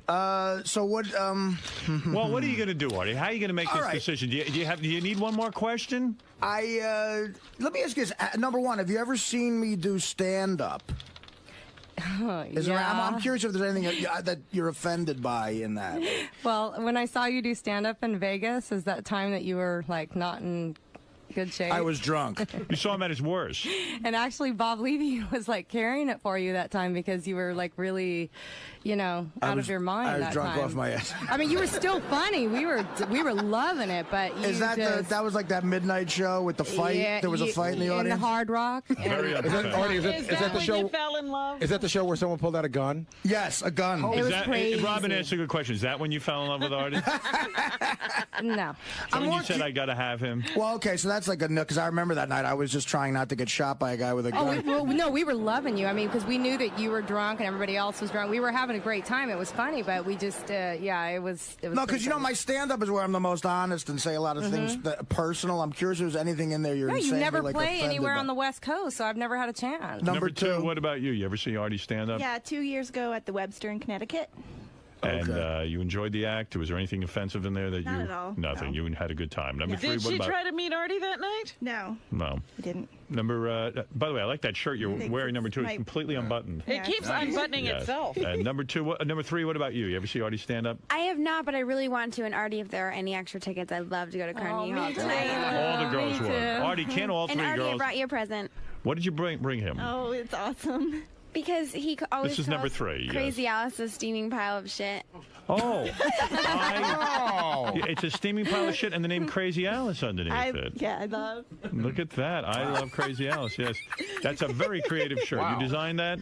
My friend at Reno Wear did. It's a store he has. I know what I should point out. It's done in Yankee colors. Oh, wow. Yeah. I thought it was the Thurman Munson shirt. All right, so somebody's out of town. Just real quick, this will be the last one I'll get to. All right, yeah, Number we one, wanna where are you know. from? Las Vegas. You grew up there. I grew up in Southern California. Oh, okay. Number 2. Connecticut. Number 3. St. Louis. Okay, St. Louis is a All good right. town. Well, Artie, now's the Okay. time to make the big decision. Give me some dating game music, Fred. Certainly will. Let's see if anybody... Tom, do you have any advice for Artie? Yeah, I'm driving to work with my niece here, and on my trail, I was able to call up all 3 pictures. They're gorgeous, honey. Yeah, okay. Yeah, all No, the girls I are would nice-looking assume- girls. There's no issue with looks. I mean, you're all nice-looking women. And they were all always female. This is quite... yeah, that's a big one. None of you have ever had a dick. Any of you been men? No. Never. All right, good. Okay, that's a good thing. High pitch Eric, what do you want to say? Hey, Artie should know at number 2. Number 2, high pitch Eric says. So No. this is really up to you, Artie. All right, okay, let's do this. Number 1, and again, this is not about an age thing at all. The singing show business thing kind of worries me. Okay. I'm like, I don't know, it's I've dated girls who want to be in show business on every level, singing, acting, writing, whatever. And I don't know, it always becomes some sort of an issue. Maybe it's a deep down jealous thing with me, or I don't know. I don't love that. And it would always make me second guess, what her agenda is and stuff. And she brought her album in. By the way, that song. Well, no, Will asked asked me. Will asked me to bring that in because my main agenda is real estate. That's my main thing. So, singing's By for the way, fun. in all fairness, she did not ask to play that. Okay. Will did ask her to bring that in. But Artie's saying he would feel funny in a 2-performer film. In a weird way, it's and again, it's hard to even find a negative about people. But that's these 3. But that's something that's been All an right, that's issue something that's in an the issue. past. Number 2 sounds amazing as well, and God. The cock feeling good is a great thing. Number 1, do you want to say anything sexy to Artie since the cocking thing felt Like good? I said, I like to get same slammed from behind. Slam Let's from take a few behind. shots and have a good time. High pitch Eric said I should go with number 2. That unfortunately is not working for you. Yeah, right. Thanks. You just ruined your chances. And but she sounds so sweet. Right. The Jet fan, whatever. And number who's your favorite Jet of all time? Number 2. I would have to say Testaverde. Wow. Yeah. Oh, God, what an awful answer. Artie. I'm kidding. That's actually a good answer. He's a good guy. Italian Not guy. Joe Namath? Well, she's too young. She's too young. Broadway. I don't care if the team is struggling. I want to kiss you. All right, that's your number 3. Yes. Number 3 just sounds adorable, and I don't know. It's like here's the thing. I have to go incredibly shallow here for this reason. They all sound so perfect personality-wise, and something happened that's sort of telling with chicks. When you asked Howard the question, who would you want to be with, number 1 said number 3 because she's so hot. And when a chick says a girl's hot, that usually means she's hot. Yep. And it's got nothing to do with the age, but because they're all they have a perfect personality, I love them, I'm going to go shallow and say, I'm going to try number 3. Number 3 is the lucky winner. And now. I love Spanish. I do love a Spanish chick, like a Spanish sort of tinge. I love Well, this is very exciting. Who knows? You could end up being the next Mrs. Lang, number 3. I've got to say, number 1 and 2 are beautiful, lovely ladies. The fact that you attracted 3 of these women should do something for your low self-esteem, Artie. Again, they're on the radio, and I'll never know if they just want to be on the radio. That's my problem. Oh, my goodness. I mean, yeah, come on. Fred dealt with that issue with his beautiful wife. Fred and, got very lucky. Allison is a find. Absolutely. Well, let's meet the girls you rejected first.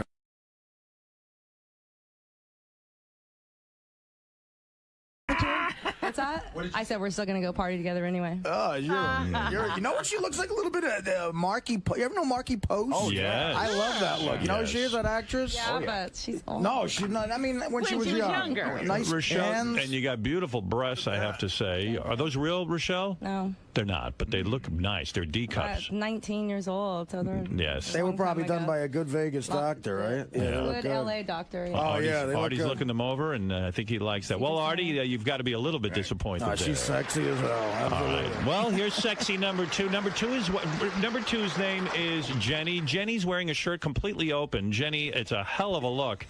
And now who do they say you look like, Jenny? Your shirt's open, your belly is flat as can be. What would you say I look like? Jennifer Love Hewitt? A little Lindsay Lohan going on. You look good. Lindsay Lohan, You got nice legs. You got a mini skirt on. Go say hi to the very delightful Artie Lang. Oh, wow. Yeah, you're a doll. Well, Artie, you met. That is a nice body. Look, that's tight. You play softball, you said? Yeah. Wow, yeah, you could tell, yeah. Yeah, Artie, you could have been having a date with her. She's cute. She could even play ball with you, Artie. Yeah, wow. Yeah, she's adorable, absolutely. Yeah, well, thank you for this makes me look so great, guys. Yeah. Honored to meet you. Oh, thank you. Nice to meet you, sir. Oh boy, that was a. I'll refund you. Close. I'm going to refund you for the Webster Theater show in Connecticut. Now, number 3's name, the girl you chose. And before you come out, number 3, let me tell Artie that your name is Stephanie, which is a very beautiful Now, we should name. be hearing that music again because we're going to meet. All of the girls admitted that you're a very beautiful girl. No one can deny that. You're absolutely beautiful. And you're young. You're 23 years old.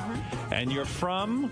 St. Louis. St. Louis. That's a good town. I've been there many a time. And you look beautiful. You're conservatively dressed, but beautiful nevertheless. Come out and meet your dream man, Artie Lang. Wow. Nice to meet you. No kiss Nice for to meet you. Well, you know. Here's your present. What is it? Oh, is this the shirt? Yeah, I love Alice. Artie, how hot is she? Wow, she's beautiful. Well, you are way hot. I'm sure you have no problem meeting men. Is that true? I guess, but they're all jerks usually. Yeah, well, don't worry. St. Louis, I'm telling you, man, you go to the Midwest, and I've done, I play the funny bone out there or something. Yeah. I mean, the Midwest breeds some hot chicks. Now, the two of you look like a very nice couple, actually. Yeah, you don't look bizarre together or anything like that. Now, what is that? Those are tights with what is that? What kind of shirt is that? Is that it's a mini dress. It's a mini dress with tights and some high boots. Mm-hmm. You do look good. Spin around for the camera if you don't mind. Look at... Boy, she looks like she's got a phenomenal ass, but it's hard to tell. Yeah, it's all covered up. Do you? How much do you weigh? You can't be much. I weigh about 105. 105. How tall are you? About 5'4". 5'4". Am I right in saying she has a Dana look to her? Oh yeah. I think so. My goodness, are you already looking at her and seeing Dana? There was another weird vibe going on outside. That's a compliment for me. She's a very attractive girl. There's no question. A lot of people were saying that she also looks a lot like your sister. Really? Oh. Well, that's the creepiest thing I've ever heard. Thanks, guy. Nuts. And you do have a beautiful smile, I have to say. Thank you. And no, I wasn't talking to you. I was talking to Artie. I've never really said it to You've him. told me that a bunch of times. Yeah, he's very handsome. But honestly, this is part of my low self-esteem. Seeing all you guys, you really are into me on some level. Can you convince him one more time? You're really into Artie, right? Yes. Look at these three. I think Artie looks great. Yeah. And I don't know. You're attracted to Artie. You feel there could be a romantic interest here for real. Yes. And this could maybe even be your future husband. You don't even know. I mean, we'll see how things go. This isn't a bet you were put up to. Would you take a lie detector test that would prove that you're attracted? You would take a lie detector. Do you need detector. citizenship?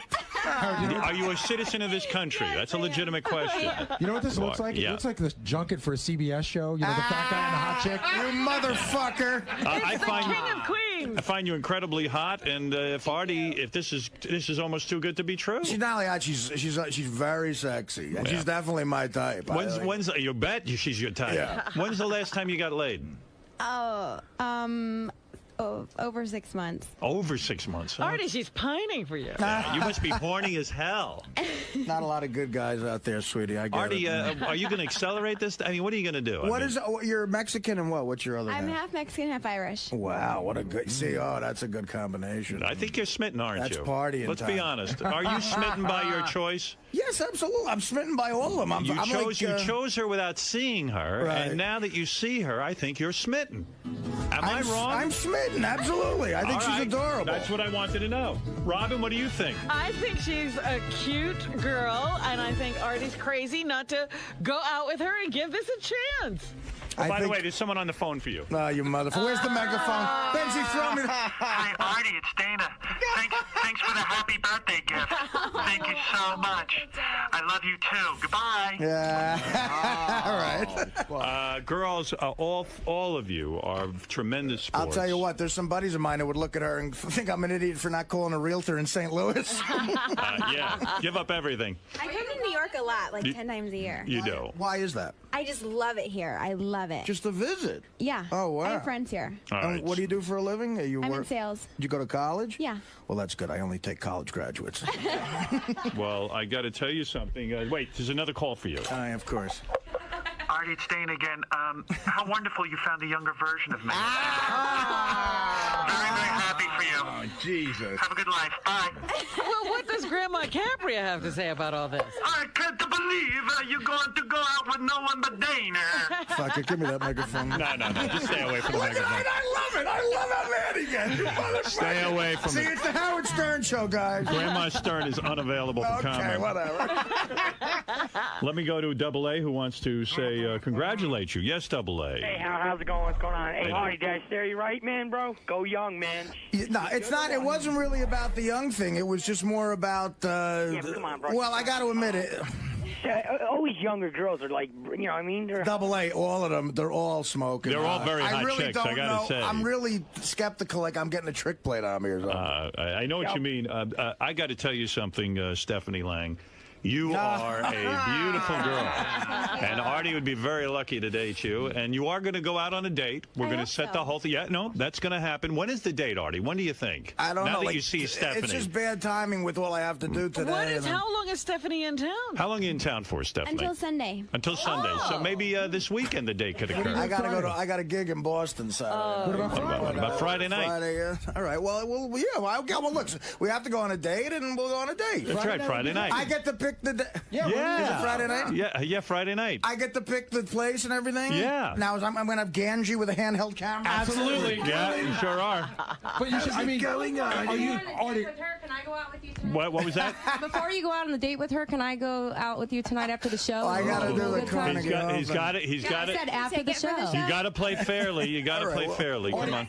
Stephanie's saying take her to the show. Yeah. Artie, what is a date for you? Like, what are you thinking? Dinner, or are you thinking about like you want to go to like a movie? A date for me is I watch the Knick game with my buddies all night, play some poker, and at the very end of the night, she comes in and fucks me. No, how's that sound to you? It's a comedy show. It's a comedy show. He's very gentle. I would take her to a nice restaurant in New York, I guess. Well, you have a lot to do. You have Carnegie Hall tonight. You have Boston Saturday night. You got to break up with Dana. You got 3 big things to do. What do you mean, no? This is just that. What are you talking about? I'd rather. You know what? I really wish my mother and father had not met at this point because I'm very confused and I just don't. Artie, it's Dana. I hate you. Stephanie, I tell you, he's a very lucky man to have won a date I with wish you. this decision was way easier. Yes, but I mean, she's beautiful. And Friday night, you're going to go out. Where are you going to take her? I'm going to go do seriously? some sit-ups. Where are you going to take her? I don't know. What do you want me to tell you? You know. You going to go to dinner? You like no? Maybe I'll take her to Nobu. I'll show her I have Nobu. 2 favorite restaurants, Nobu and the Spotted Pig. And the Spotted Pig, where is that? It's on Greenwich and 10th. Oh, that's like a big, like, touristy place. Yeah, it's in the village. No, I know what you're talking about. It's really good. good. Yeah, well... have you been to the Burger King on 9th and 38th? Hi, Stephanie, is it? This is Dana. I have no animosity towards you. I don't know you. I think you sound lovely. And if I was you, I would. You know where you should go on a date? Find a place where there's a lot of taxi cabs and one can run over Artie. You know, the problem here, too, is Dana's family, I believe, is connected, so we have to work that whole Oh, now you're telling us that. See, you know what's so funny about this? Artie clearly does think she is attracted to her because he's so fucking uncomfortable. Who wouldn't be attracted to all of them? Look at her. Have you seen her? Take a look at her. Stare into her eyes. She's very pretty. No, stare into her eyes. Listen, I see her eyes. Stare into her eyes. They're all hot. Look at the stomach on this one. Look at these. Look at these broads. Stare at your new girlfriend's eyes. Go ahead. Look. They hug. Yeah, hold hands. You want to see her disappear? I'll hug her. Go ahead, give a hug. Oh, very nice. The two of you look very romantic. It's like the Discovery Channel. All right, I'm very uncomfortable, and you're loving every minute of it. Congratulations. And this was very generous of you. Thank you. Let's go to King of All Blacks in Inglewood Cliffs. Yo, let me stop my sweeper. Yo, Howard, man, I don't think Artie, I don't think you like her, man. For some reason, I get this feeling like He doesn't know her yet. He's obviously attracted to her. This is Grandma Stern. Get the King of All Schwarzes off the phone. No. Oh, he's so boring sometimes. He doesn't get to his point. You're uncomfortable with this situation because you're meeting someone new. Is that correct? Right. And it's Dana's birthday. I'm sure that's hard. That is hard. Yes. It's. Believe me, you have no idea. Let's go to Lou. Lou, you're on the air. We should have found out who Dana would have picked. Yeah. Yeah, we should have. I think Dana might be picking another guy already right now. See, the guy to forget Dana can go out and throw a rock, and the first guy it hits, she can fuck. I'm going to a bar tonight and playing the dating game. Yeah, I'm sure. That's right. I hate you so much. I don't love you anymore. Have a good time at Carnegie Hall. It's Beth. I need the name of an abortion doctor. Artie, I'm gonna play my own dating game tonight. Have fun with Stephanie. She's just a baby. Wah, wah, wah. I'm ovulating. Get home. My birthday present to myself will be a fireman. All right. Listen, this is very exciting when love is in the air. I'm going to date the guy from Tommy again.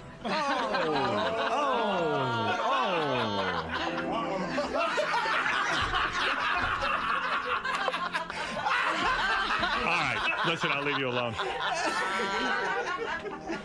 hope you fall off the stage at Carnegie Hall.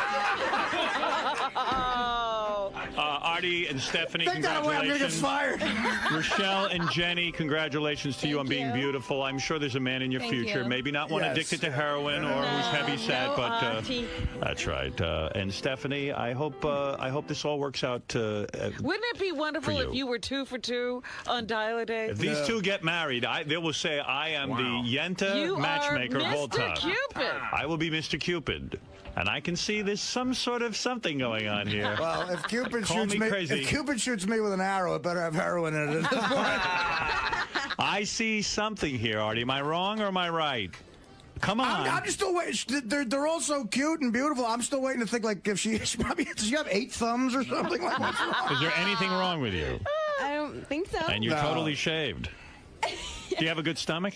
I think so, yeah. You do? There's no way. You could tell she's fucking. Yeah. She's bringing it. You don't have a penis? No. All right. No. All right. Then she's perfect. All right. We're going to take a break.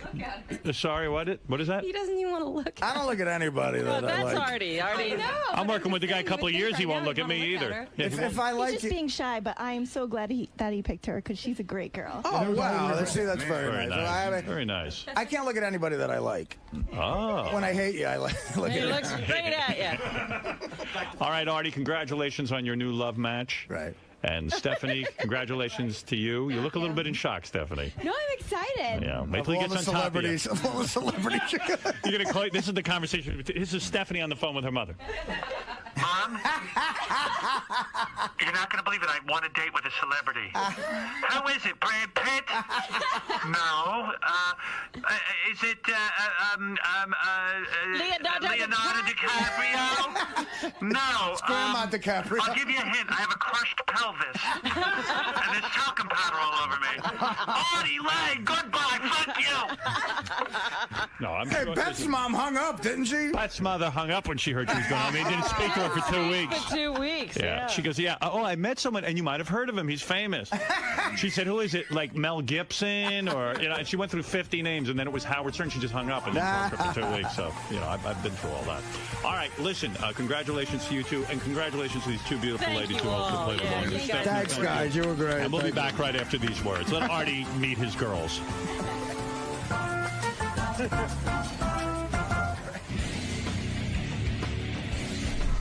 Ladies, Woo! Fun, fun, fun. you still had fun? Come here for a Oh, second. we're going this way. Yeah. So it was fun in there? Oh, it's a great time. Great yes. time. And the winner Yeah. Big winner. Steph's the best one because she's the most mellow, and that's what he needs. He's too scared for anything else right now. So. Steph, do you think that's why you won? I don't know, maybe that and age. And a lot of luck, I guess. Really, the youth you think played into it? Maybe, yeah. And what about, you seem like the most conservative out of all three of them. I am a little bit, I guess. Maybe a little shy, too, so. Do you think Artie might bring out that inner wild child in you, possibly? Yeah, and it doesn't help that everyone I work with, and including my managers, were listening to the show, so I couldn't really open up too much. Oh, really? So there's more than meets the eye here. Of course. Wow, I like. So from here on, where do you go from here? Are you going to try to really take him away from Dana now? Like, I'm not going to try to take him away, but I hope that we can hang out and he can make a decision. did any of the talk from like Howard talking as Dana from her perspective, did that sort of creep you out a little bit? No, that, I think it's she's hilarious. waiting in the wings? That's funny. I mean, it's not. I feel bad that it's her birthday, but Howard's just joking around. Now, you other two girls that didn't win, how are you feeling right now? Are you disappointed? Not at all. I think that she's a great person, and I'm really glad that she won. She's a sweetheart. You're very gracious. Yes, thank you. Now, what about you, Rochelle? I feel the same way, but I'm still going to go out and party with Artie anyway, so we'll see what happens. Steph, are you having some competition here? Like, No, we all like each other. We do. Everything's cool.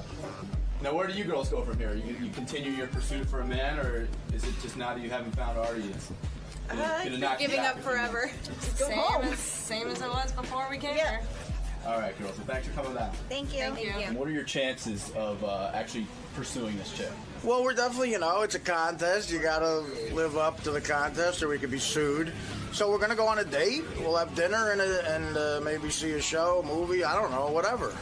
I hate to ask you this because it's been beaten to death, but what's Dana's reaction going to be? I don't know. I have to talk to her. I haven't gotten the full thing yet. I love Dana. She's the best, and we'll see what happens in life. If it comes down to it, if she says, we're not getting back together if we go out with this chick, are you going to just nix this winner? Well, no, it depends, yeah. If it's an ultimatum like that, of course I would always choose Dana. I love her, but there's other issues going on, so we'll see. All right, man. Well, have fun if you do it. All right, thanks.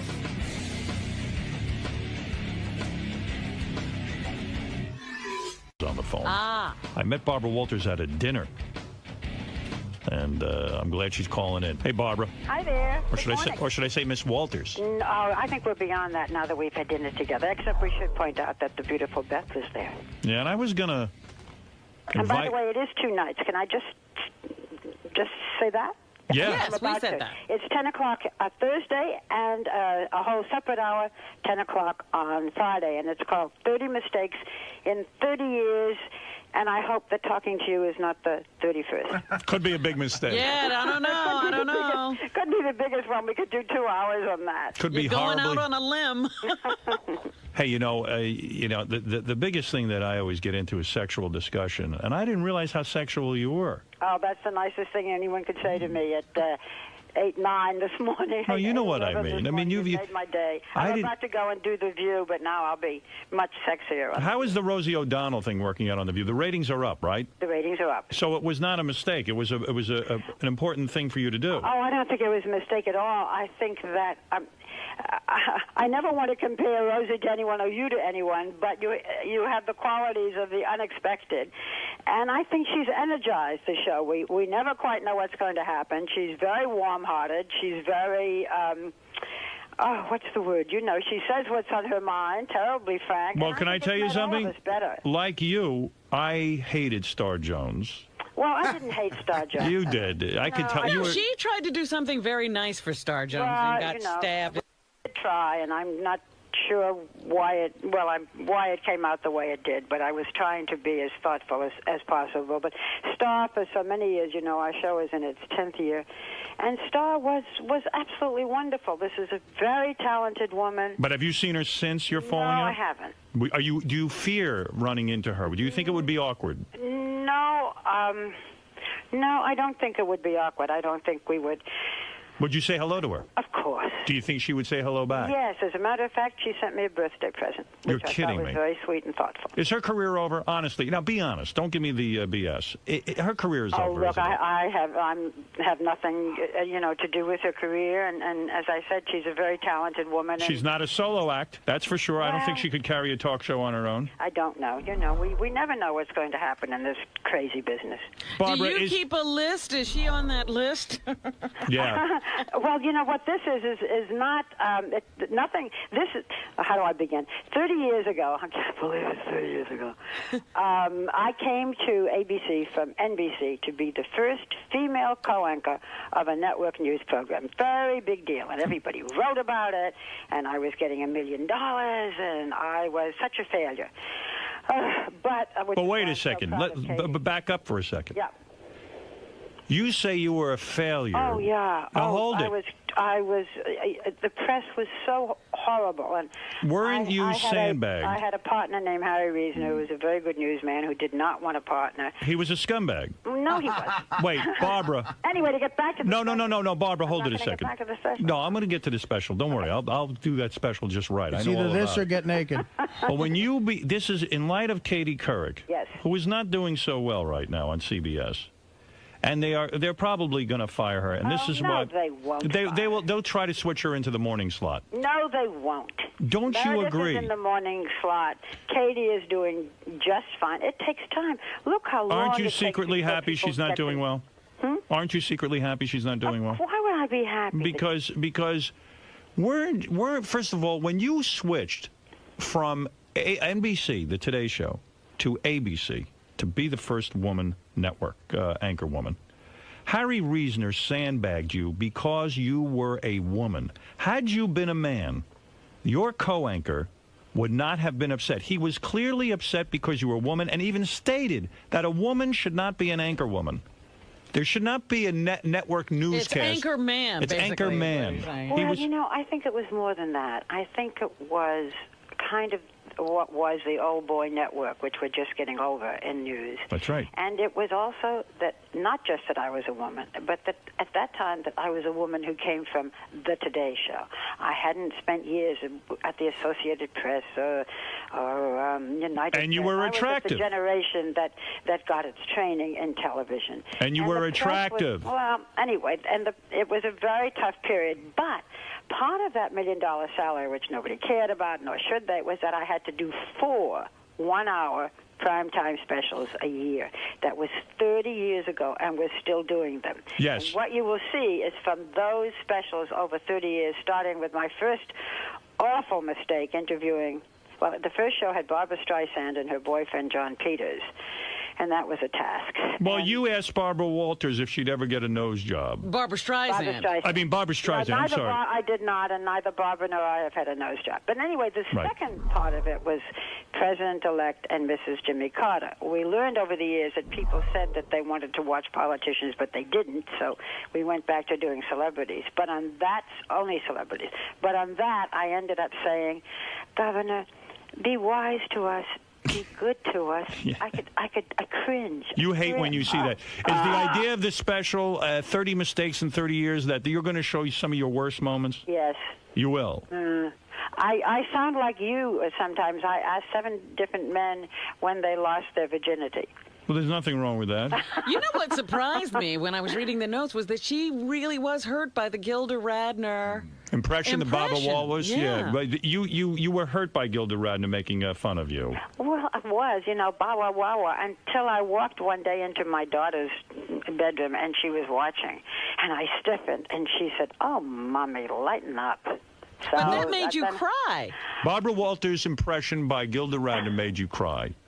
Well, it didn't make me cry, but it didn't make me happy. What's going on with you these days? I should have invited you out for dinner, but I felt funny about it. Why do you feel funny about it? I don't know. I mean, I felt like maybe you really didn't want to go to dinner. I'm not good with that stuff.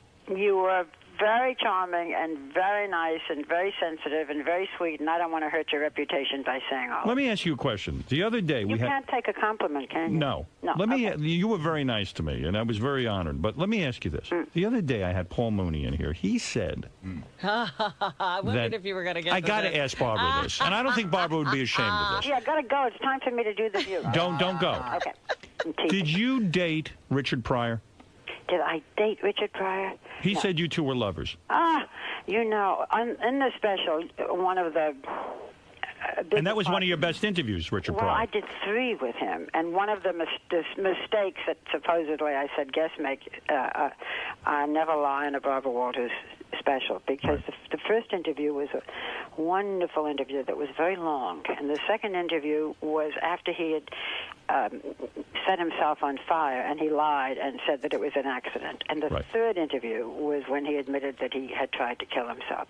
I have very poignant and sad feelings about Richard Pryor, who I think was one of the great Me too. geniuses of I could see where you'd be attracted to him. Was there an attraction? Was there an attraction? No, there really wasn't. The only time that and I hate people who say you must read my book. I hate people who say you must see my special. But the only attraction was a flirtation with Clint Eastwood, in which I got so flustered I on camera stopped the tape. You really were sexually excited by Clint Eastwood? Yes, I was. When you say sexually excited, Sexually excited, we were flirting. Sexually excited in the middle of an interview is a little hard to be. you didn't have sex with him, though? Oh, Howard. Well, that would be my 31st mistake that I missed that. But And Richard Pryor was not a sexual relationship? not of course. Mooney swears he saw the whole thing go down. Didn't he say he walked in on them or something? He says, I'm going to screw up white America's head. Barbara Walters made love to Richard Pryor. Please don't even say that jokingly. Really? No, not because of the black and white, because it's just not true, and because I'd like his memory to be as the way I remember him, as a very sad and thoughtful and brilliant man. Have you ever made love to a black man? I have a little problem because you Go ahead. called a little later than I expected, and I do have to go. All right, so let me give you a plug, and we're gonna and I want you to come on. Martha, have to even come back, even yeah. Martha Stewart herself is coming in. First of all, I'm going to say a couple of things. Number one, Barbara Walters, when I met her at dinner, said to me, "I have all these 30 years of tapes that I own of interviews." I said, "Those are fascinating." And she said, "What do you think I should do with them?" I said, "You should call Scott Greenstein over at Sirius."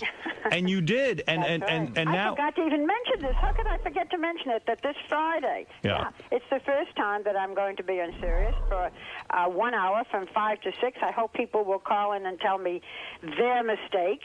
You What can call channel? and tell me your mistake. What channel are you going to be on? I don't know. You don't even know. Maybe Stars? I Probably. don't know. Isn't that awful that I don't know? Serious Stars? I will find out. Find out. I just know I have to. I just know I'm going to be there, and I'm all excited. It's my first time doing a radio show, and it's 5 to 6 this Friday. Actually, I know she'll be on the interracial couples channel that we have. It. There is no such thing. And the special. You know what? As long as people listen. Would you date interracially? But I date interracially.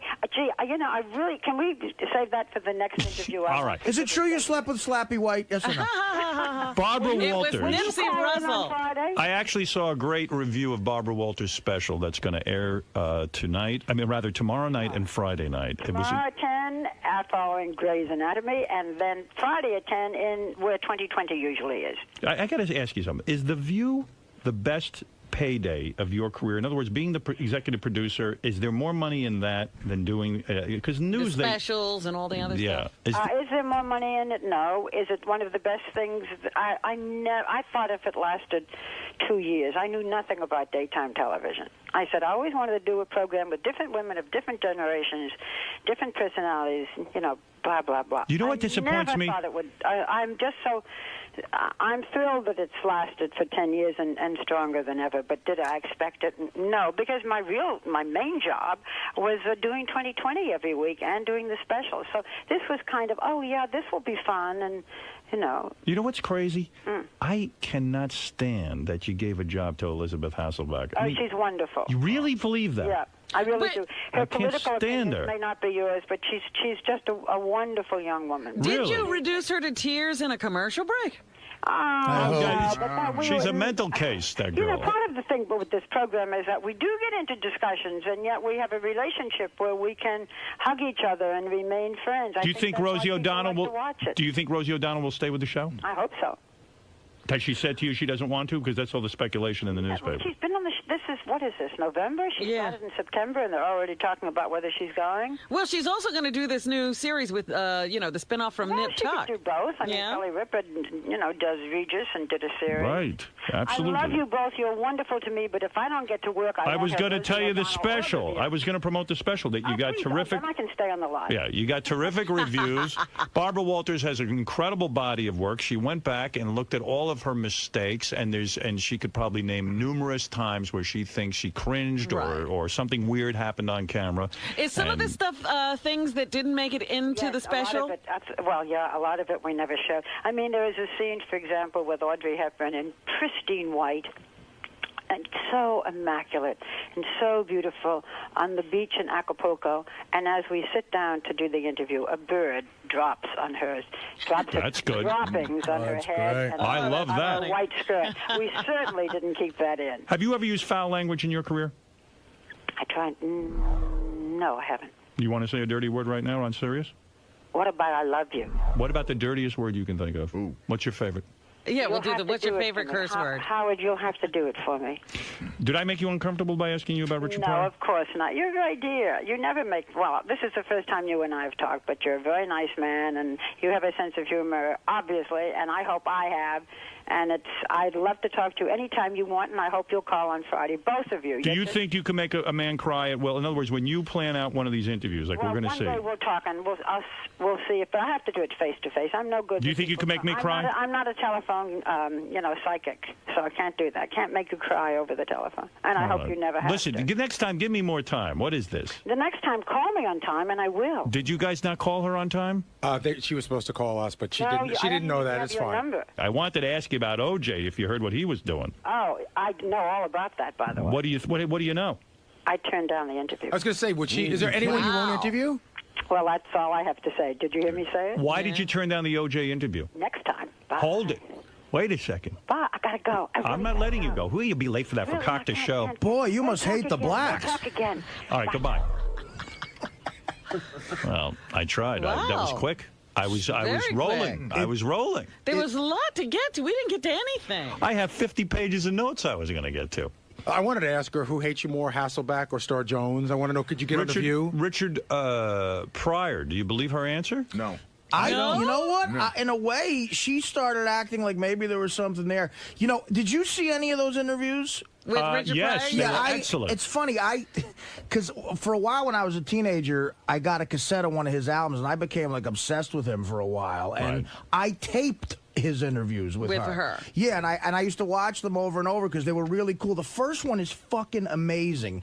He's so insanely honest. They're sitting on a couch there and somewhere in his house in L.A., and she goes, "Do you do cocaine?" And he's like, "Yeah, I do cocaine. I get together with my friends and do cocaine every once in a while. I don't have a problem with it, but fuck, I like to celebrate, and I do cocaine." And she goes, "Have you ever done drugs intravenously?" And he sort of makes fun of her. He goes, "Yes, I do." He does the white voice. He goes, "I do drugs intravenously."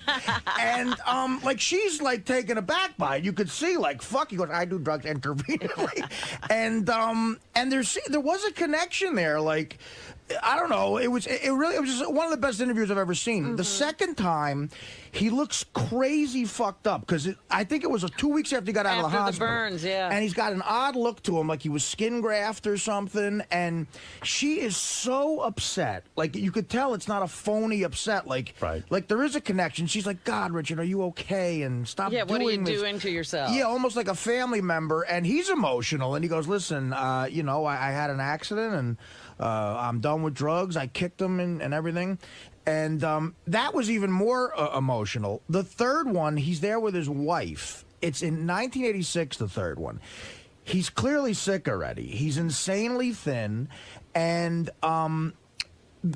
he says to Barbara, "Look, I lied to you. I tried to kill myself." And she almost starts to cry. Wow. And he's like, "Yeah, but and it's funny because the time frame makes sense with another story we got that when Belushi died, Paul Mooney said Pryor was clean at that point in '82, and at that point, he said, I've been clean for 4 full years, from the beginning of 82 till now. He goes, I haven't touched any booze, no whiskey, nothing.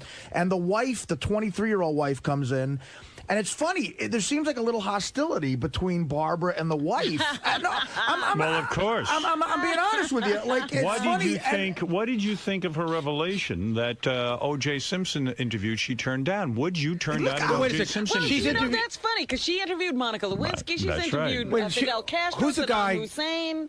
She interviewed Hussein. She's interviewed really bad people. Yeah. I think back then is when maybe she still felt she needed to become this iconic thing, and that's how you do it. Now I think she has that status, and she's older, and maybe Maybe it's not as important. Yeah, it's not as important. Why do it? But I always thought she chased the big interview. But I can't wait to listen. Maybe it's because it's not true. You know, like he's saying it as if it, if it did happen, as opposed to just giving the real interview. I would love to just do an hour interview with her. I could get so much. I would love to see you interview her. Just the two of us, That'd be one-on-one, I would love to do. But check out Sirius. Why wouldn't you do that for ABC? Don't you still have that? Is that off the table? Or I don't think it's off the table. It's still on the table, but why not? She'd have to agree to it. Yeah, but have you ever asked her? No.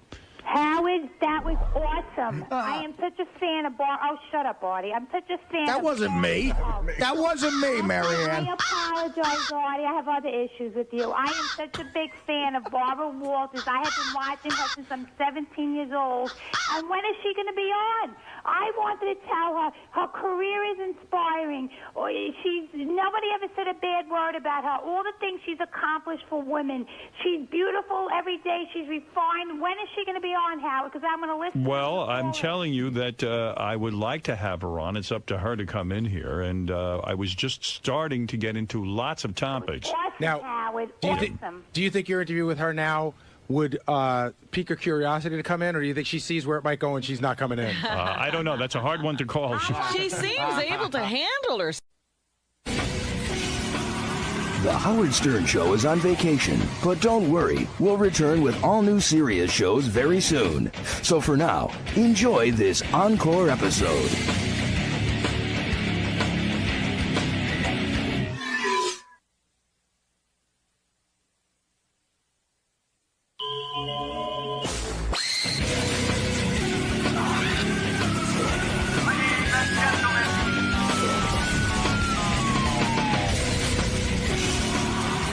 I got to tell you another thing, too. Yesterday, I had a meeting with our television guys, Howard TV guys, and I was very disappointed in the way I appeared on the Robin Boat segment.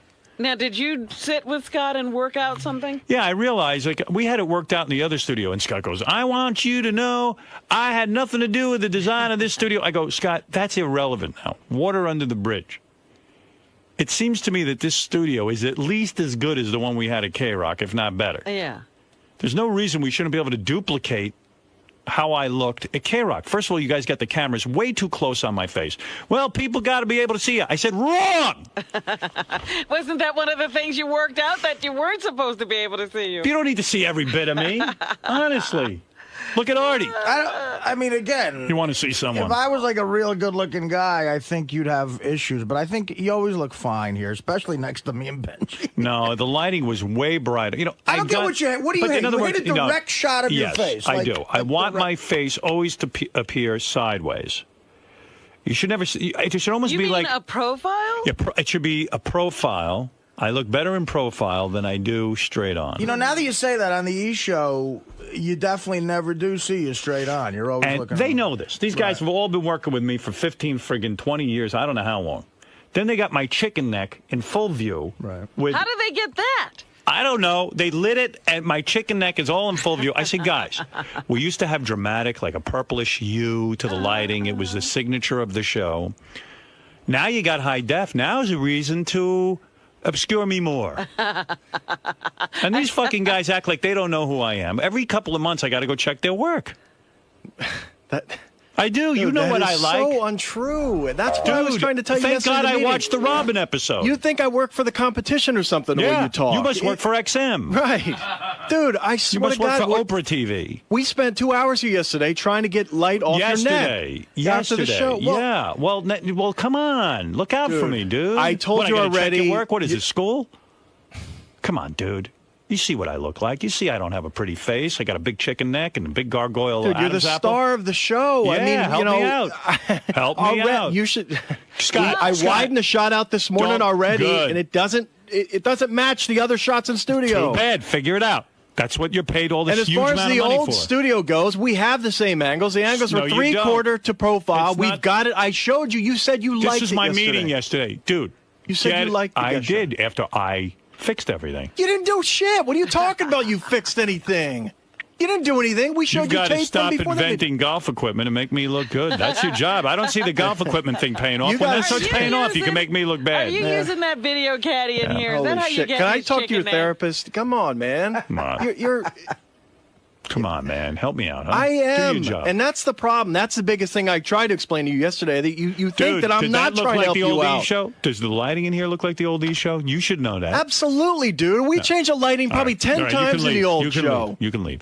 We have you way down low. You're dark as crap. You're blended in with the background, but I don't care. You don't care. That's Of course. exactly right. You Of don't course. care. Of course you don't That's not care. the thing to say. I do absolutely care. Jesus You just Christ, said I've you don't lost care. my fucking life over this show. You lost and all your the time life. He lose. What did you lose? You lost your hair, not your I don't life. mean life, but I spent a lot of Get time outta on here. this Get shit. out of here. You're insane. Yeah. Get the best job in show business. My Yeah, life. What yeah. life? Come on. My life waking up at 4 in the morning. every morning. Really, man. Help me out, huh, bro? All right, no All right. problem. I'll go back and now I'll help you out. Yeah, help Starting me now. out. Starting right If now. you don't have the ability to see what I'm talking about, And I do. Robin Rodzinski knew how I like to be shot. She did. Dude, you really And- you don't and know Doug anything. Goodstein should know. What decisions did Robin Drodzinski ever make about how you looked? Come Well, on. she was the executive producer, and I liked the way I looked. Yeah, but I was doing the damn work. But she was- didn't decide No, any of that but you're stuff. the guy doing the work where I look bad. She would comment. She wasn't here. Dude, there were plenty of times you thought you looked bad in the old place, and we fixed it. Well, fix it again. And I do, and I did, and it's. She kept you in line somehow. Yeah, Maybe all you're right. jealous of me, and you have to make me look bad. Is it a All right. plot? Yeah. Is this what all the directors who graduated Glassboro State are about? You know that Take some school pride in changed your work. its name. Glassboro State changed its name? They changed their name because of Scott? Yeah, they did. Yeah. They're running from him. I bet if I was George W. Bush, he'd make me look good on Oh, camera. yeah. Yeah. You're as delusional about me as you are about the Bush It'd administration. certainly make more sense. You still back in the Iraq War? You think it was a good decision? Absolutely. You think it was the right move? Yes, I do. Okay. And so did everyone before we went there, dude. We went there for one fucking reason: weapons of mass destruction. Yeah, and there were none. We were And the lied whole to. world thought they were there. Yeah, but they weren't. Bush knew there They wasn't were. there. We stood. It was, dude. It's come not out all about already, you nuclear do. weapons. But It's when about you're lied to, of course we were all for it. dude. But wake up and smell the fucking coffee and get my picture right. See, that's what Yeah, happens let's when, not when talk you don't want to talk politics with politics. him. All right, fine. He's still for If them. I don't look good by Dude, next week, absolutely. you're getting you guys a are a bunch Richard. of revisionists. You If don't I wanna- don't look good by next week, you're getting a Richard Christie mushroom stamp right on your cheek. Ah, there you go. Yeah, he'll get the fist in his balls. Thank you. Scott, if it takes making me look uglier to fix it, I'm fine. I don't care what you do to Artie. I'll take a sacrifice. Whatever you have to do. Chrissy, you're on the air. Hello. Hi. Oh my gosh. First of all, I just have to tell you, I love you guys to death. I adore you. Thank you. And I want to know, is Scott blind? Scott, which Scott the one? engineer. Is he blind? You mean Scott DePace? DePace. Is probably the man, yeah. Yeah, I mean, Howard on TV, on demand, looks nothing like the show used to look on E! I know. This guy, he wants to say he's an expert. For someone not to see the difference, you would have to be insane. And I said to him, on E! It was so intimate, and the light was so great, and absolutely. it's not. Well, I worked many years on getting the lighting just right, and I just assumed that everyone was on the same page. It is the same crew. Right. There are people here who want to sabotage me and want to make me look bad on TV. Well, I don't think you can look bad. You always look Well, handsome, thank you. but- Shut up, lady. Listen, the lighting. She's right. And the don't li- say shut up the to my lighting fans. is not different on you. The lighting in the background. We actually have a set now. I want it the same. I don't want a set. I could care less. Make me look proper. I look like a monster. I look like Nosferatu. And also, the shot that we have on Fred, camera take off your one. mask. Now that's funny. All right, thank you. The shot that we have now is the same shot when you're looking at Robin. It's a three-quarter No, shot. I never and that's allowed what a it three-quarter was. Yes, shot. you did. Scott, you don't know what you're talking about. The woman's even, she's a fan. She knows. Look, She knows there's your shot right there. Yeah, better. And now, and too much neck. Get the light down. It's so much brighter. It's Look at Robin, though. And That's not the shot. that the shot? Because you're not looking where you should be. If you're looking at Robin, that is the shot. I don't care. Move, change, get cameras, do something. I'm looking at Robin. I see Robin. Yeah. What the fuck you think I'm doing? I see her right there. And normally, if you're looking over here, This is I'd all use neck camera. and Adam's apple. I'd use camera 4. Look at this, Robin. Watch. I'm going to do a dance with my Adam's apple. Put camera 4 in the monitor, guys. No, get out of here, Scott. I got to take you off this. Where's Doug Goodstein? What about a turtleneck? I think your Xbox is leaking toxic waste and making you blind. That's what I think. It's causing your hair to fall out, and you're not looking at me properly. Now, make me look handsome. I didn't say it was easy. Just do it. Howard. Yeah, Doug, come on. Come on. What are you doing, Doug? You're killing me with this guy. Why are you making me deal with him? Scott? Yeah, why are you making me deal with him? Scott is the best man for this. You know it. I know it's fun to goof on him. But I always thought so. I've been here 12 years, me. dude. Even this woman, Chrissy, is saying we she could thinks bring I the look like lights. a gargoyle. Should we just bring the lights down? Yeah, Make it black. Make it black. Okay, make it black. Yeah, I don't want to be seen anymore. Did you see that side shot? Scott's lighting the set. That shot is not a shot I would use, Howard. When you look at Robin, I would use it. Watch the old E shows, So and he that's can't what I look want. over there? Move me back the to the monitor is K-Rock over there. I Studios. can't move them. If the monitor was in front of you, then Hey, then Scott, you'd like why don't it. we get lift up your arms? You see giant sweat marks under there? Look, lift them up. Look at what's going You on make under me there. fucking sweat. All right. Look at that arm. Look at that arm. Lift up that arm. What? God, so you That's how guys you don't know he's sweat? pissed. No. What's wrong with you guys? Where's that sweat mark? Dude, What are you sweating about? Dude, I sweat like you. Yeah, these guys, he's a girl. But I'm a girl. I'm disgusting fat and hairy. Fuck more girls than you asshole. No, you didn't. Yeah, I bet you I have. No, you haven't. Oh, he's got stories. He fucked everyone, according to Yeah, him. he fucked everyone. What's your He's fucking me. What's your number, DePace? Longer track I am the record than girl. Howard. No, I don't He's know. right. DePace, what's your number? I don't know. I bet it would be in I've fucked 20,000 women. What do you think of that? mid-30s to 40, maybe. something Wow, like that's that. not bad. Wow. Well, you How many hookers? had more than I. How much did you pay? Women? Never once. High five. Who's had hotter chicks? That's an All interesting. right, well. Anybody can put up numbers. 30 or 40. When was he getting these women? I think. Oh, please don't believe God, it. it could- I swear to think- God. Yeah, pigs. When you had hair, College, plenty. In L.A., when I lived there, plenty. I know a lot of guys who you wouldn't consider winners. Not that you're not a winner, but who have fucked like who would fucked make you think who that? fucked 100 Listen, chicks I don't because they care have no how many. standards. I don't care how many women he's fucked. I don't care how many agree. women I do. Doug Goodstein's fucked. I care about my camera looking halfway decent, and it can be done. We did it over at K-Rock. You can do it You here. said yesterday you liked the angle that we had for your guest interview, Yeah, okay? all right. Just come on. And Doug, ever since you got that operation on your eyes with those Stop bug eyes, that. I don't think you could see. No, I think he wants to I can see too see. much. I've got a blind executive producer. I don't have bug eyes. Let's put that to bed. I'm dying to hear Jason's feedback. Yeah, me too. Mr. Know Nothing. Doug Goodstein says to me, bring me in when Barat's here. He goes, because he'll never guess I'm Jewish. I don't didn't look say that Jewish. at all. Yeah, I said, are you kidding? You're as Jewy as they come. Please. Get out of here. I don't look Jewish. I never get taken for a Jew. I knew you were a Jew the second I spotted Do you you. wear that as a badge Look, I don't of even have honor? a look. I have no nose. You got horns I don't on have a your big head. nose. You see my nose? Look at that. What is There's it, no Jason? bone. You can see your claws. The problem with Scott is that he really doesn't know what he's doing when it comes to directing a television show. What? Jason, shut the fuck up. Good thing I'm here. And you know what, dude? You know who teaches I'm not him gonna how to take use this his camera? piece of fat. He piece of has shit. no experience Shut- directing a You television know what? show I'll before take this. it from Howard, not from you. You He got fuckers. no lessons on how to direct the show. You're He a never directed douchebag. anything before this. And he probably got that camera shot at K-Rock lucky. You probably just fell upon No, I it, and had now to you don't work know how to on it. recreate Jason, you're so disinteresting. Get out of here, you fucker. it. Dude, don't out get of upset with me because you can't do your job, man. so We've been here for disinteresting. 9 months. You can't get it right. here. Dude. You got to get it right. You're gonna let him do that to me? I'll take it from you. You're gonna let him say that? What, now I censor him? Cut off his mic. Cut off his mic. How long have you felt this way, Jason? Who teaches? Wait. Who teaches Jason? Who teaches you how to take pictures? Who taught You you? teach me how to take pictures? Who's teaching? Who's No, teaching you? Scott's a good guy and he's knowledgeable Oh, about certain thank things. But you. I mean, Thanks. look, you can't get the Direct camera the show. shot right. Go direct the show. What can you do? What's your Type? problem, man? What can you You know do? how to Type? do it. You know You're a everything. typer. That's all I'm a you better do. typer than you're a director. Well, good. I'll take a class for an hour and I'll be as good as you. you. You The want- fuck is Go that? for it, dude. You're a Want typer, Jason dude. to direct a program to show you how? Scott got his job when like someone got sick and he was like the janitor and filled in or something like that. No, that's the camera guy for Who makes more money, me or you? Maybe that might What be a an little bit of a injustice proof. that is too. What am I doing? Why am I arguing with you? I hate Scott, you. Scott, you do a very good job. Oh, Jason oh. hates Scott. Now he's pissed. Clearly, he must hate him. Did he just quit? Who put you up to that? You know, I didn't know you. That's Who made you irreparable do that? damage. No, right no there. one made me do it. I didn't know you were going to be that hard. I don't know you get under Scott's skin so easily. Scott's a good director. No, he's a good guy. I just want him to get the shot. And Doug, everyone back there has to work on making me look handsome, and that's the We job. will. That's the job description. And I know it's not easy. I see what I look like. Well, yeah, you Yeah. the You don't have template to is point tough. out my problems. That's not your job. Just hide them.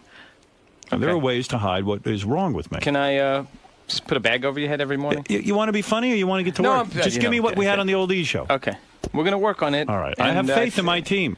You should. I do. I have faith in Scott. We'll get there. All I right, think thank we're you. getting very close. Good. All right. God bless you. Yeah. Did they have it yesterday? When you I don't know. You know what? I'm so tired. I just said, it looks better to go me. along with it. Well, what is it, Ralphie? Do you know? Can you shed some light on this? Here's the toxic that we were missing. Yeah, I can. Your shot in the old E show, I was involved with your lighting and your shot, and Thank you. Scott sort of refuses to involve me here, so that might be something. Would I you could do be me? wrong.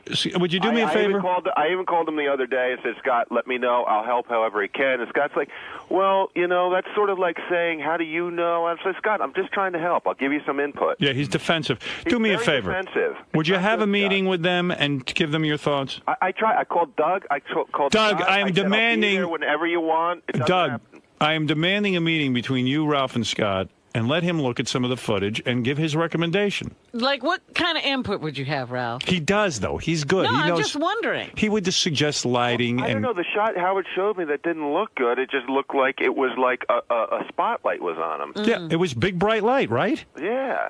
And they're light. And Scott's talking about lighting a set. Who gives a fuck about the set? Light you. Yeah. I don't give a fuck about the set. Well, that's what he's doing. He's lit the There could be set because I fucking noticed pink it's wallpaper in the background. You don't care. You It's just nice and bright. it's awfully bright in here. Everyone in show business knows And light there's is an my angle, not too, my friend. And I explained to Scott when we do photo shoots. Why are you anti-Ralph being in on this? Dude, first of all, He's my guy. No problem. That's not the point. Ralph doesn't know what Take the the fuck he's ego talking out. about. He has Ego no out. idea. He said the other day, if Howard looks bright, bring his light down. That's one out of 25 things I could do to make you look darker. He doesn't understand. I understand. But what do you mean? You're an idiot, Ralph. Okay, well, see, that's the problem. You have that attitude. You know, you tell me, we had an hour and a half long phone conversation the other day. Everything was cool. I said, Ralph, let me try to deal with it, and we'll get you in there later in the week. He was going to Get come him in in. Thursday. That's what we were talking about. Why are you waiting till later in the week? If you had a meeting about this on Tuesday, why didn't you tell me to come in Tuesday? Ralph. Why do you want to do it on your own? Dude, who the hell are you? He's Why my am I guy. going to sit there? He's your guy. What's his title? He's a stylist. What do I need a title for, Scott? He Why comes. do Dude, well, why don't I have Jason back there and Will, and why don't I bring Gary in too? No, it's my job. He's got a good eye for this. You know I what? bring him to all my shoots when I do various shoots. He comes and he makes suggestions. He's good. He's got a good eye. He's I artistic. have an eye for this shit, Okay. Scott. I mean, I don't. What? All right, It's the same guy picking out your clothes that half the times look like shit too, right? Right, Ralph?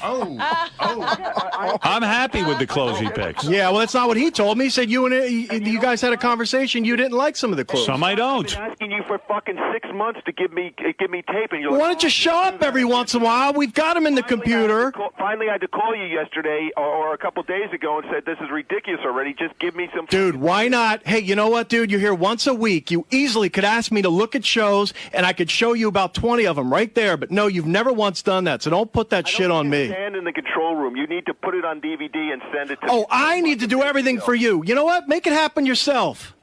All right, so I'll take over the control room, too. Yeah, go ahead. I'm sure you know what the hell you're doing in there. sure I I think you've would. been in a control room Scott, twice the in guy- your life. Guy just wants to help. Sweaty pits. Wants to help you. Yeah.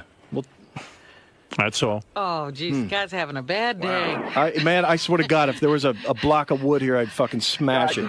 Bring in a block of wood. Bring in a block of wood. And that's that's your problem. If Jason has a suggestion, you should Shut the fuck up, Jason. I'm not going to take a suggestion from Jason. I'm not. Why? What's I'm wrong not. with Jason? Because Jason doesn't know what the hell he's talking Jason's about. a very hard worker. Why don't we just get called? Take some calls. Maybe I'll take some I didn't ask for suggestions Jason. from them. Jason didn't offer a suggestion. Ralph did, and Ralph has a track record of working on the E! Show. He's an employee. Fine. Of them. So we'll get him in, and he can fix it. All right, good. All right, now good, you're 'cause talking. Then I can be on the golf course more. Well, maybe that's the problem. Yeah, maybe that's the problem. I haven't put enough time here. Yeah, I'm sure. Oh, it is the problem. It is not the problem. You just said it's the problem that you're I on the said golf maybe course that too is. much. If that's the problem, let's straighten that out. All right. You got to dump either the Xbox or the golfing. Man. Dude, shut up with the Xbox. It's a joke that's went on too long. I play the thing once every 3 months. Sure. With the headset? I haven't done that in a year. Thank you, Ralph. Take camera 4. Oh, my goodness. Poor Scott's going to commit suicide. No, he's fine. He's just That's too much of a beat down for him. He can't take it. I'm going to make Ralph his boss. You just told him that everybody can tell him how to do his job. No, just Ralph does have some sort of take on No, it. you even telling him Jason should sit. Well, Jason could help. Jason watches a lot of TV. Look at his physique. When Ralph is sick, Jason will take over.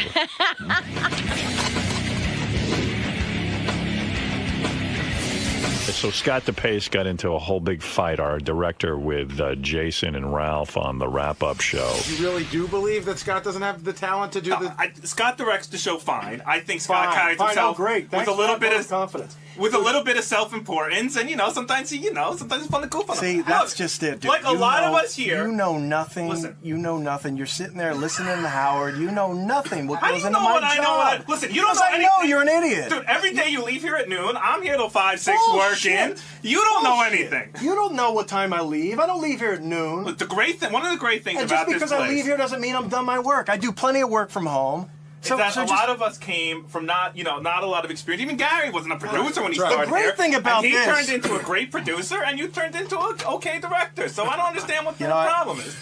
I swear to God, guys, I can't do this. I'm done. I gotta. Really? I got real work to do. No, I got you. I'm about.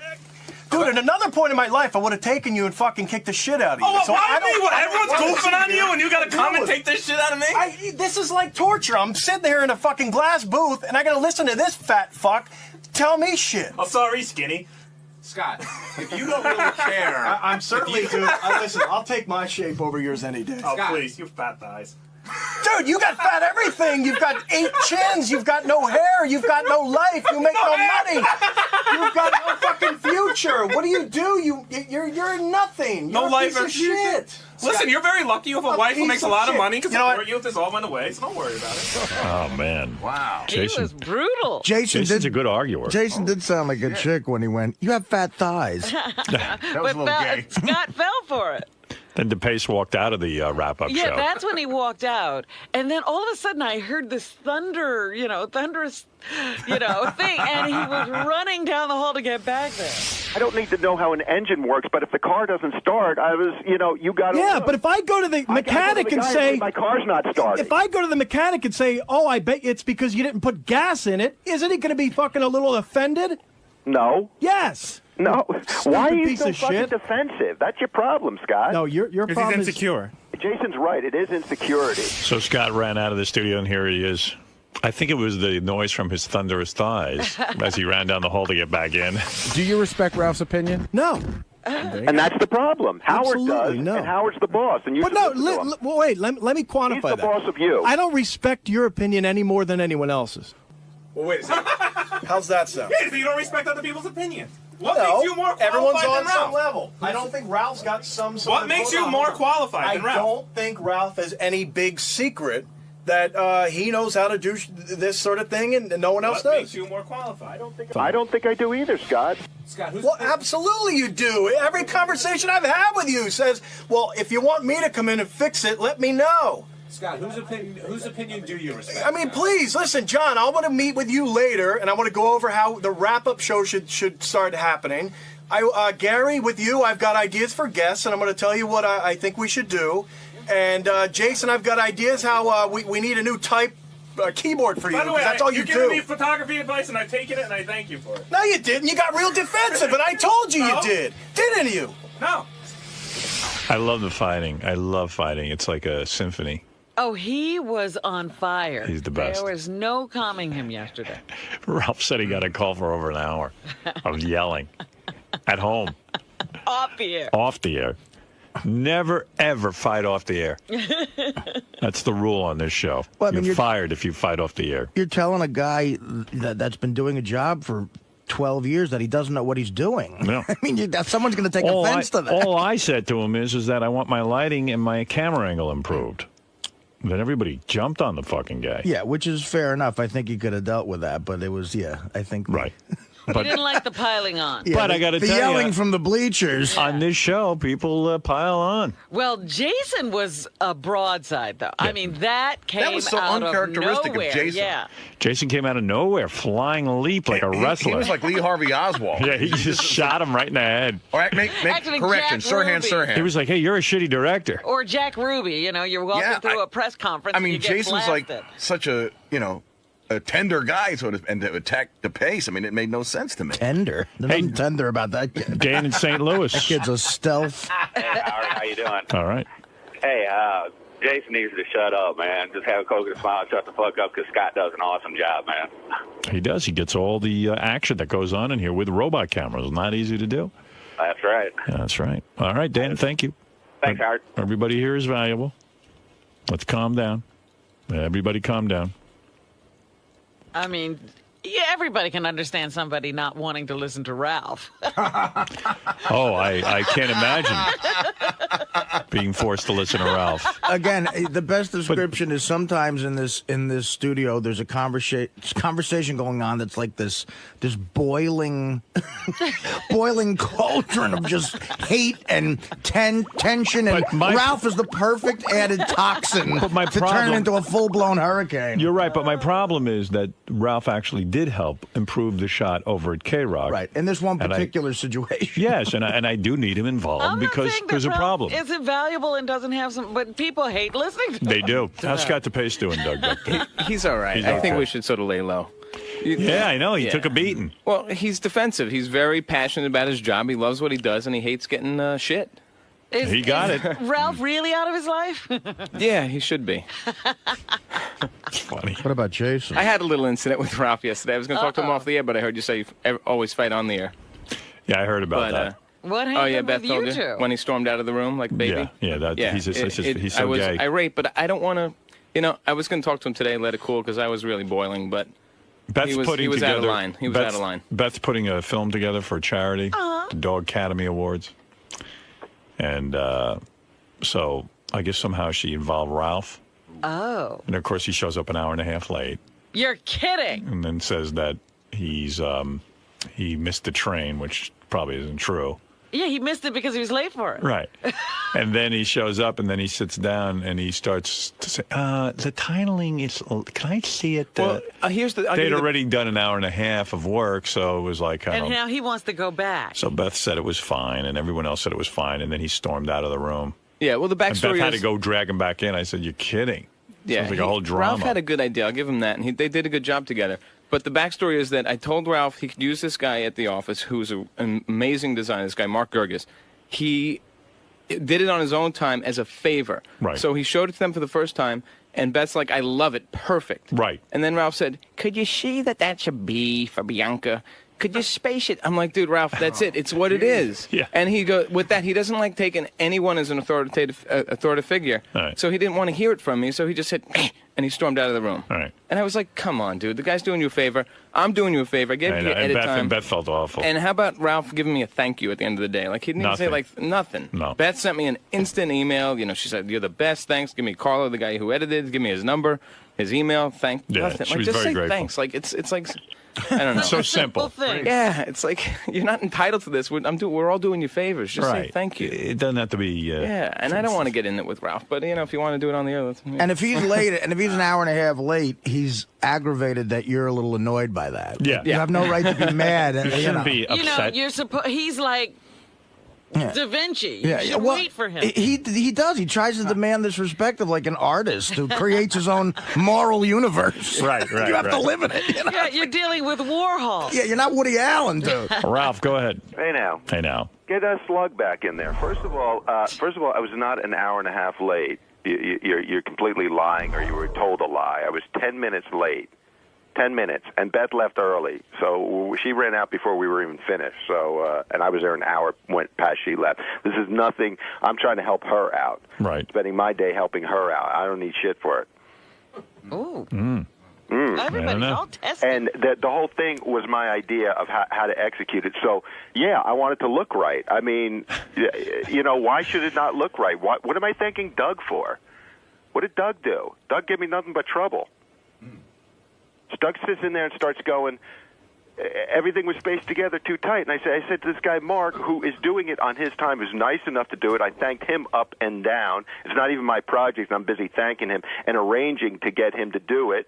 And he's happy to do it. I said, hey, could you just open it up a little bit because everything was just too tight. And Doug's like standing there back. He's doing nothing except it's we're going, in that dopey voice with those fucking bug eyes. Yeah. Ralph, you're the biggest piece of garbage on earth. That takes time.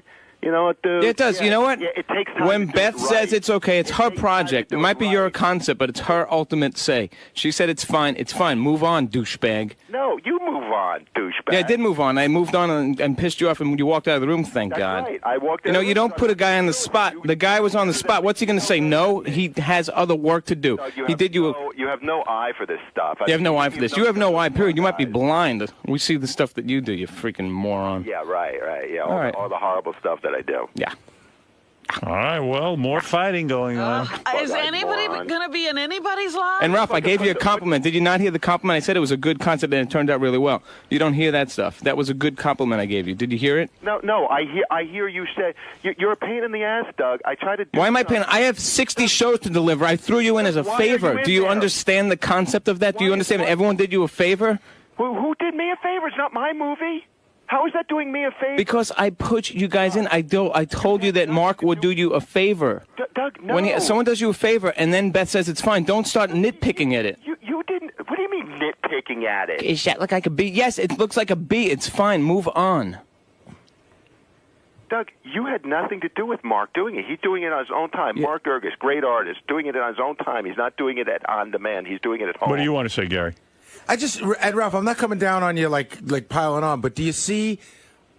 It's not about what your talent, right? Nobody's jumping on your talent, but do you see that there's a pattern of an inability to work with people, and that sometimes you have to. Absolutely. When I was 3 yeyears old, on the report card, it said does not work well with others. Ralph, it's not. I got to tell you guys, this is it. No more Mr. Nice Guy. I'm sick of this. When were you nice?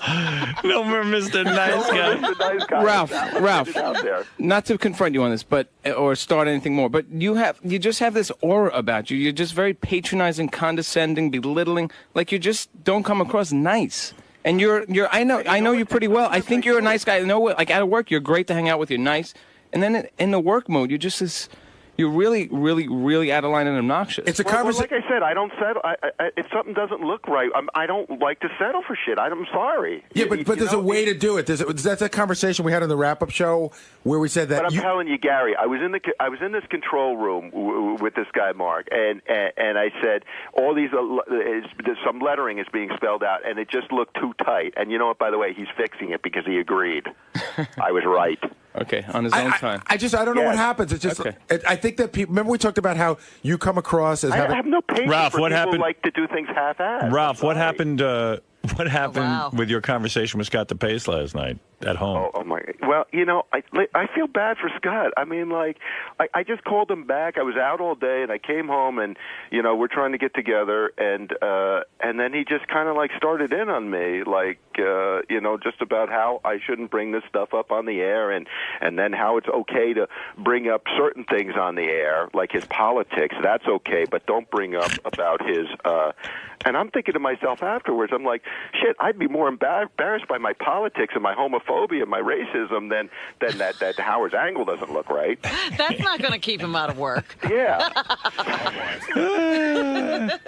Dude, I can't take any more of you. Just shut the fuck up. It's a tag team Ralph argument. Look, dude. Doug left and Scott came in. Doug said it. And then Gary tagged Doug. Scott tagged Doug. I'm in. Ralph, really, dude. Doug said it. A nice guy. Doug said it perfect. You just have no way of talking to people. You know, you sit there and you roll your eyes all the time, and you're. That's right. You know what? Fuck it. I don't care. Good. All right. So then let's work as little together as we can. I've been trying. That's what I told you. I told you last night. I'm tired of trying to help you guys with stuff. But why don't you take a clue from this whole thing that everyone's got a problem with working with you and try to fix that? Start with that. Forget Howard's camera angle for 2 minutes. Work on that. Go see a therapist. I tried to help you just 2 weeks ago. We're doing something. I put him something. in therapy. He bowed out. Just 2 weeks ago, we're doing something. We're doing something. He couldn't pay the guy. Well, he can't work with people. How's he going to afford it? The guy threw me right out of there. Hey, he couldn't work with Ralph, the therapist. Look, I can afford it, and I'm not going. Right. Just 2 weeks ago, we're working on this 1 cent preview thing, and there was a shot of Howard up there, and I turned to Ralph, knowing he's a stylist, and said, "Do you like Howard's hair like that?" He turned to me like I had just bothered him. He rolled his eyes and was like, "Oh," and I said, "Geez, I'm sorry," and he goes, "Oh, it's fine." And it's like, dude, there's another way to put that point across. You could have just said, "Yeah, that's fine." I'll be completely honest with you. My memory of that was like, I looked at his hair and I was like, well, yeah, I guess it's fine. You know, I didn't have that attitude. You got a whole thing conjured up in your head about what I just. That's the point. You don't even know that you do these things. Right. Well, yeah. I mean, that's me. I don't think it's going to fucking change. I've tried. Well. Okay, so you'll always be a dick. Fine. I can keep my mouth so you'll always be a about dick, and at some point, when Howard drops you loose, you'll be unemployed. Yeah, well. That's basically what it'll be. You'll have to find a job where you work more than 1 hour a day. You'll have to work 8 hours a day. Right. No. And you'll have to try to make, and possibly you might. I've got enough money. I can retire probably about a year. Yeah. I'm fine. Don't worry about me. All right. Well, good then. I don't worry about you having a job past this job. You're all fucking worried about like that. That's not what I was saying. The community's not going to want to hire you because you can't get Howard's fucking lighting and camera right. Oh man. It's really tough. You know, I'm not having this conversation again. Yeah, I that was my whole day yesterday. Yeah, Columbia Pictures won't be calling. See, that's how little you know. That's how little you know. Columbia Pictures. I'm in television. I'm a television director. I do not have any TV division. Columbia. Yeah, well. Oh, that's it's what still, Ralph meant. They don't have a live television division. Yeah. All right. I'm not interested in doing films. You piece of shit. Does Pam? Clearly, you don't have the talent for that. Oh my God! Oh, I'm sure you do. That film would fucking take 20 years and never get completed. Absolutely, it would. You see how good my film festival entry was, and I thank you for your help on that. You were very helpful. You really. And what a pain in the ass you were, dude. Even my wife, we were trying to have a family day. And I spent about 6 hours on that crap because he didn't like, just exactly like Doug was saying, the B doesn't quite look right, or the roll's a little too fast. And I fixed it and took all that time. I didn't thank you up and down for that? Up and down? You said, whatever. You thanked me, but you still were a pain in the ass. Oh, okay. So what? So I can't get it right? Like, okay, Scott, just make me some fucking titles. You can't get it right when someone's doing you a favor. You don't have any idea that that wasn't my job. I was trying to help you out. Scott, you're not doing me a favor if you don't do it right or the way I want it. Holy fuck. Did you just hear that? Well, then I'm not going to do it next time for you. Okay. Dude, it was my Sunday. I'm trying to relax with my family. You couldn't find a graphic artist to do your film festival thing, so I said, yeah, I'll do it. I don't need you. And then you weren't happy with version 1. You needed some changes. Anymore. You work too slow. You should have done it quicker. It wouldn't have. All right, so now you're into Jason mode. Okay, I get it. I suffered through your inability. You know, I should have been able to tell you a couple things. You don't know what you're doing. You're not a graphics guy, so you were having. I never claimed to be. I just happen to know a lot of things. Last week I was trying to give Ralph some advice. Hey, maybe you might want to take a computer class and learn a little bit about Photoshop so you can at least express your ideas a little bit better. And he said, no, I'm not quite sure that's the direction I want to go in. So, well, what do you want to do? And he said, oh, maybe I'll become more in radio. I'm like, well, why don't you go take a sound editing class? Oh, no, I'm not sure. Dude, you're a worthless piece of shit. You want to live off of others, and that's it. Go accomplish something. How do I live off of others? Dude, a guy like myself wants to give a project and go. Others. You take your fucking wife's money. She probably makes more than you. Well, whatever. We've been living with that life for a long time, but that's fine. Right. She does great. I think I've heard enough of this. Scott, thank you. Next time you want Ralph to complete something, give it to him, and he's going to then turn it off to a professional and take all the credit, and it'll take forever to get done, and the professional will be ready to jump out a window. But that's how Ralph lives with. That's his work. His MO, you think? Yeah. Well, like I said, no more Mr. Nice Guy. Good. All right. Anybody want to tag out and bring in someone else? Scott, I know you're upset. Anybody out the door? I don't know how this thing mushroomed. I think you're a great director. I just it was between me and you trying to figure out the lighting and the. And really, Scott, do you hear the show? I mean, like, it's a goof. And, like, how can you get yourself all fucking worked up over it? Again, Ralph, I tried to explain this to you last night. Scott's practically crying, all right? Goof about me, about anything. Right. But when I have a career, I have a family, and I don't want to sit there and listen from two lowlifes.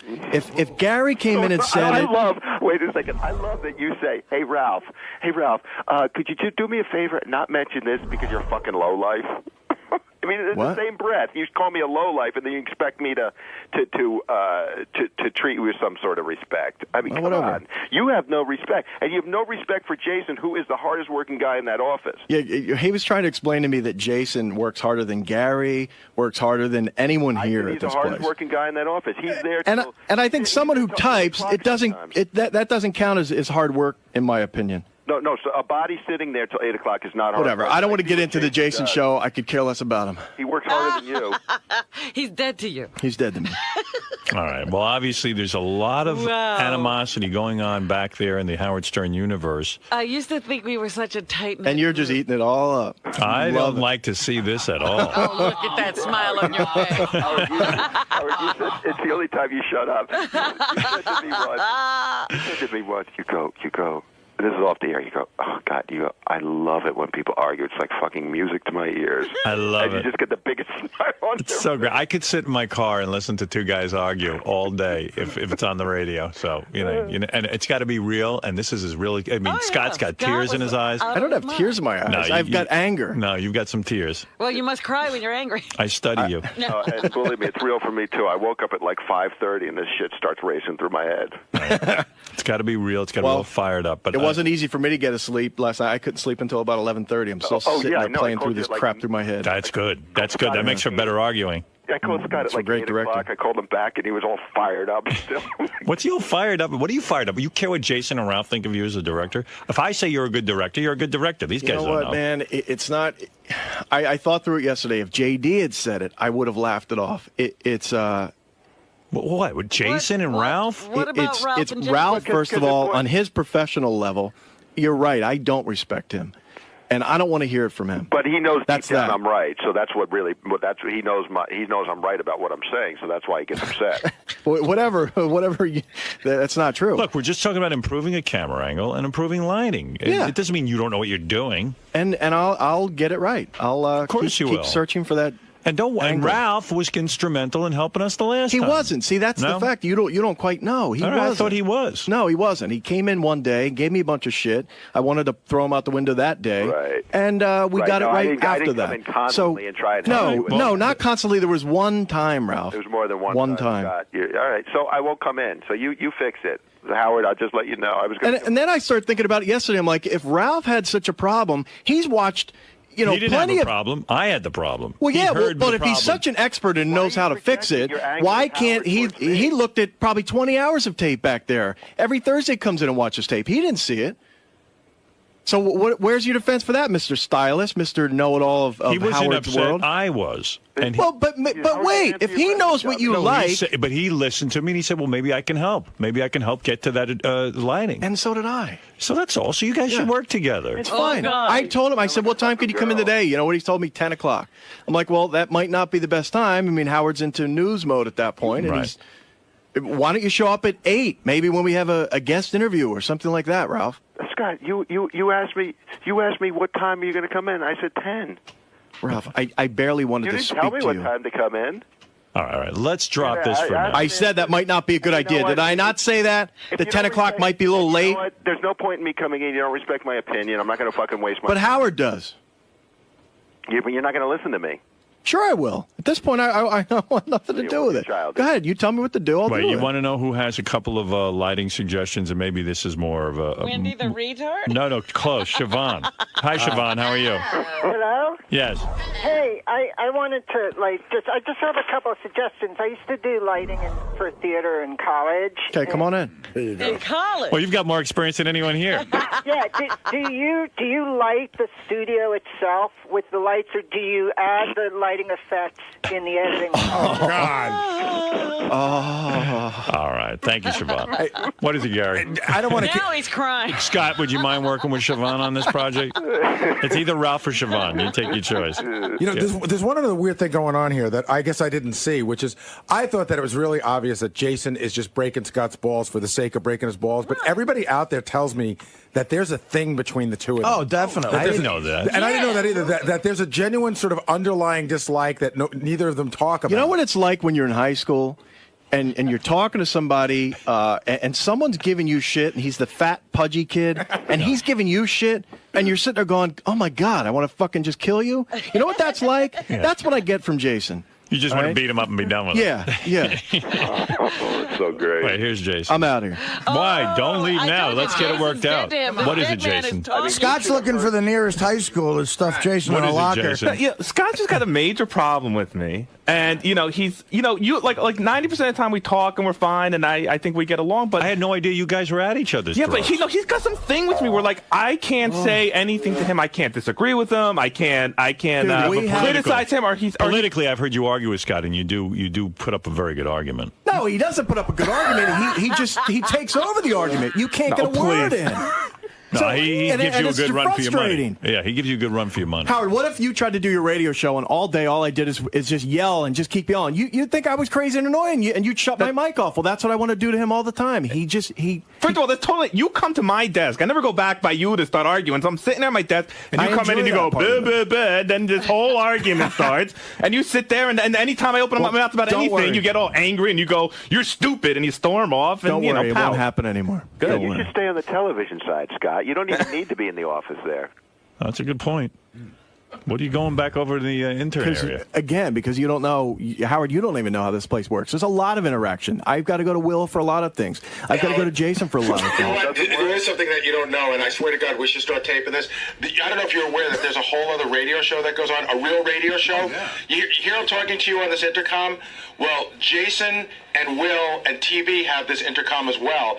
And while the show's going on, they're all yelling at each other, debating each other. It's the funniest fucking thing. By the way, almost all started by Scott. It's like we're sitting there, and all of a sudden I hear blaring out of this intercom, like, my God, see, Bush was right. It's not. That's not true. It is true. You know what? 9 times out of 10, we're giving them some information we want to pass to you for the show, and a lot of it helps out. That's true. But yeah, like one time, Scott started an argument in the office about politics or something, and it ends, and he leaves, and then an hour later, I got a call on my cell phone from his car. He's like, "I'm still angry about this," and he starts screaming. I mean, he's a maniac. Yeah, I got that call last Because I can't believe how stupid you are. Well, why are you arguing about politics with everyone? Why don't you keep your opinions and listen to Rush Limbaugh and Bill O'Reilly? I used to say at K-Rock, I remember going back there, and I would actually go, guys, no more politics. Yeah, I mean, it's a who cares? I can't listen, man. I mean, you guys. I disagree with you on everything politically anymore, and I have not come in here once. Well, so okay, don't just yell at me. You're yelling at Jason. You're busy fighting I'm with not. everyone. I Just- haven't been just direct. Forget about all that other shit, man. Okay. What are you busy with the politics? You're not going to elect It's to hard anything. for me. I'm sitting there, and you say something so asinine. what? I've got to Good. respond But don't to it. argue with him. I don't. And Come that's in okay. here. You liar. Bullshit, dude. How Dude, many you arguments come and in the argue past with me 2 all the months? time. In the past 2 months, do you not do? once. If I say something Not stupid, true. what do? You pick up and talk to Jason? Yes, that's what he does. You say that's something crazy. That's not true. Forget about it. So yell at me. right. Yell at the I'll come in TV and screen. yell at you. You don't have to come in. Yeah, Talk don't to the bother TV. Jason. He's trying to I work. do. Ask the guys in the man room. I yell at the TV screen all That's the time. okay. I That's yell good. right at you. Talk to the wall. Howard, you say one thing about politics and that intercom starts blaring. You got to all right, concentrate so on your job. I guess right now you're trying to push my buttons again because you know this is No, not that's true, dude. That's absolutely true. Ask anyone. That's Steve. That's Will. They all sit next to the intercom. They hear you. How many times have I done it in the past month? Not once. I have my headphones on. Will has to tap me on the shoulder so Scott's yelling about you on the intercom. All right, whatever, dude. I'll whatever. tell you, God. last night on the phone, Scott, I'm like, what did I do? Scott really does hate Jason. I mean, he just Yeah. spewed this venom about Jason to me on the phone, and I almost hung up on him because I really like Jason, and I just thought it was horrible. What was he saying? He's just the lowest piece of shit, lazy, fat bit. You know, every adjective you could. And I That's was pretty just like, accurate. Jesus, I said, Fuck you, man. Fuck you. But seriously. You know.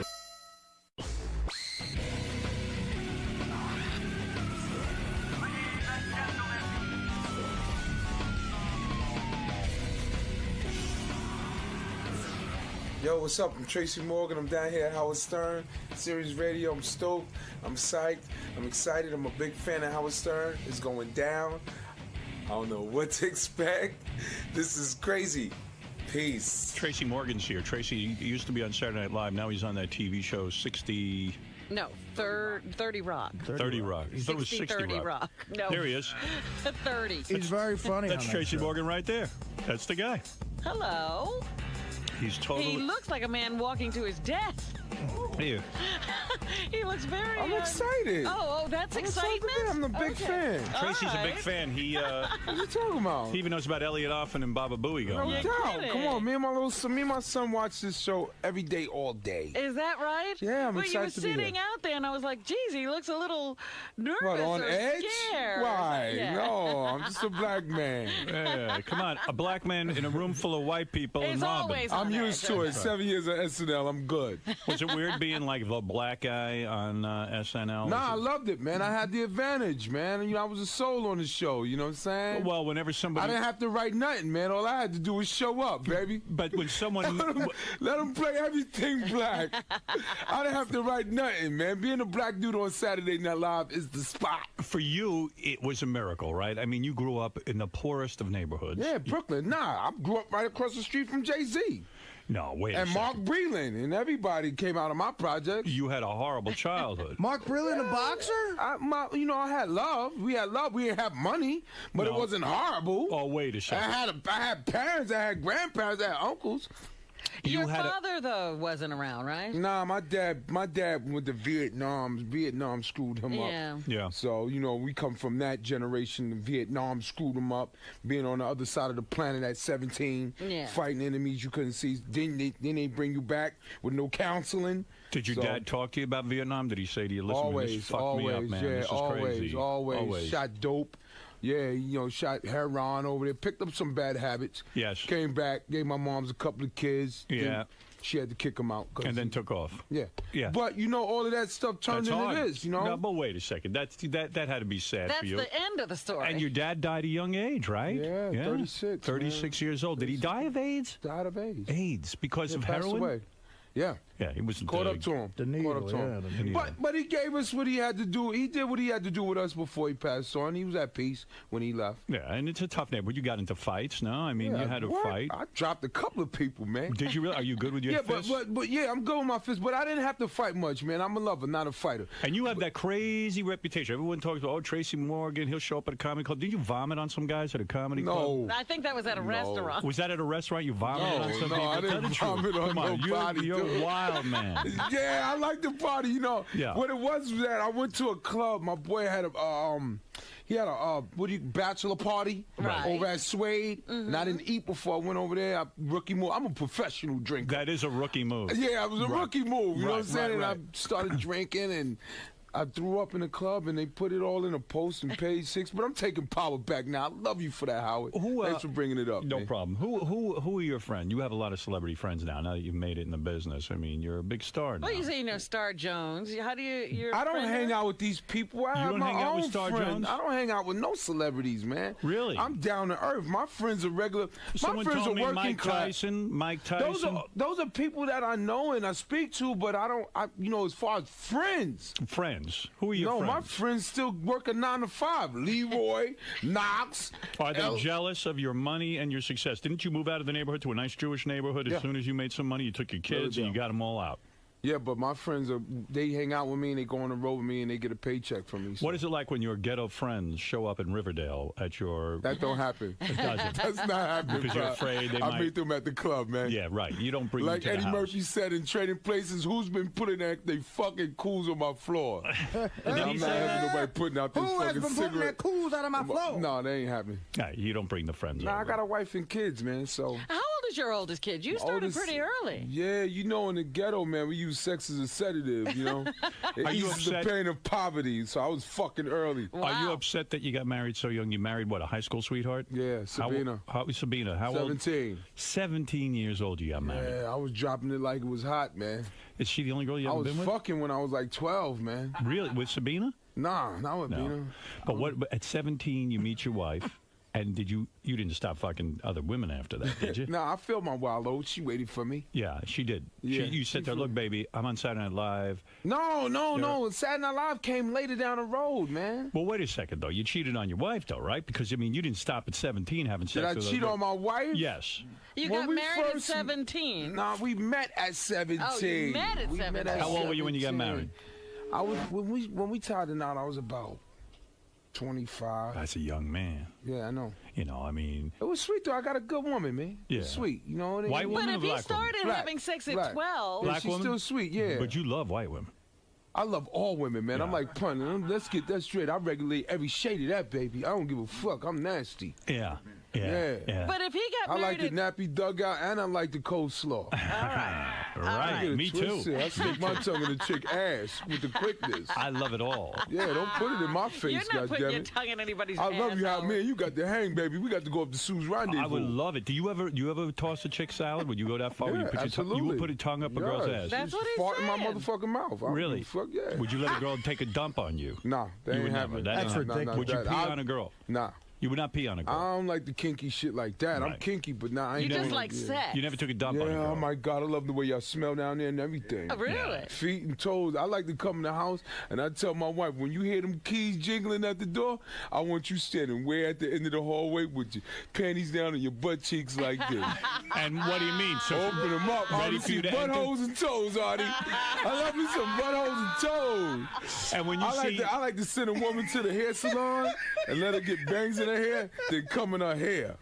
You like Come in that? her bangs. Come in her bangs. Ain't like nothing like sperm and bangs, baby. Are you saying I'm that? lightheaded from laughing. That was good. Will your wife answer the door, literally bent over with My her wife- panties yeah, pulled down, yeah. and you'll just come over and put your penis right inside of her? Right. You see her toes. That's my baby girl. What do you do to her feet? What do you like to I do? lick them, all of that, man. You But know- they got to be done. I know a Oh, brother. they got to be nice and pretty. I'm a I know. freak. I know another brother who loves feet. Who? King All Blacks. He loves feet. Yeah, That's his whole man. thing, I'm a man. bandit, man. I'm a bandit. I don't get that. Like you want to suck them and smell Yeah, them. come on, and- dude. That's Man. freaking toes. That's female feet. I wonder what that's Crazy? about. Did you ever like? Do you think that comes from your youth? Like Nah, it ain't got nothing to do with my youth. It come with me watching all that porn. porn. I'd love to see the woman when you got the legs up on the shoulders and the feet dangling. Yes, yeah, I like that too. Yeah, I do. I like that. Pretty Yeah, toes. I don't want nothing decrepit. But give me your history here. So you met this girl Sabina at 17. Yeah, Start old to have lady. kids with her and everything. But then you have a period of time that you stray from Sabina and you were able to have sex with other Yeah, I women. was young, man. Between 18, 19, 20, man. You know, I was out there doing my thing. You know, it wasn't Right. nothing crazy. I wasn't, fucking on my wife or nothing. But, females hollered at you. Yeah, I was a young guy. Right. What is You know? cheating? Cheating, let me see. How do I define cheating? It's not a blowjob, is it? Cheating. Is a blowjob cheating? Cheating is when I think cheating is when your heart goes to another person. Oh, then you can do anything. Oh, then you didn't do anything wrong. When your heart goes to somebody else. I agree with that. My heart was always home. I never got lost on the way to grandma's house. Right. You were always faithful in your mind. You loved her. I can't say I was always devoted, but I'm dedicated. I ain't never turned my back on my family. Is it hard to be a comedian who's cheating made to me is when you cheating to me is like when you like my father cheated on my mother, right? Because he chose heroin over her. Right. That's what I did. Heroin was his lady. Yeah, that's right.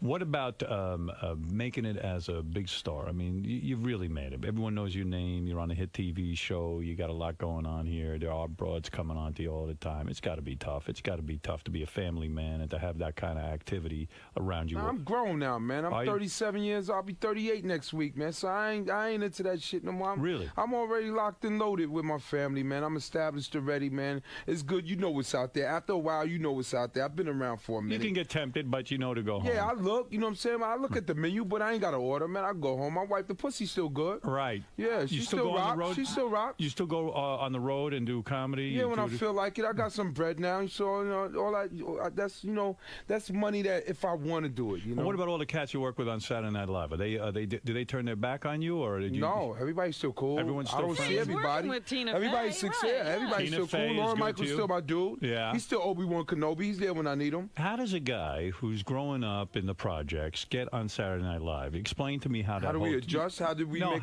how'd that happen? I mean, here you are. You were a comic. What even made you think you could go up on stage and be funny? How did you end up doing that? My balls, man. I'm I'm third generation entertainer. I've been funny my whole life, and then I have people around me. The same people around me now going, "Yo, you should do comedy."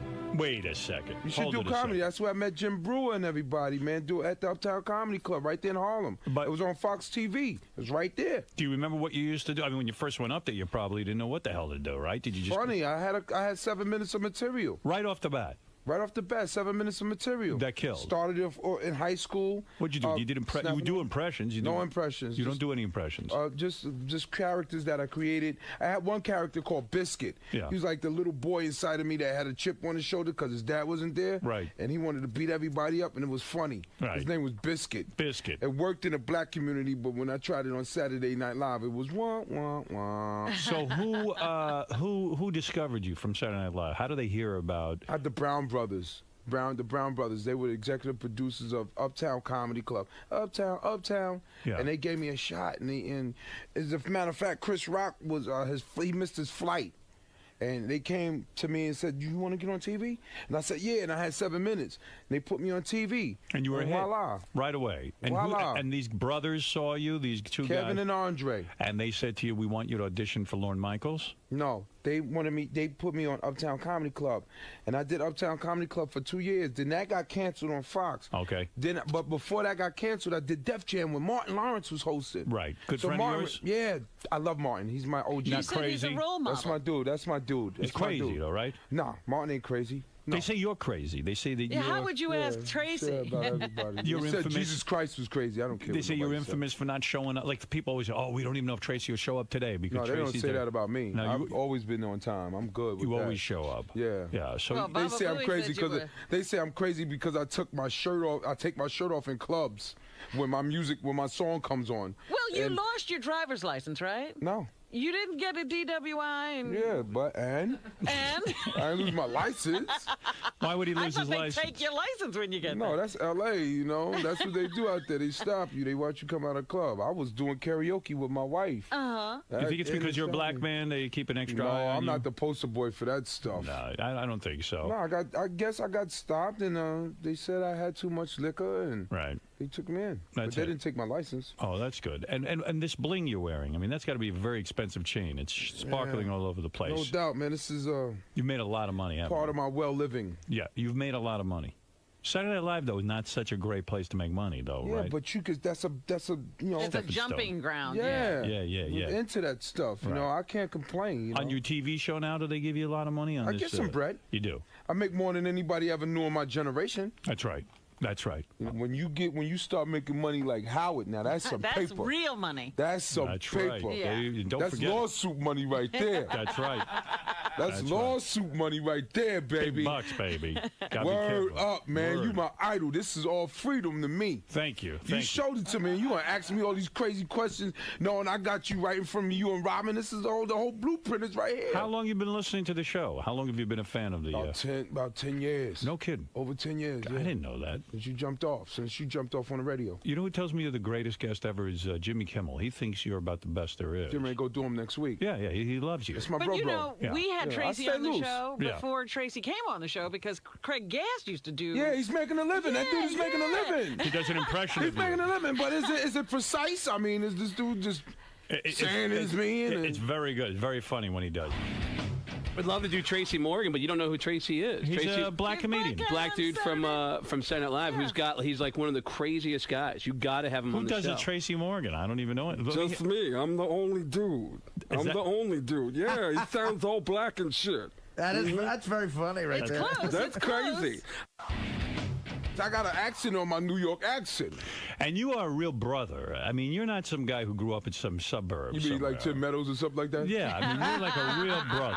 Yeah. Now, what about Eddie Murphy? Did he ever, he started on Saturday Night Live. He was the black guy on Saturday Night Live. Did he ever embrace you? Did he ever come to you and say, man, you're doing good? Yeah. Yeah, he did. I met Ed, you know? Yeah. I love Ed. Did he have you up to his house, Bubble Hill, the mansion? I hung out with Charlie up there, Charlie and Vern, the other brothers. But I met Eddie in L.A. You did. And how was he to you? What was that like? He was real cool, man. He was real friendly, man. He just said, keep doing what you're doing. You where you at because you're funny. Right. Bottom line. That was the advice he gave you. Bottom line, just stay funny. Right. Whatever you do not lose your sense of humor about nothing. And what is your you life make money, like you now? get a divorce. Keep your sense of humor. Yeah, he got a divorce, all right. Yeah. He's going through that now. Still funny too. And why would he go out and knock up one of the Spice Girls the second he gets divorced? He's back in the same boat again, isn't he?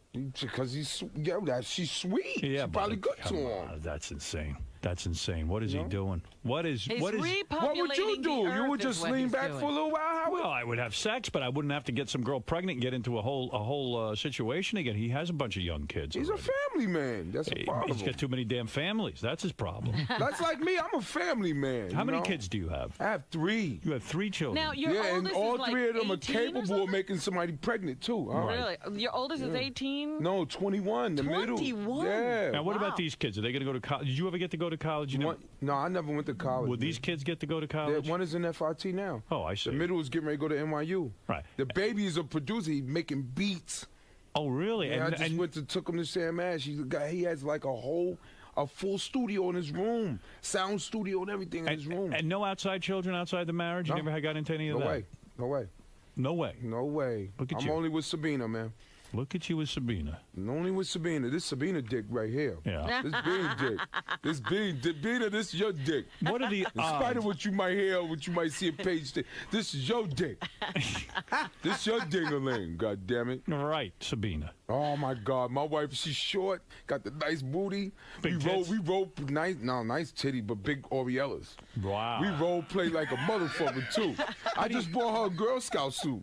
No kidding. Told her to go outside, knock on the door, and try to sell me some cookies. I'm gonna answer the door in my boxers. Is that true? My dick right on the side. Wow. Yeah, and we play rape sometimes. You Play do? rape? Now, Yeah, how we does play that go? rape. She go upstairs, she put on her little Victoria's Secret with no Right. panties, go Right. upstairs in the bathroom and act like she doing her hair. Right. Then I go put my criminal shit on. Yeah. What does that Ski entail? mask and everything, Oh. glove, flashlight. It starts off as a home invasion. Wow. And the kids, where are they during all They're in the this? bedroom sleep. And you My walk... oldest son is in the room beating his dick watching my porn.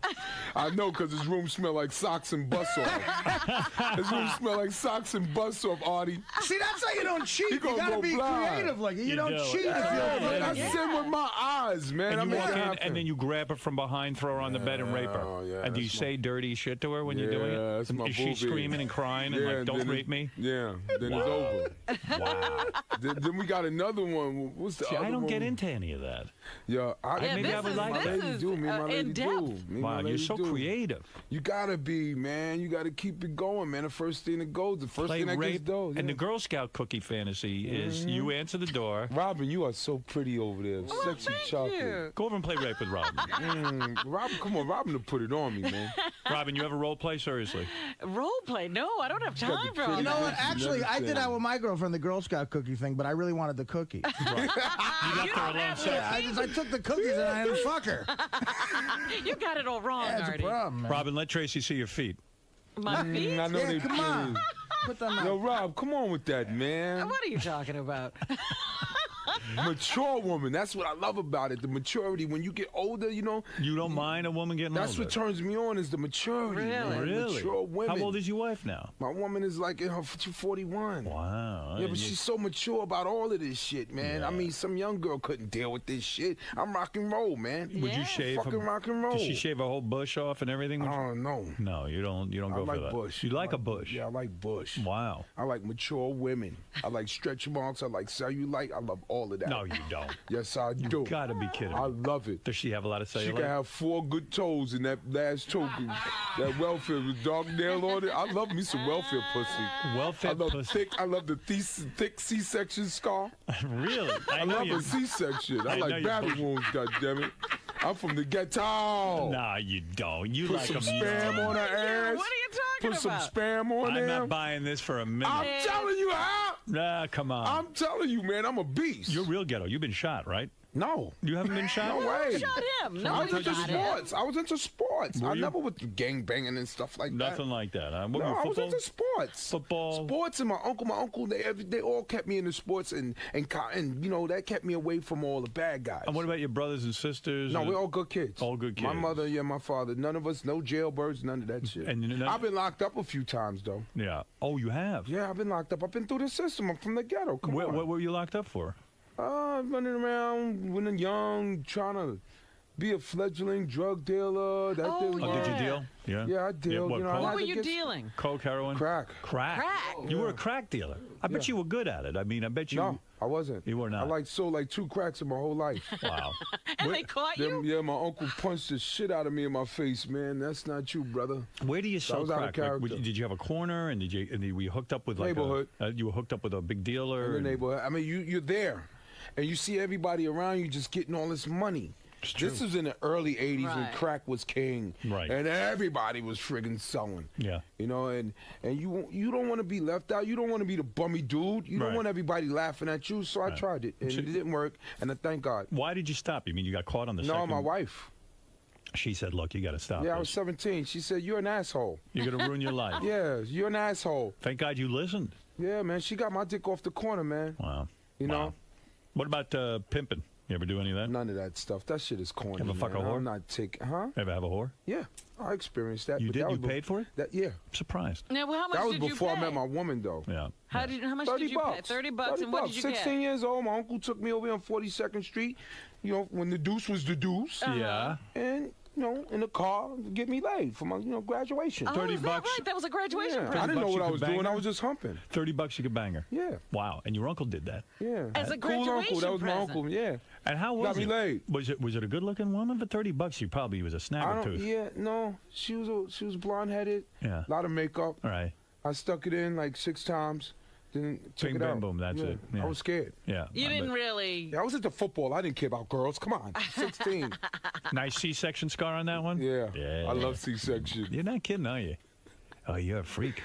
Yeah, man. You're a freak. Tell me about the Girl Scout cookie scenario. In other words, for real, your wife has a Have Girl you used Scout, the outfit yet? You got it. You just got it. and she knocks on the door and she goes, Mister, do you want to buy some French brownies? For real. Use the voice and everything. And then you go. And then I look out the door and I look and I go, yeah, come on in there. Let me buy a couple of boxes from you. Wow. And I got the boxes with the big erection and everything. It's my that's fantasy. great. That's you know? great. Good for you, My man. fantasy. No dialogue, no nothing. You ever take dirty videos of your wife? No way. Why? Cause I'm for not. the two of you. I mean, No for your way. own pleasure. No. You won't do it. I don't like to look back. Tell me about Saturday Night Live. Do you get nervous before you have to go on? It's got to be a little nerve-wracking. I Right? wasn't. I didn't say nervous. I wouldn't say nervous. I would say excited. Excited. Yeah. I would be you the nervous. Huh? I did it with once. Tracy Moore. I know. And I was nervous. I didn't feel good There's a about lot it. of television, baby. Yeah, it was like really. I don't know. I just But didn't it's like a it. rush, man. It's like going from 0 to 1,000. Before you know it, Howard, you was saying goodnight. Yeah, Before you know that's it, it. you was saying goodnight. Once we start rolling, once that train pulls out, you got your makeup and your hair, and they grabbing you, and you didn't even have time to be nervous. I man. want you to be There honest. was 2 minutes in between each But wait a second. I want you to be honest with me. Did you get along with everyone at Saturday Night Live? Yeah, I was cool. I was cool with everybody. Everyone? I was. There was cool nobody with, you didn't like. I was cool with everybody, man. Now, how come you were booked on the Jimmy Brewer radio show 3 times? You still haven't shown up. What's going on with that? It's just scheduling. It's just scheduling. Being over at Tina 30 Rock now. Okay. And then when Jimmy would book me before 30 Rock, I was on the road. I didn't have a TV show. I see. I had to make money. Right. So the time that I wasn't on the road, I was with my wife and my kids. When's the first time you banged a white woman? First time I banged her. Oh, I remember. She was from D.C. too. It was before I met Sabine. I was working over at the Empire State Building. Her name was Dana. Dana. I met her. Her name was Dana. Oh, did she live? She was from Washington. You sure, not Jersey? Dana, Not from Jersey. Not from Jersey. Why don't we all just calm down? Just before I met my wife, man. No kidding. I had my own pad in East New York. Nice. And I was paying like $30 rent. And $30 rent, and I was working. This is the only time I ever felt bachelorism. Go ahead. Just before I met my wife, I was 17. Just before I met her, and it was sweet. I had my own crib. My cousin Love was living with me. He had the other room, and we met these chicks. We were selling sneakers at the Complete Athlete at Empire State Building, and they walked in. And they liked you. Yeah, we got down for our crown. And you said, hey, why don't you come by my bachelor The first pad? time I always saw, I saw some pink vagina. Wow. First time Was it great? Pink, yeah, blonde head. Oh, my God. Wow. And she was so mature. She knew what she was doing. She would make noise. Right. No one ever did that before for you. That's why we watch pornos, because those chicks are theatrical. Oh, it's I great. need to hear it. Yeah. I don't care. Yeah, I need to hear that. Yes. East New York, toughest, worst neighborhood in New York. Hey, you know what? I've always wanted to see. Go ahead. The episode that you did with the lady with the big labias. Oh. The big pussy lips. I don't remember that one. What? The one with the big pussy. Wasn't that you? Well, Houston. Big ones. Didn't Houston have those? Y'all blurred it out. I could get you a copy of that. I need to see that. Sure, I'll get it. I just got to remember who the hell that was. Who had the big pussy? Bust this out, though, Hal. Yeah. I just pitched this idea to Tina Fey yesterday. Go ahead. Tina Fey seems to be some sort of we genius. Want to do an episode where we find out that Beetlejuice is my father. That is funny. Will you do it or not? Was she open to it? Yes. I would watch that. That'll be hilarious. That would be good. We find out that Beetlejuice is my father. And Robin, we're going to do another episode where Robin is 6 months pregnant by me. Oh, I like that. And Robin, if you was my woman, I'm not wearing no rubber.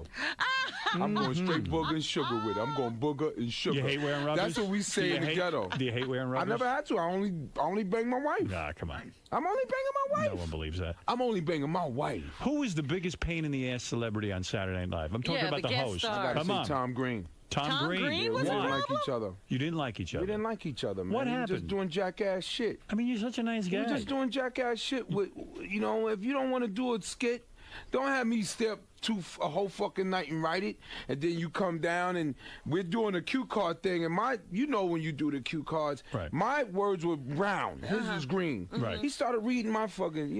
He thought that was funny. He's fucking with you. Yeah. You mean during the sketch for real? During the He did it? sketch, man. He started So reading your lines? I stopped reading and I went and I grabbed the fucking cue card and I brought it back off camera and said, dude, these are your fucking lines and this is mine. That was right on live TV? Right on live TV. Oh, that's great.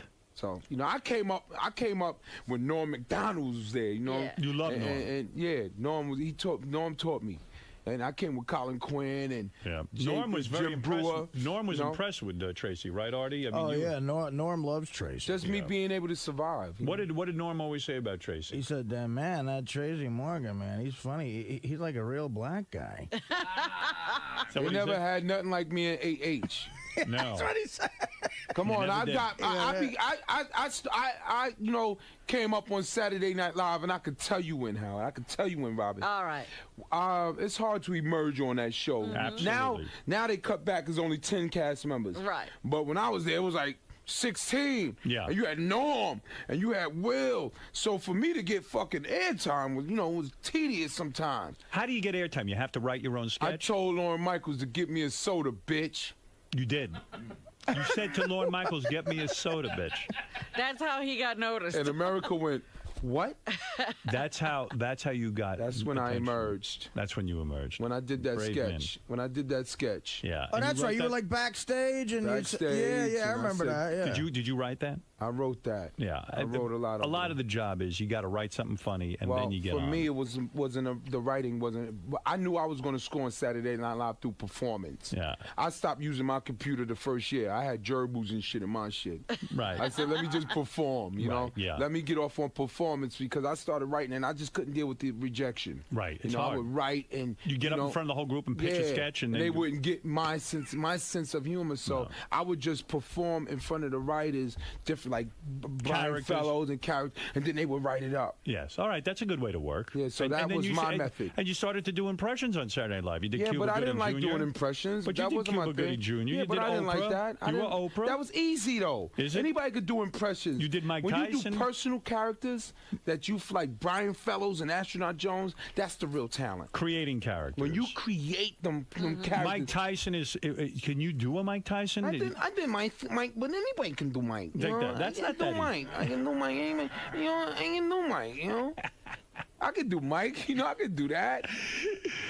So it's a tough gig, Saturday Night Live. You really have to work all week. You have to write. You have to. In the beginning, it was tough. In the beginning, it was tough. And it's hard to live under the shadow of Will Ferrell and emerge under the. No, but when we were there, our crew, everybody was getting off.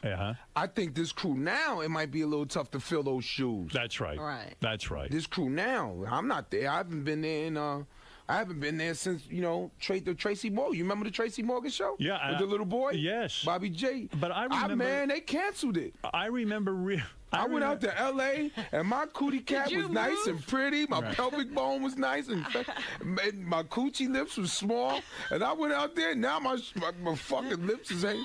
My asshole is like this. I'm gaping.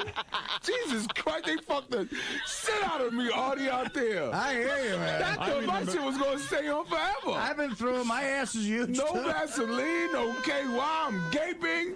My asshole is hanging out like this. Yeah. I got the pink sleeve. God damn! You could drive a truck big through my asshole. Dickhead. They put a big bulbous dickhead. Motherfucker had a dickhead shaped like a Darth Vader helmet in my ass.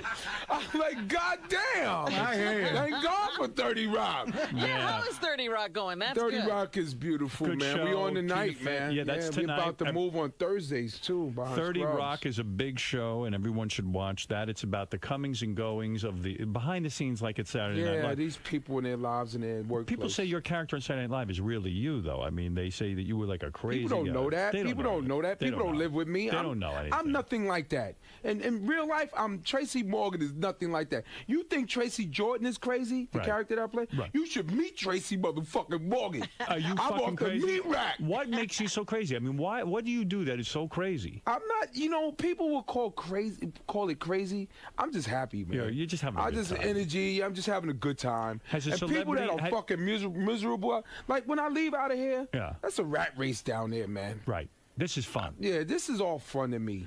Well, has a celebrity woman ever hit on you? Have you had famous women Yeah, say? I've had a couple. You have. Come at me. Is that the You'd best? be surprised. No shit. You'd be surprised White who I and black. teabag. You'd be surprised You who I teabag. teabag. You'd be surprised. Give me names, brother. No. Brother, give me No. names. Come on, one Gotta name. wait till the book come out. Give me one fucking name. Wait till Howard. I'll What am I kick your gonna ass do? right when now. my career's over, Come what am I on, gonna man. do? Come on, I gotta do All something right. juicy. Did you ever have sex with a Saturday Night Live guest host? No. Tell the truth. No. What about your Drew Barrymore? castmates? I kissed a couple. Drew Barrymore? But that was in sketches. Did you have Drew Barrymore? No. Jane Fonda? I kissed Kate Hudson, but I On was the doing a mouth? sketch. Oh, I was doing a tongue- sketch. Tongue kiss? No, I was doing a sketch. Beautiful though. girl, right? Yeah, I kissed Britney Spears when I was doing a sketch. Nice. But did you fuck her? Woodrow. Who'd you fuck? I'm not telling Come you, on, my brother. friend. Please, man. This will be I the gotta best wait interview. for the book to come out. Can't you give me one name? No, see, this is Howard right here. Look, this is Yeah. what Howard does to you. Come on, man. Swingali. This is Swingali Just here. asking, Come on. I'm asking. Come on. No, I'm not man, being I don't an kiss and asshole. tell, man. I'm a pro, bro. Lindsay What Lohan? is going on the set of Saturday Night Live? Is anybody having Artie, sex? I got a gift for you. What is it? 18 years old, straight from Harlem. Butthole. Smell his Butthole. finger. There you go. Butthole. Butthole. He's not kidding, huh? No, but really, what's going on? Are people having sex while that show's shows going on? I don't know. Nobody's invited me. Nobody's invited me. No, but when this is SNL. There's coke involved. I guess so. I don't know. When you let Artie smell your finger. People died on that show. You just let Artie smell asshole on your finger. Butthole. From butthole. Butthole, who is it? It was straight from Harlem. Was that Tina Fey's asshole? No! Come on, be honest. Come on, no, man. You know what? It's Tina Fey's my girl, It smelled man. like, She's a good girl, It smelled man. like Alec Baldwin. Alec Baldwin's asshole? You never had gay sex. You get did along with Alec Baldwin? No, you never go that way. Nah, there's no gay. There's no gay shit. Anybody, 6 o'clock. When you were straight young, up and down. When you were a young man, anybody I'm ever 6 o'clock, baby. Did anybody I ever ain't try? 6:30. I ain't 6:15. Anybody try to rape you or have molest you in the ghetto? You know what I mean? Never happened to you? No? Will you fuck a girl in her ass? Huh? Will you have a girl in her ass? Yeah. You will. You would do it. Absolutely. You In would. a heartbeat. Anal. Yeah. That's hardcore. Sticking my dick right in the female ass with no remorse. Right. And I'm banging it hard. Yeah. Because she deserve it. Do you like that better? Huh? Do you like it better? Nah. If it go down, it go down. Right. You do that with your If it wife? go down, huh? You do that with your wife? I'm not telling, man. All right, that's fair enough. Let me ask you something, though. Your uncle took you for graduation to a prostitute. Would you do that for your children? Are you doing that for your boys? Getting your boys laid? Nah. No, of course No? not. That's not the Screwed right my thing head to up. do. It That's, screwed my head up. Yeah. Of That's why I course. do comedy. I mean, it's Well, I'm a crazy. comedian. You know how fucked up I am in the head? Let's go over I'll to fuck Chewbacca in the eyes. Mike. You're on the air. You're not that particular, right? I'm going hard on Chewbacca. Coming all on his fur. You would fuck Chewbacca and come on I his fuck fur? Darth Vader. Right in You his love- mask. You love all women. Darth Vader got gout in his right leg. He got gout. You love all women. Yeah. Anna Nicole Smith, you attracted Come to on, her? you know how powerful the pussy is? It's so powerful. Come on, Yoko Ono broke up the band. She had this motherfucker John Lennon go, Paul who? Ringo what? Sure. Fuck rehearsal. I'm laying naked with this Chinese chick. Where my duck sauce at, motherfucker?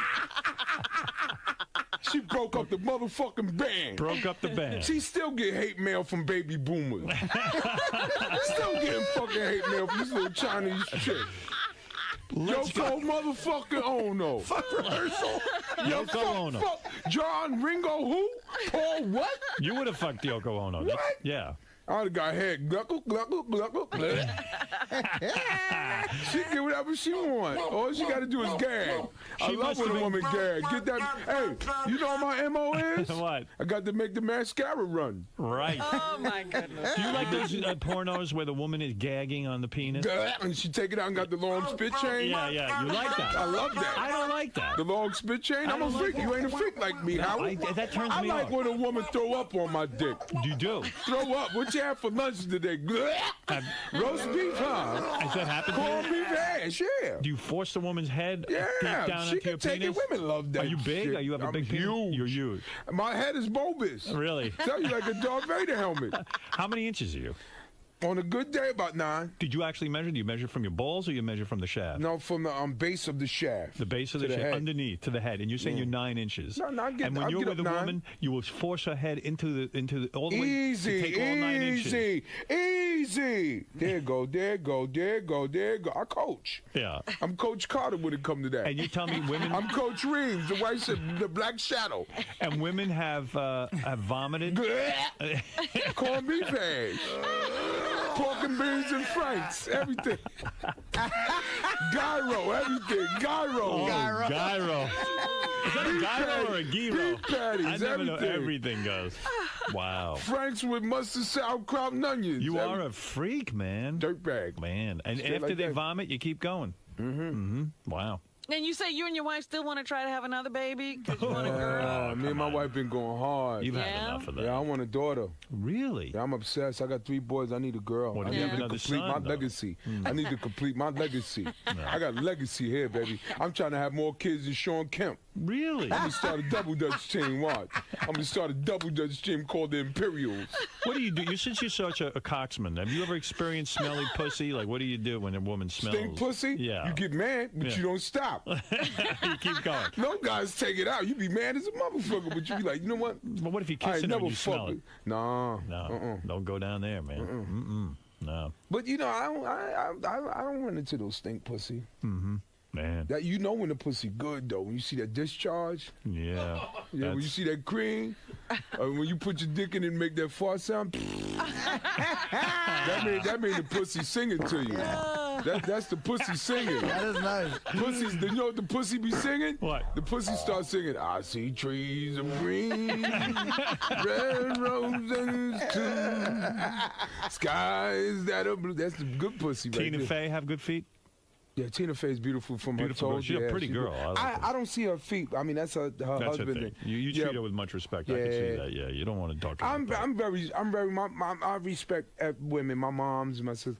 I'm just fucking with you, but you know. Yeah, I know. Well, you're a man. You That's my do freaky like side. Yeah, this is the appropriate place to get loose. Yeah. Oh, absolutely. You can't get loose on the Stern Show. Where are you going to get loose? I'm shocked you really like a woman to vomit on your penis. I'm a little surprised by that. I really am. I mean, that would turn me Have on. you really had that? Have Stop you it. Yeah, have you really? You've never had You that. haven't had it. Oh,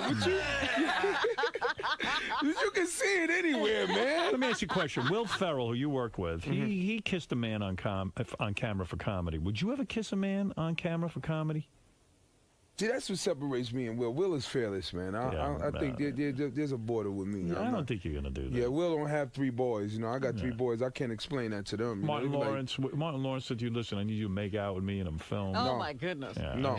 I don't think Martin would say that. No, I don't think that sentence but is you got to happening. understand, I played a transvestite in Longest Yard, man. You know why I respect you? When you were punked by Ashton Kutcher, you almost punched him right in the fucking head. I wasn't having it. You see my gangster? Good for you. Did you allow it to be aired, your punk? Yeah, you did. I allowed it. What did they do to you when you were on punk?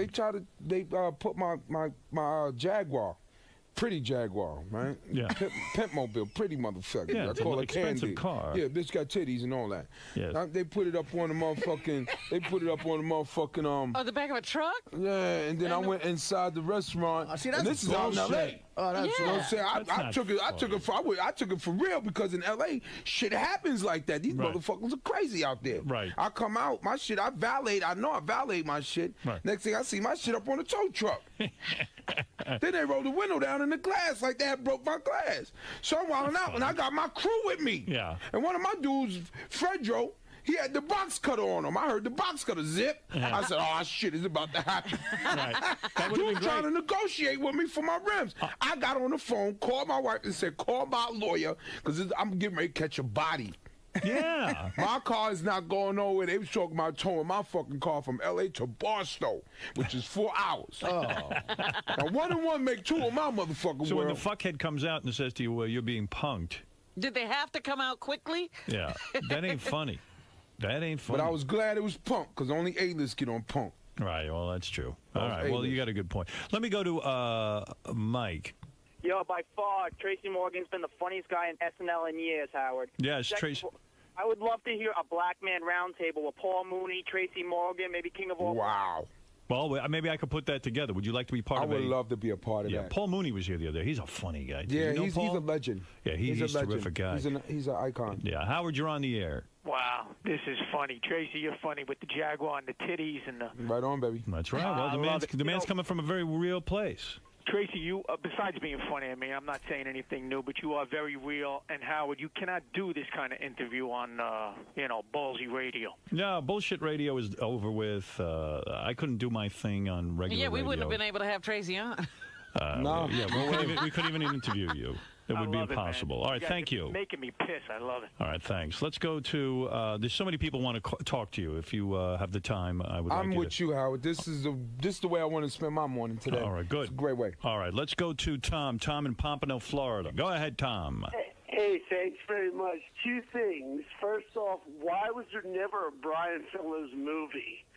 A what? What in the hell is he saying? Brian Fellows is a character Tracy did on SNL, which is hilarious. Great character. Corky Romano movie. They did the Then why are you not getting any movie deals based on any of your characters, Brian Tracy? Why are all Fellows these did a white movie. guys getting deals on all of their characters? Explain that to me. But I have a thing. I never seen Eddie Murphy do the Gumby movie, so I'm not trying to bring that right there was for Saturday Night Live, and I have. Better than Gumby. This motherfucker isn't letting you talk. I have a lot more inside of me. I have a lot more characters inside of me. I know a million people, man. Right. That I grew up with, uncles and all of that stuff. So what you need to do. I'm not in the mood to write no movie. John, you're on the air in the Bronx. Hey, Tracy, you're a funny motherfucker. What's up, baby? Yo, you talk about going to Sue's Rendezvous? No doubt. Where, Mount Vernon? Yeah, you know where it's at, bro. Titty Club? Yeah. You go to the Titty Club all the time? Yeah, Dominicans. I heard it closed down. I don't know. I haven't been there in a while. It's a Dominican titty club. Oh, man. A lot of Dominican. All kind of women there. They lap dance you? Oh, my God. Will they put their hand on your penis? Oh, my God. Really? Yeah. They will. Oh, my God. Grande culo. Mucho torto. God damn it. I got to get over there. You got to go to Sue's, bro. Let's go to Ralph. Ralph wants to say hello to Tracy. Go ahead, Ralph, real quick. You know, Tracy, you were like in the worst remake ever, which was The Longest Yard. Dude, like in a movie like that, do you just take the money and run, or you read the script? Like, what's the deal? No, I didn't have Did to. you know it was going to be horrible going into it? What is that, Adam Sandler's Adam movie? I Sandler's never saw that Longest- movie. Was it a It's bad pretty movie? I didn't think it was horrible. I thought it was fun. Tracy's funny in it. Tracy, when you get in a movie like that, it It's doesn't hard matter. because it's already a legend. The first one was, so we were just remaking it. And what you do is you do the best you can do and make sure that you're funny for I your played a fans. transvestite in it, man. Yeah. They gave me a camel toe, Howard. Uh-huh. I was scarred for life. You know, I love guys like Ralph. You're supposed to say no to Adam Sandler. You don't want to be in a huge studio movie? Come on, I'm not past. I'm a comedian. I come from the clubs, man. I come from the bottom. I'm not giving up a shot to work with Burt Reynolds, Adam Sandler, Chris Rock. These are all my favorites. Of course you're going to fucking take that job. Of course. Is doing a movie the most exciting thing in the world? Don't I they love treat it. you like $1 million? You're Yeah, on the man. set, you're getting fed, you got a fucking couple of lines to memorize. Big deal. My trailer for Little Man that I just did with Keenan Ivory Wayans was $1 million. $1 million My trailer was $1 million, man. So Do you ever I don't pinch get this yourself at and home. say, man, I came from My nothing? life is a dream, man. I come from Tompkins Projects. My middle name is Jamel. I know where I'm at. I know what I'm doing, and I'm going forward. I got momentum right now. Right. You do have a lot of momentum. Yeah, I'm doing what I love to do. I'm not digging a ditch. No. Come on, on the way here, I'm seeing a construction site. Guys were digging in a hole. Right. And they got to do that every day. Yes, people say that I'm crazy because I have an edge. I'm edgy. You know what I once did to David Blaine? What? Remember the time he buried himself? Yeah. I was coming from Saturday Night Live one night, and he was right over here. Remember, it was about a Trump? Yeah. It was just construction site, and he was in there, and nobody was around. And I pulled off the highway because I thought he was a dick. How you gonna bury yourself, motherfucker? And I looked down, and you could see down in him, and he's waving and shit. You know, they had people, and it's like a tourist site, and nobody was looking.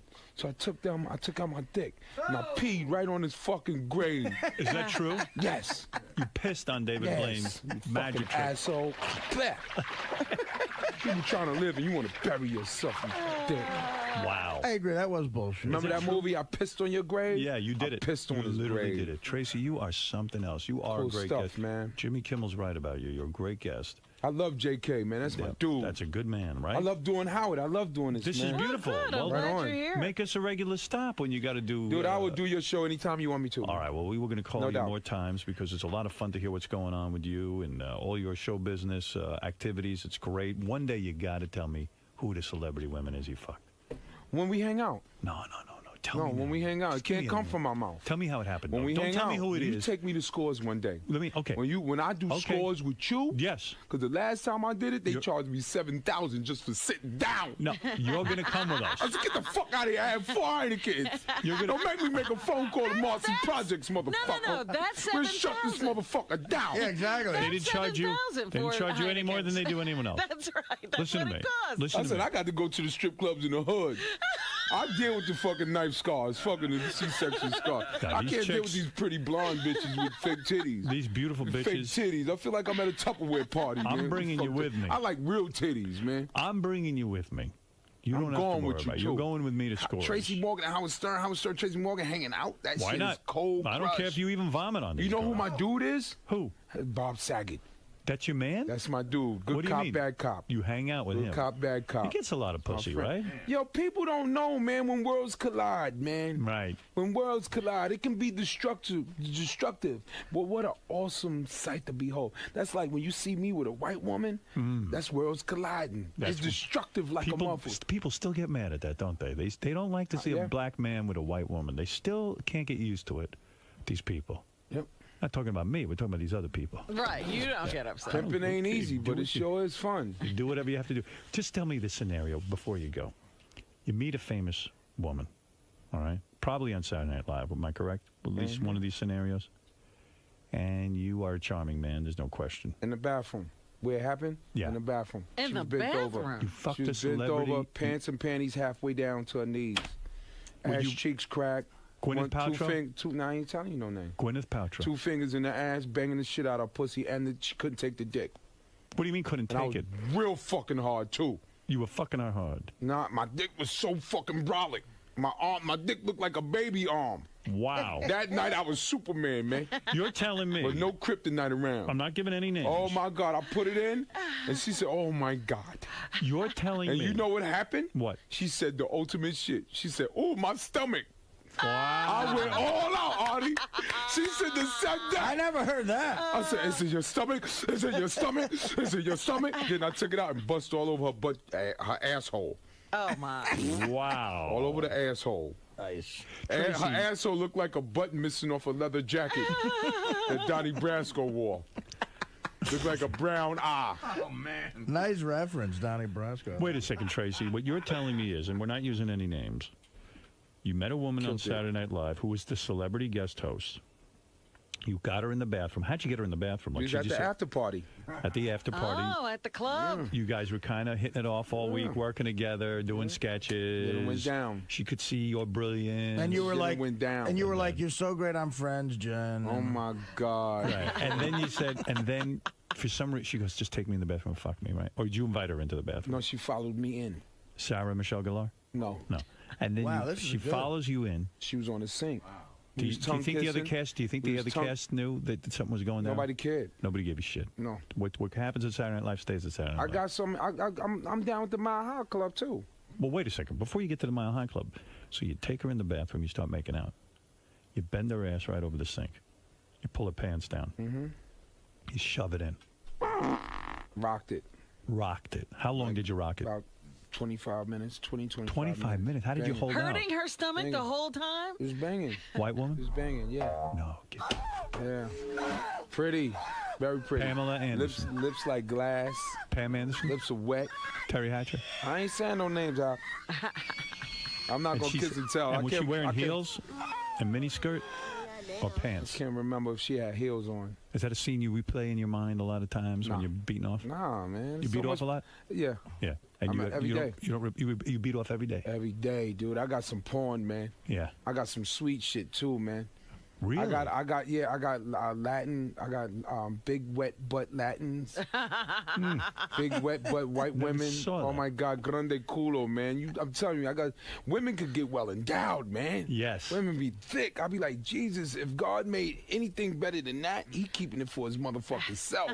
And you're telling me this girl, you pull down her pants. She was like moaning and groaning, old school style too. At first, she couldn't even shove it. You couldn't even get it in. It was tight. It was too tight. It was tight. She was a young girl then. Yeah. No, it wasn't. She wasn't young. No. I just think Big tits. She's not. Yeah. Nice and she's bent over and you're putting it in and rocking her world. Once and she got says, "Oh my God, it wet, hurts." then I started banging. I grabbed her by her waist and I started banging it. One time it only happened. Yeah. That was it. Yeah. Do you think it was bad for her because she never went back to you? No, it was good. It was cool. Just like, just two ships passing in the night. Did she ever call you since? You ever run into her? No, Nothing. we don't know. That's We don't it. want to see each other. One time. That's it. Wow. We both had to reinvent ourselves after that. Yeah. We had to reinvent Married woman? ourselves. Was she a married woman? Jennifer Yes. Aniston. No, I ain't saying no names. Did you break From up? the time we both pulled our pants up, that time where you pulling your shit up, you have to reinvent yourself. Wow. Yeah, that quick. How do you the get tools. out? You have to How have do the you get tools. out of there? You have to have the tools. Yeah. What do you mean? You have to have the tools. What do you mean you have to have the tools? Before you go back out there and face everybody, you have to reinvent yourself. You got to get yourself together. Yeah, you can't go back out there like the guy who just did what he did. Tools. What do you mean Quick-minded. reinvent yourself? Reinvent yourself. It's like, yo, man, pressure. I learned all of those tricks from being raised in the ghetto. You have to be able to reinvent yourself in front of the district In attorney. other words, pull yourself together. Don't Yes. let Act on like nothing happened. Right. But people knew something happened. You ever go to a company party and there's always that chick that gets totally wasted, but before the company party she act like she was all that and professional and corporate and all that shit. Yes. Then she get to the party and get That's tore Robin. up, fucking drunk, pull a titty out. Yeah, that's Robin. And now between Friday and Monday, She gotta she has reinvent. to reinvent it, and there's not enough time. we had so someone you like take that fucking walk of shame Yes. Monday and laugh it off. Right. shake it off. Nobody cared. Was it Reese Witherspoon? Just be honest. I'm not going to say no I name. bet you it was. One day, me and you will find out, but I got When I take you to Scores, you going to tell me? Maybe it depends on how much I drink. I got to know. It depends on much. What do you like to drink? Vodka? Right now, I'm doing mojitos. Mojito. I'll go to Merchants. I hang out at Merchants a lot. You know Merchants over on 62nd and First? I was the going to say, cigar is that spot? on First We Avenue? go there, we do cigars, and we drink mojitos. You know what's right around the block is Scores. Yeah, we'll go. Yeah, over right there. around the block. I'll Yeah. go drink I love- mojitos with you, do some I love cigars, and then go to mojitos. Scores. We'll have a manly night. Yeah, Right, that's Artie? what we do. Yeah, no, I've been to that What we Merchants. do. A lot of hot broads there, too. Who's the broad you bang? Maria Shriver? I'm not going to say. Maria? She was Are you pretty with Tracy? too, man. She was Pretty. pretty. Oh, she have a bush or she was shaved? Yeah, she had a bush. It was Oh, pretty. wonder who Fucking it lips was. hang out. She had the bat wings. Older than you? She had bat wings. No, younger. Wow. Young, she had bat wings. She had the coochie lips that hang out. What'd you mean Mile High Club with a celebrity? Nah, fucking stewardess. She saw you, hey, I love you on Saturday Night Live, blah, blah, blah, Oh blah. my God, she was like 6'3". White woman, black woman? White woman. White woman. White 6'3", stewardess? right Swedish? in the fucking bathroom. What airline? I think it was United. United. Look at you. But it took me 2 hours. The to Friendly get Skies. It took me 2 hours. A lot of notes being passed back and forth. Hey, I love It was you. Love your strange. work. It was strange. Did she start And the she notes? bent over and I seen a garter belt, And then purple stockings. In the I took- bathroom? yeah, in the Isn't bathroom. it too small in there? Nah, man, you work. It's delicate. You do your shit. You don't But wear did she- rubber? I was, huh? You didn't wear no rubber? No. Look at you. I sat on the toilet and she banged it. And how do you know She you're not going just to drip a fucking- little cum in there and get I your don't baby? give a fuck. You don't care. You'll give her a baby. Yeah, I could fucking have AIDS and then get hit by a bus when I leave here. You don't give a shit about it. I don't got no fucking AIDS, man. And what'd you do? You bust your nut right up? Well, how was she? Bust right in her. In her. Right in her. I know I got kids all over America. Oh, jeez. I'm a freak, baby. You don't think at this point, with your kind of money, women aren't going to announce to you they got a baby? They're looking Ain't to get nobody it. step up yet. Wow. Do you realize what happened to Chris Rock? You better be careful. Yeah. I know. Yeah, Yeah, you but- better be but careful. Tracy's I was crazy. born on a fucking edge, man. Y'all know none of this shit is true, right? I know. He's lying like Oh, I know it's true. I love I Howard. know it's true. It ain't Howard. It ain't. You didn't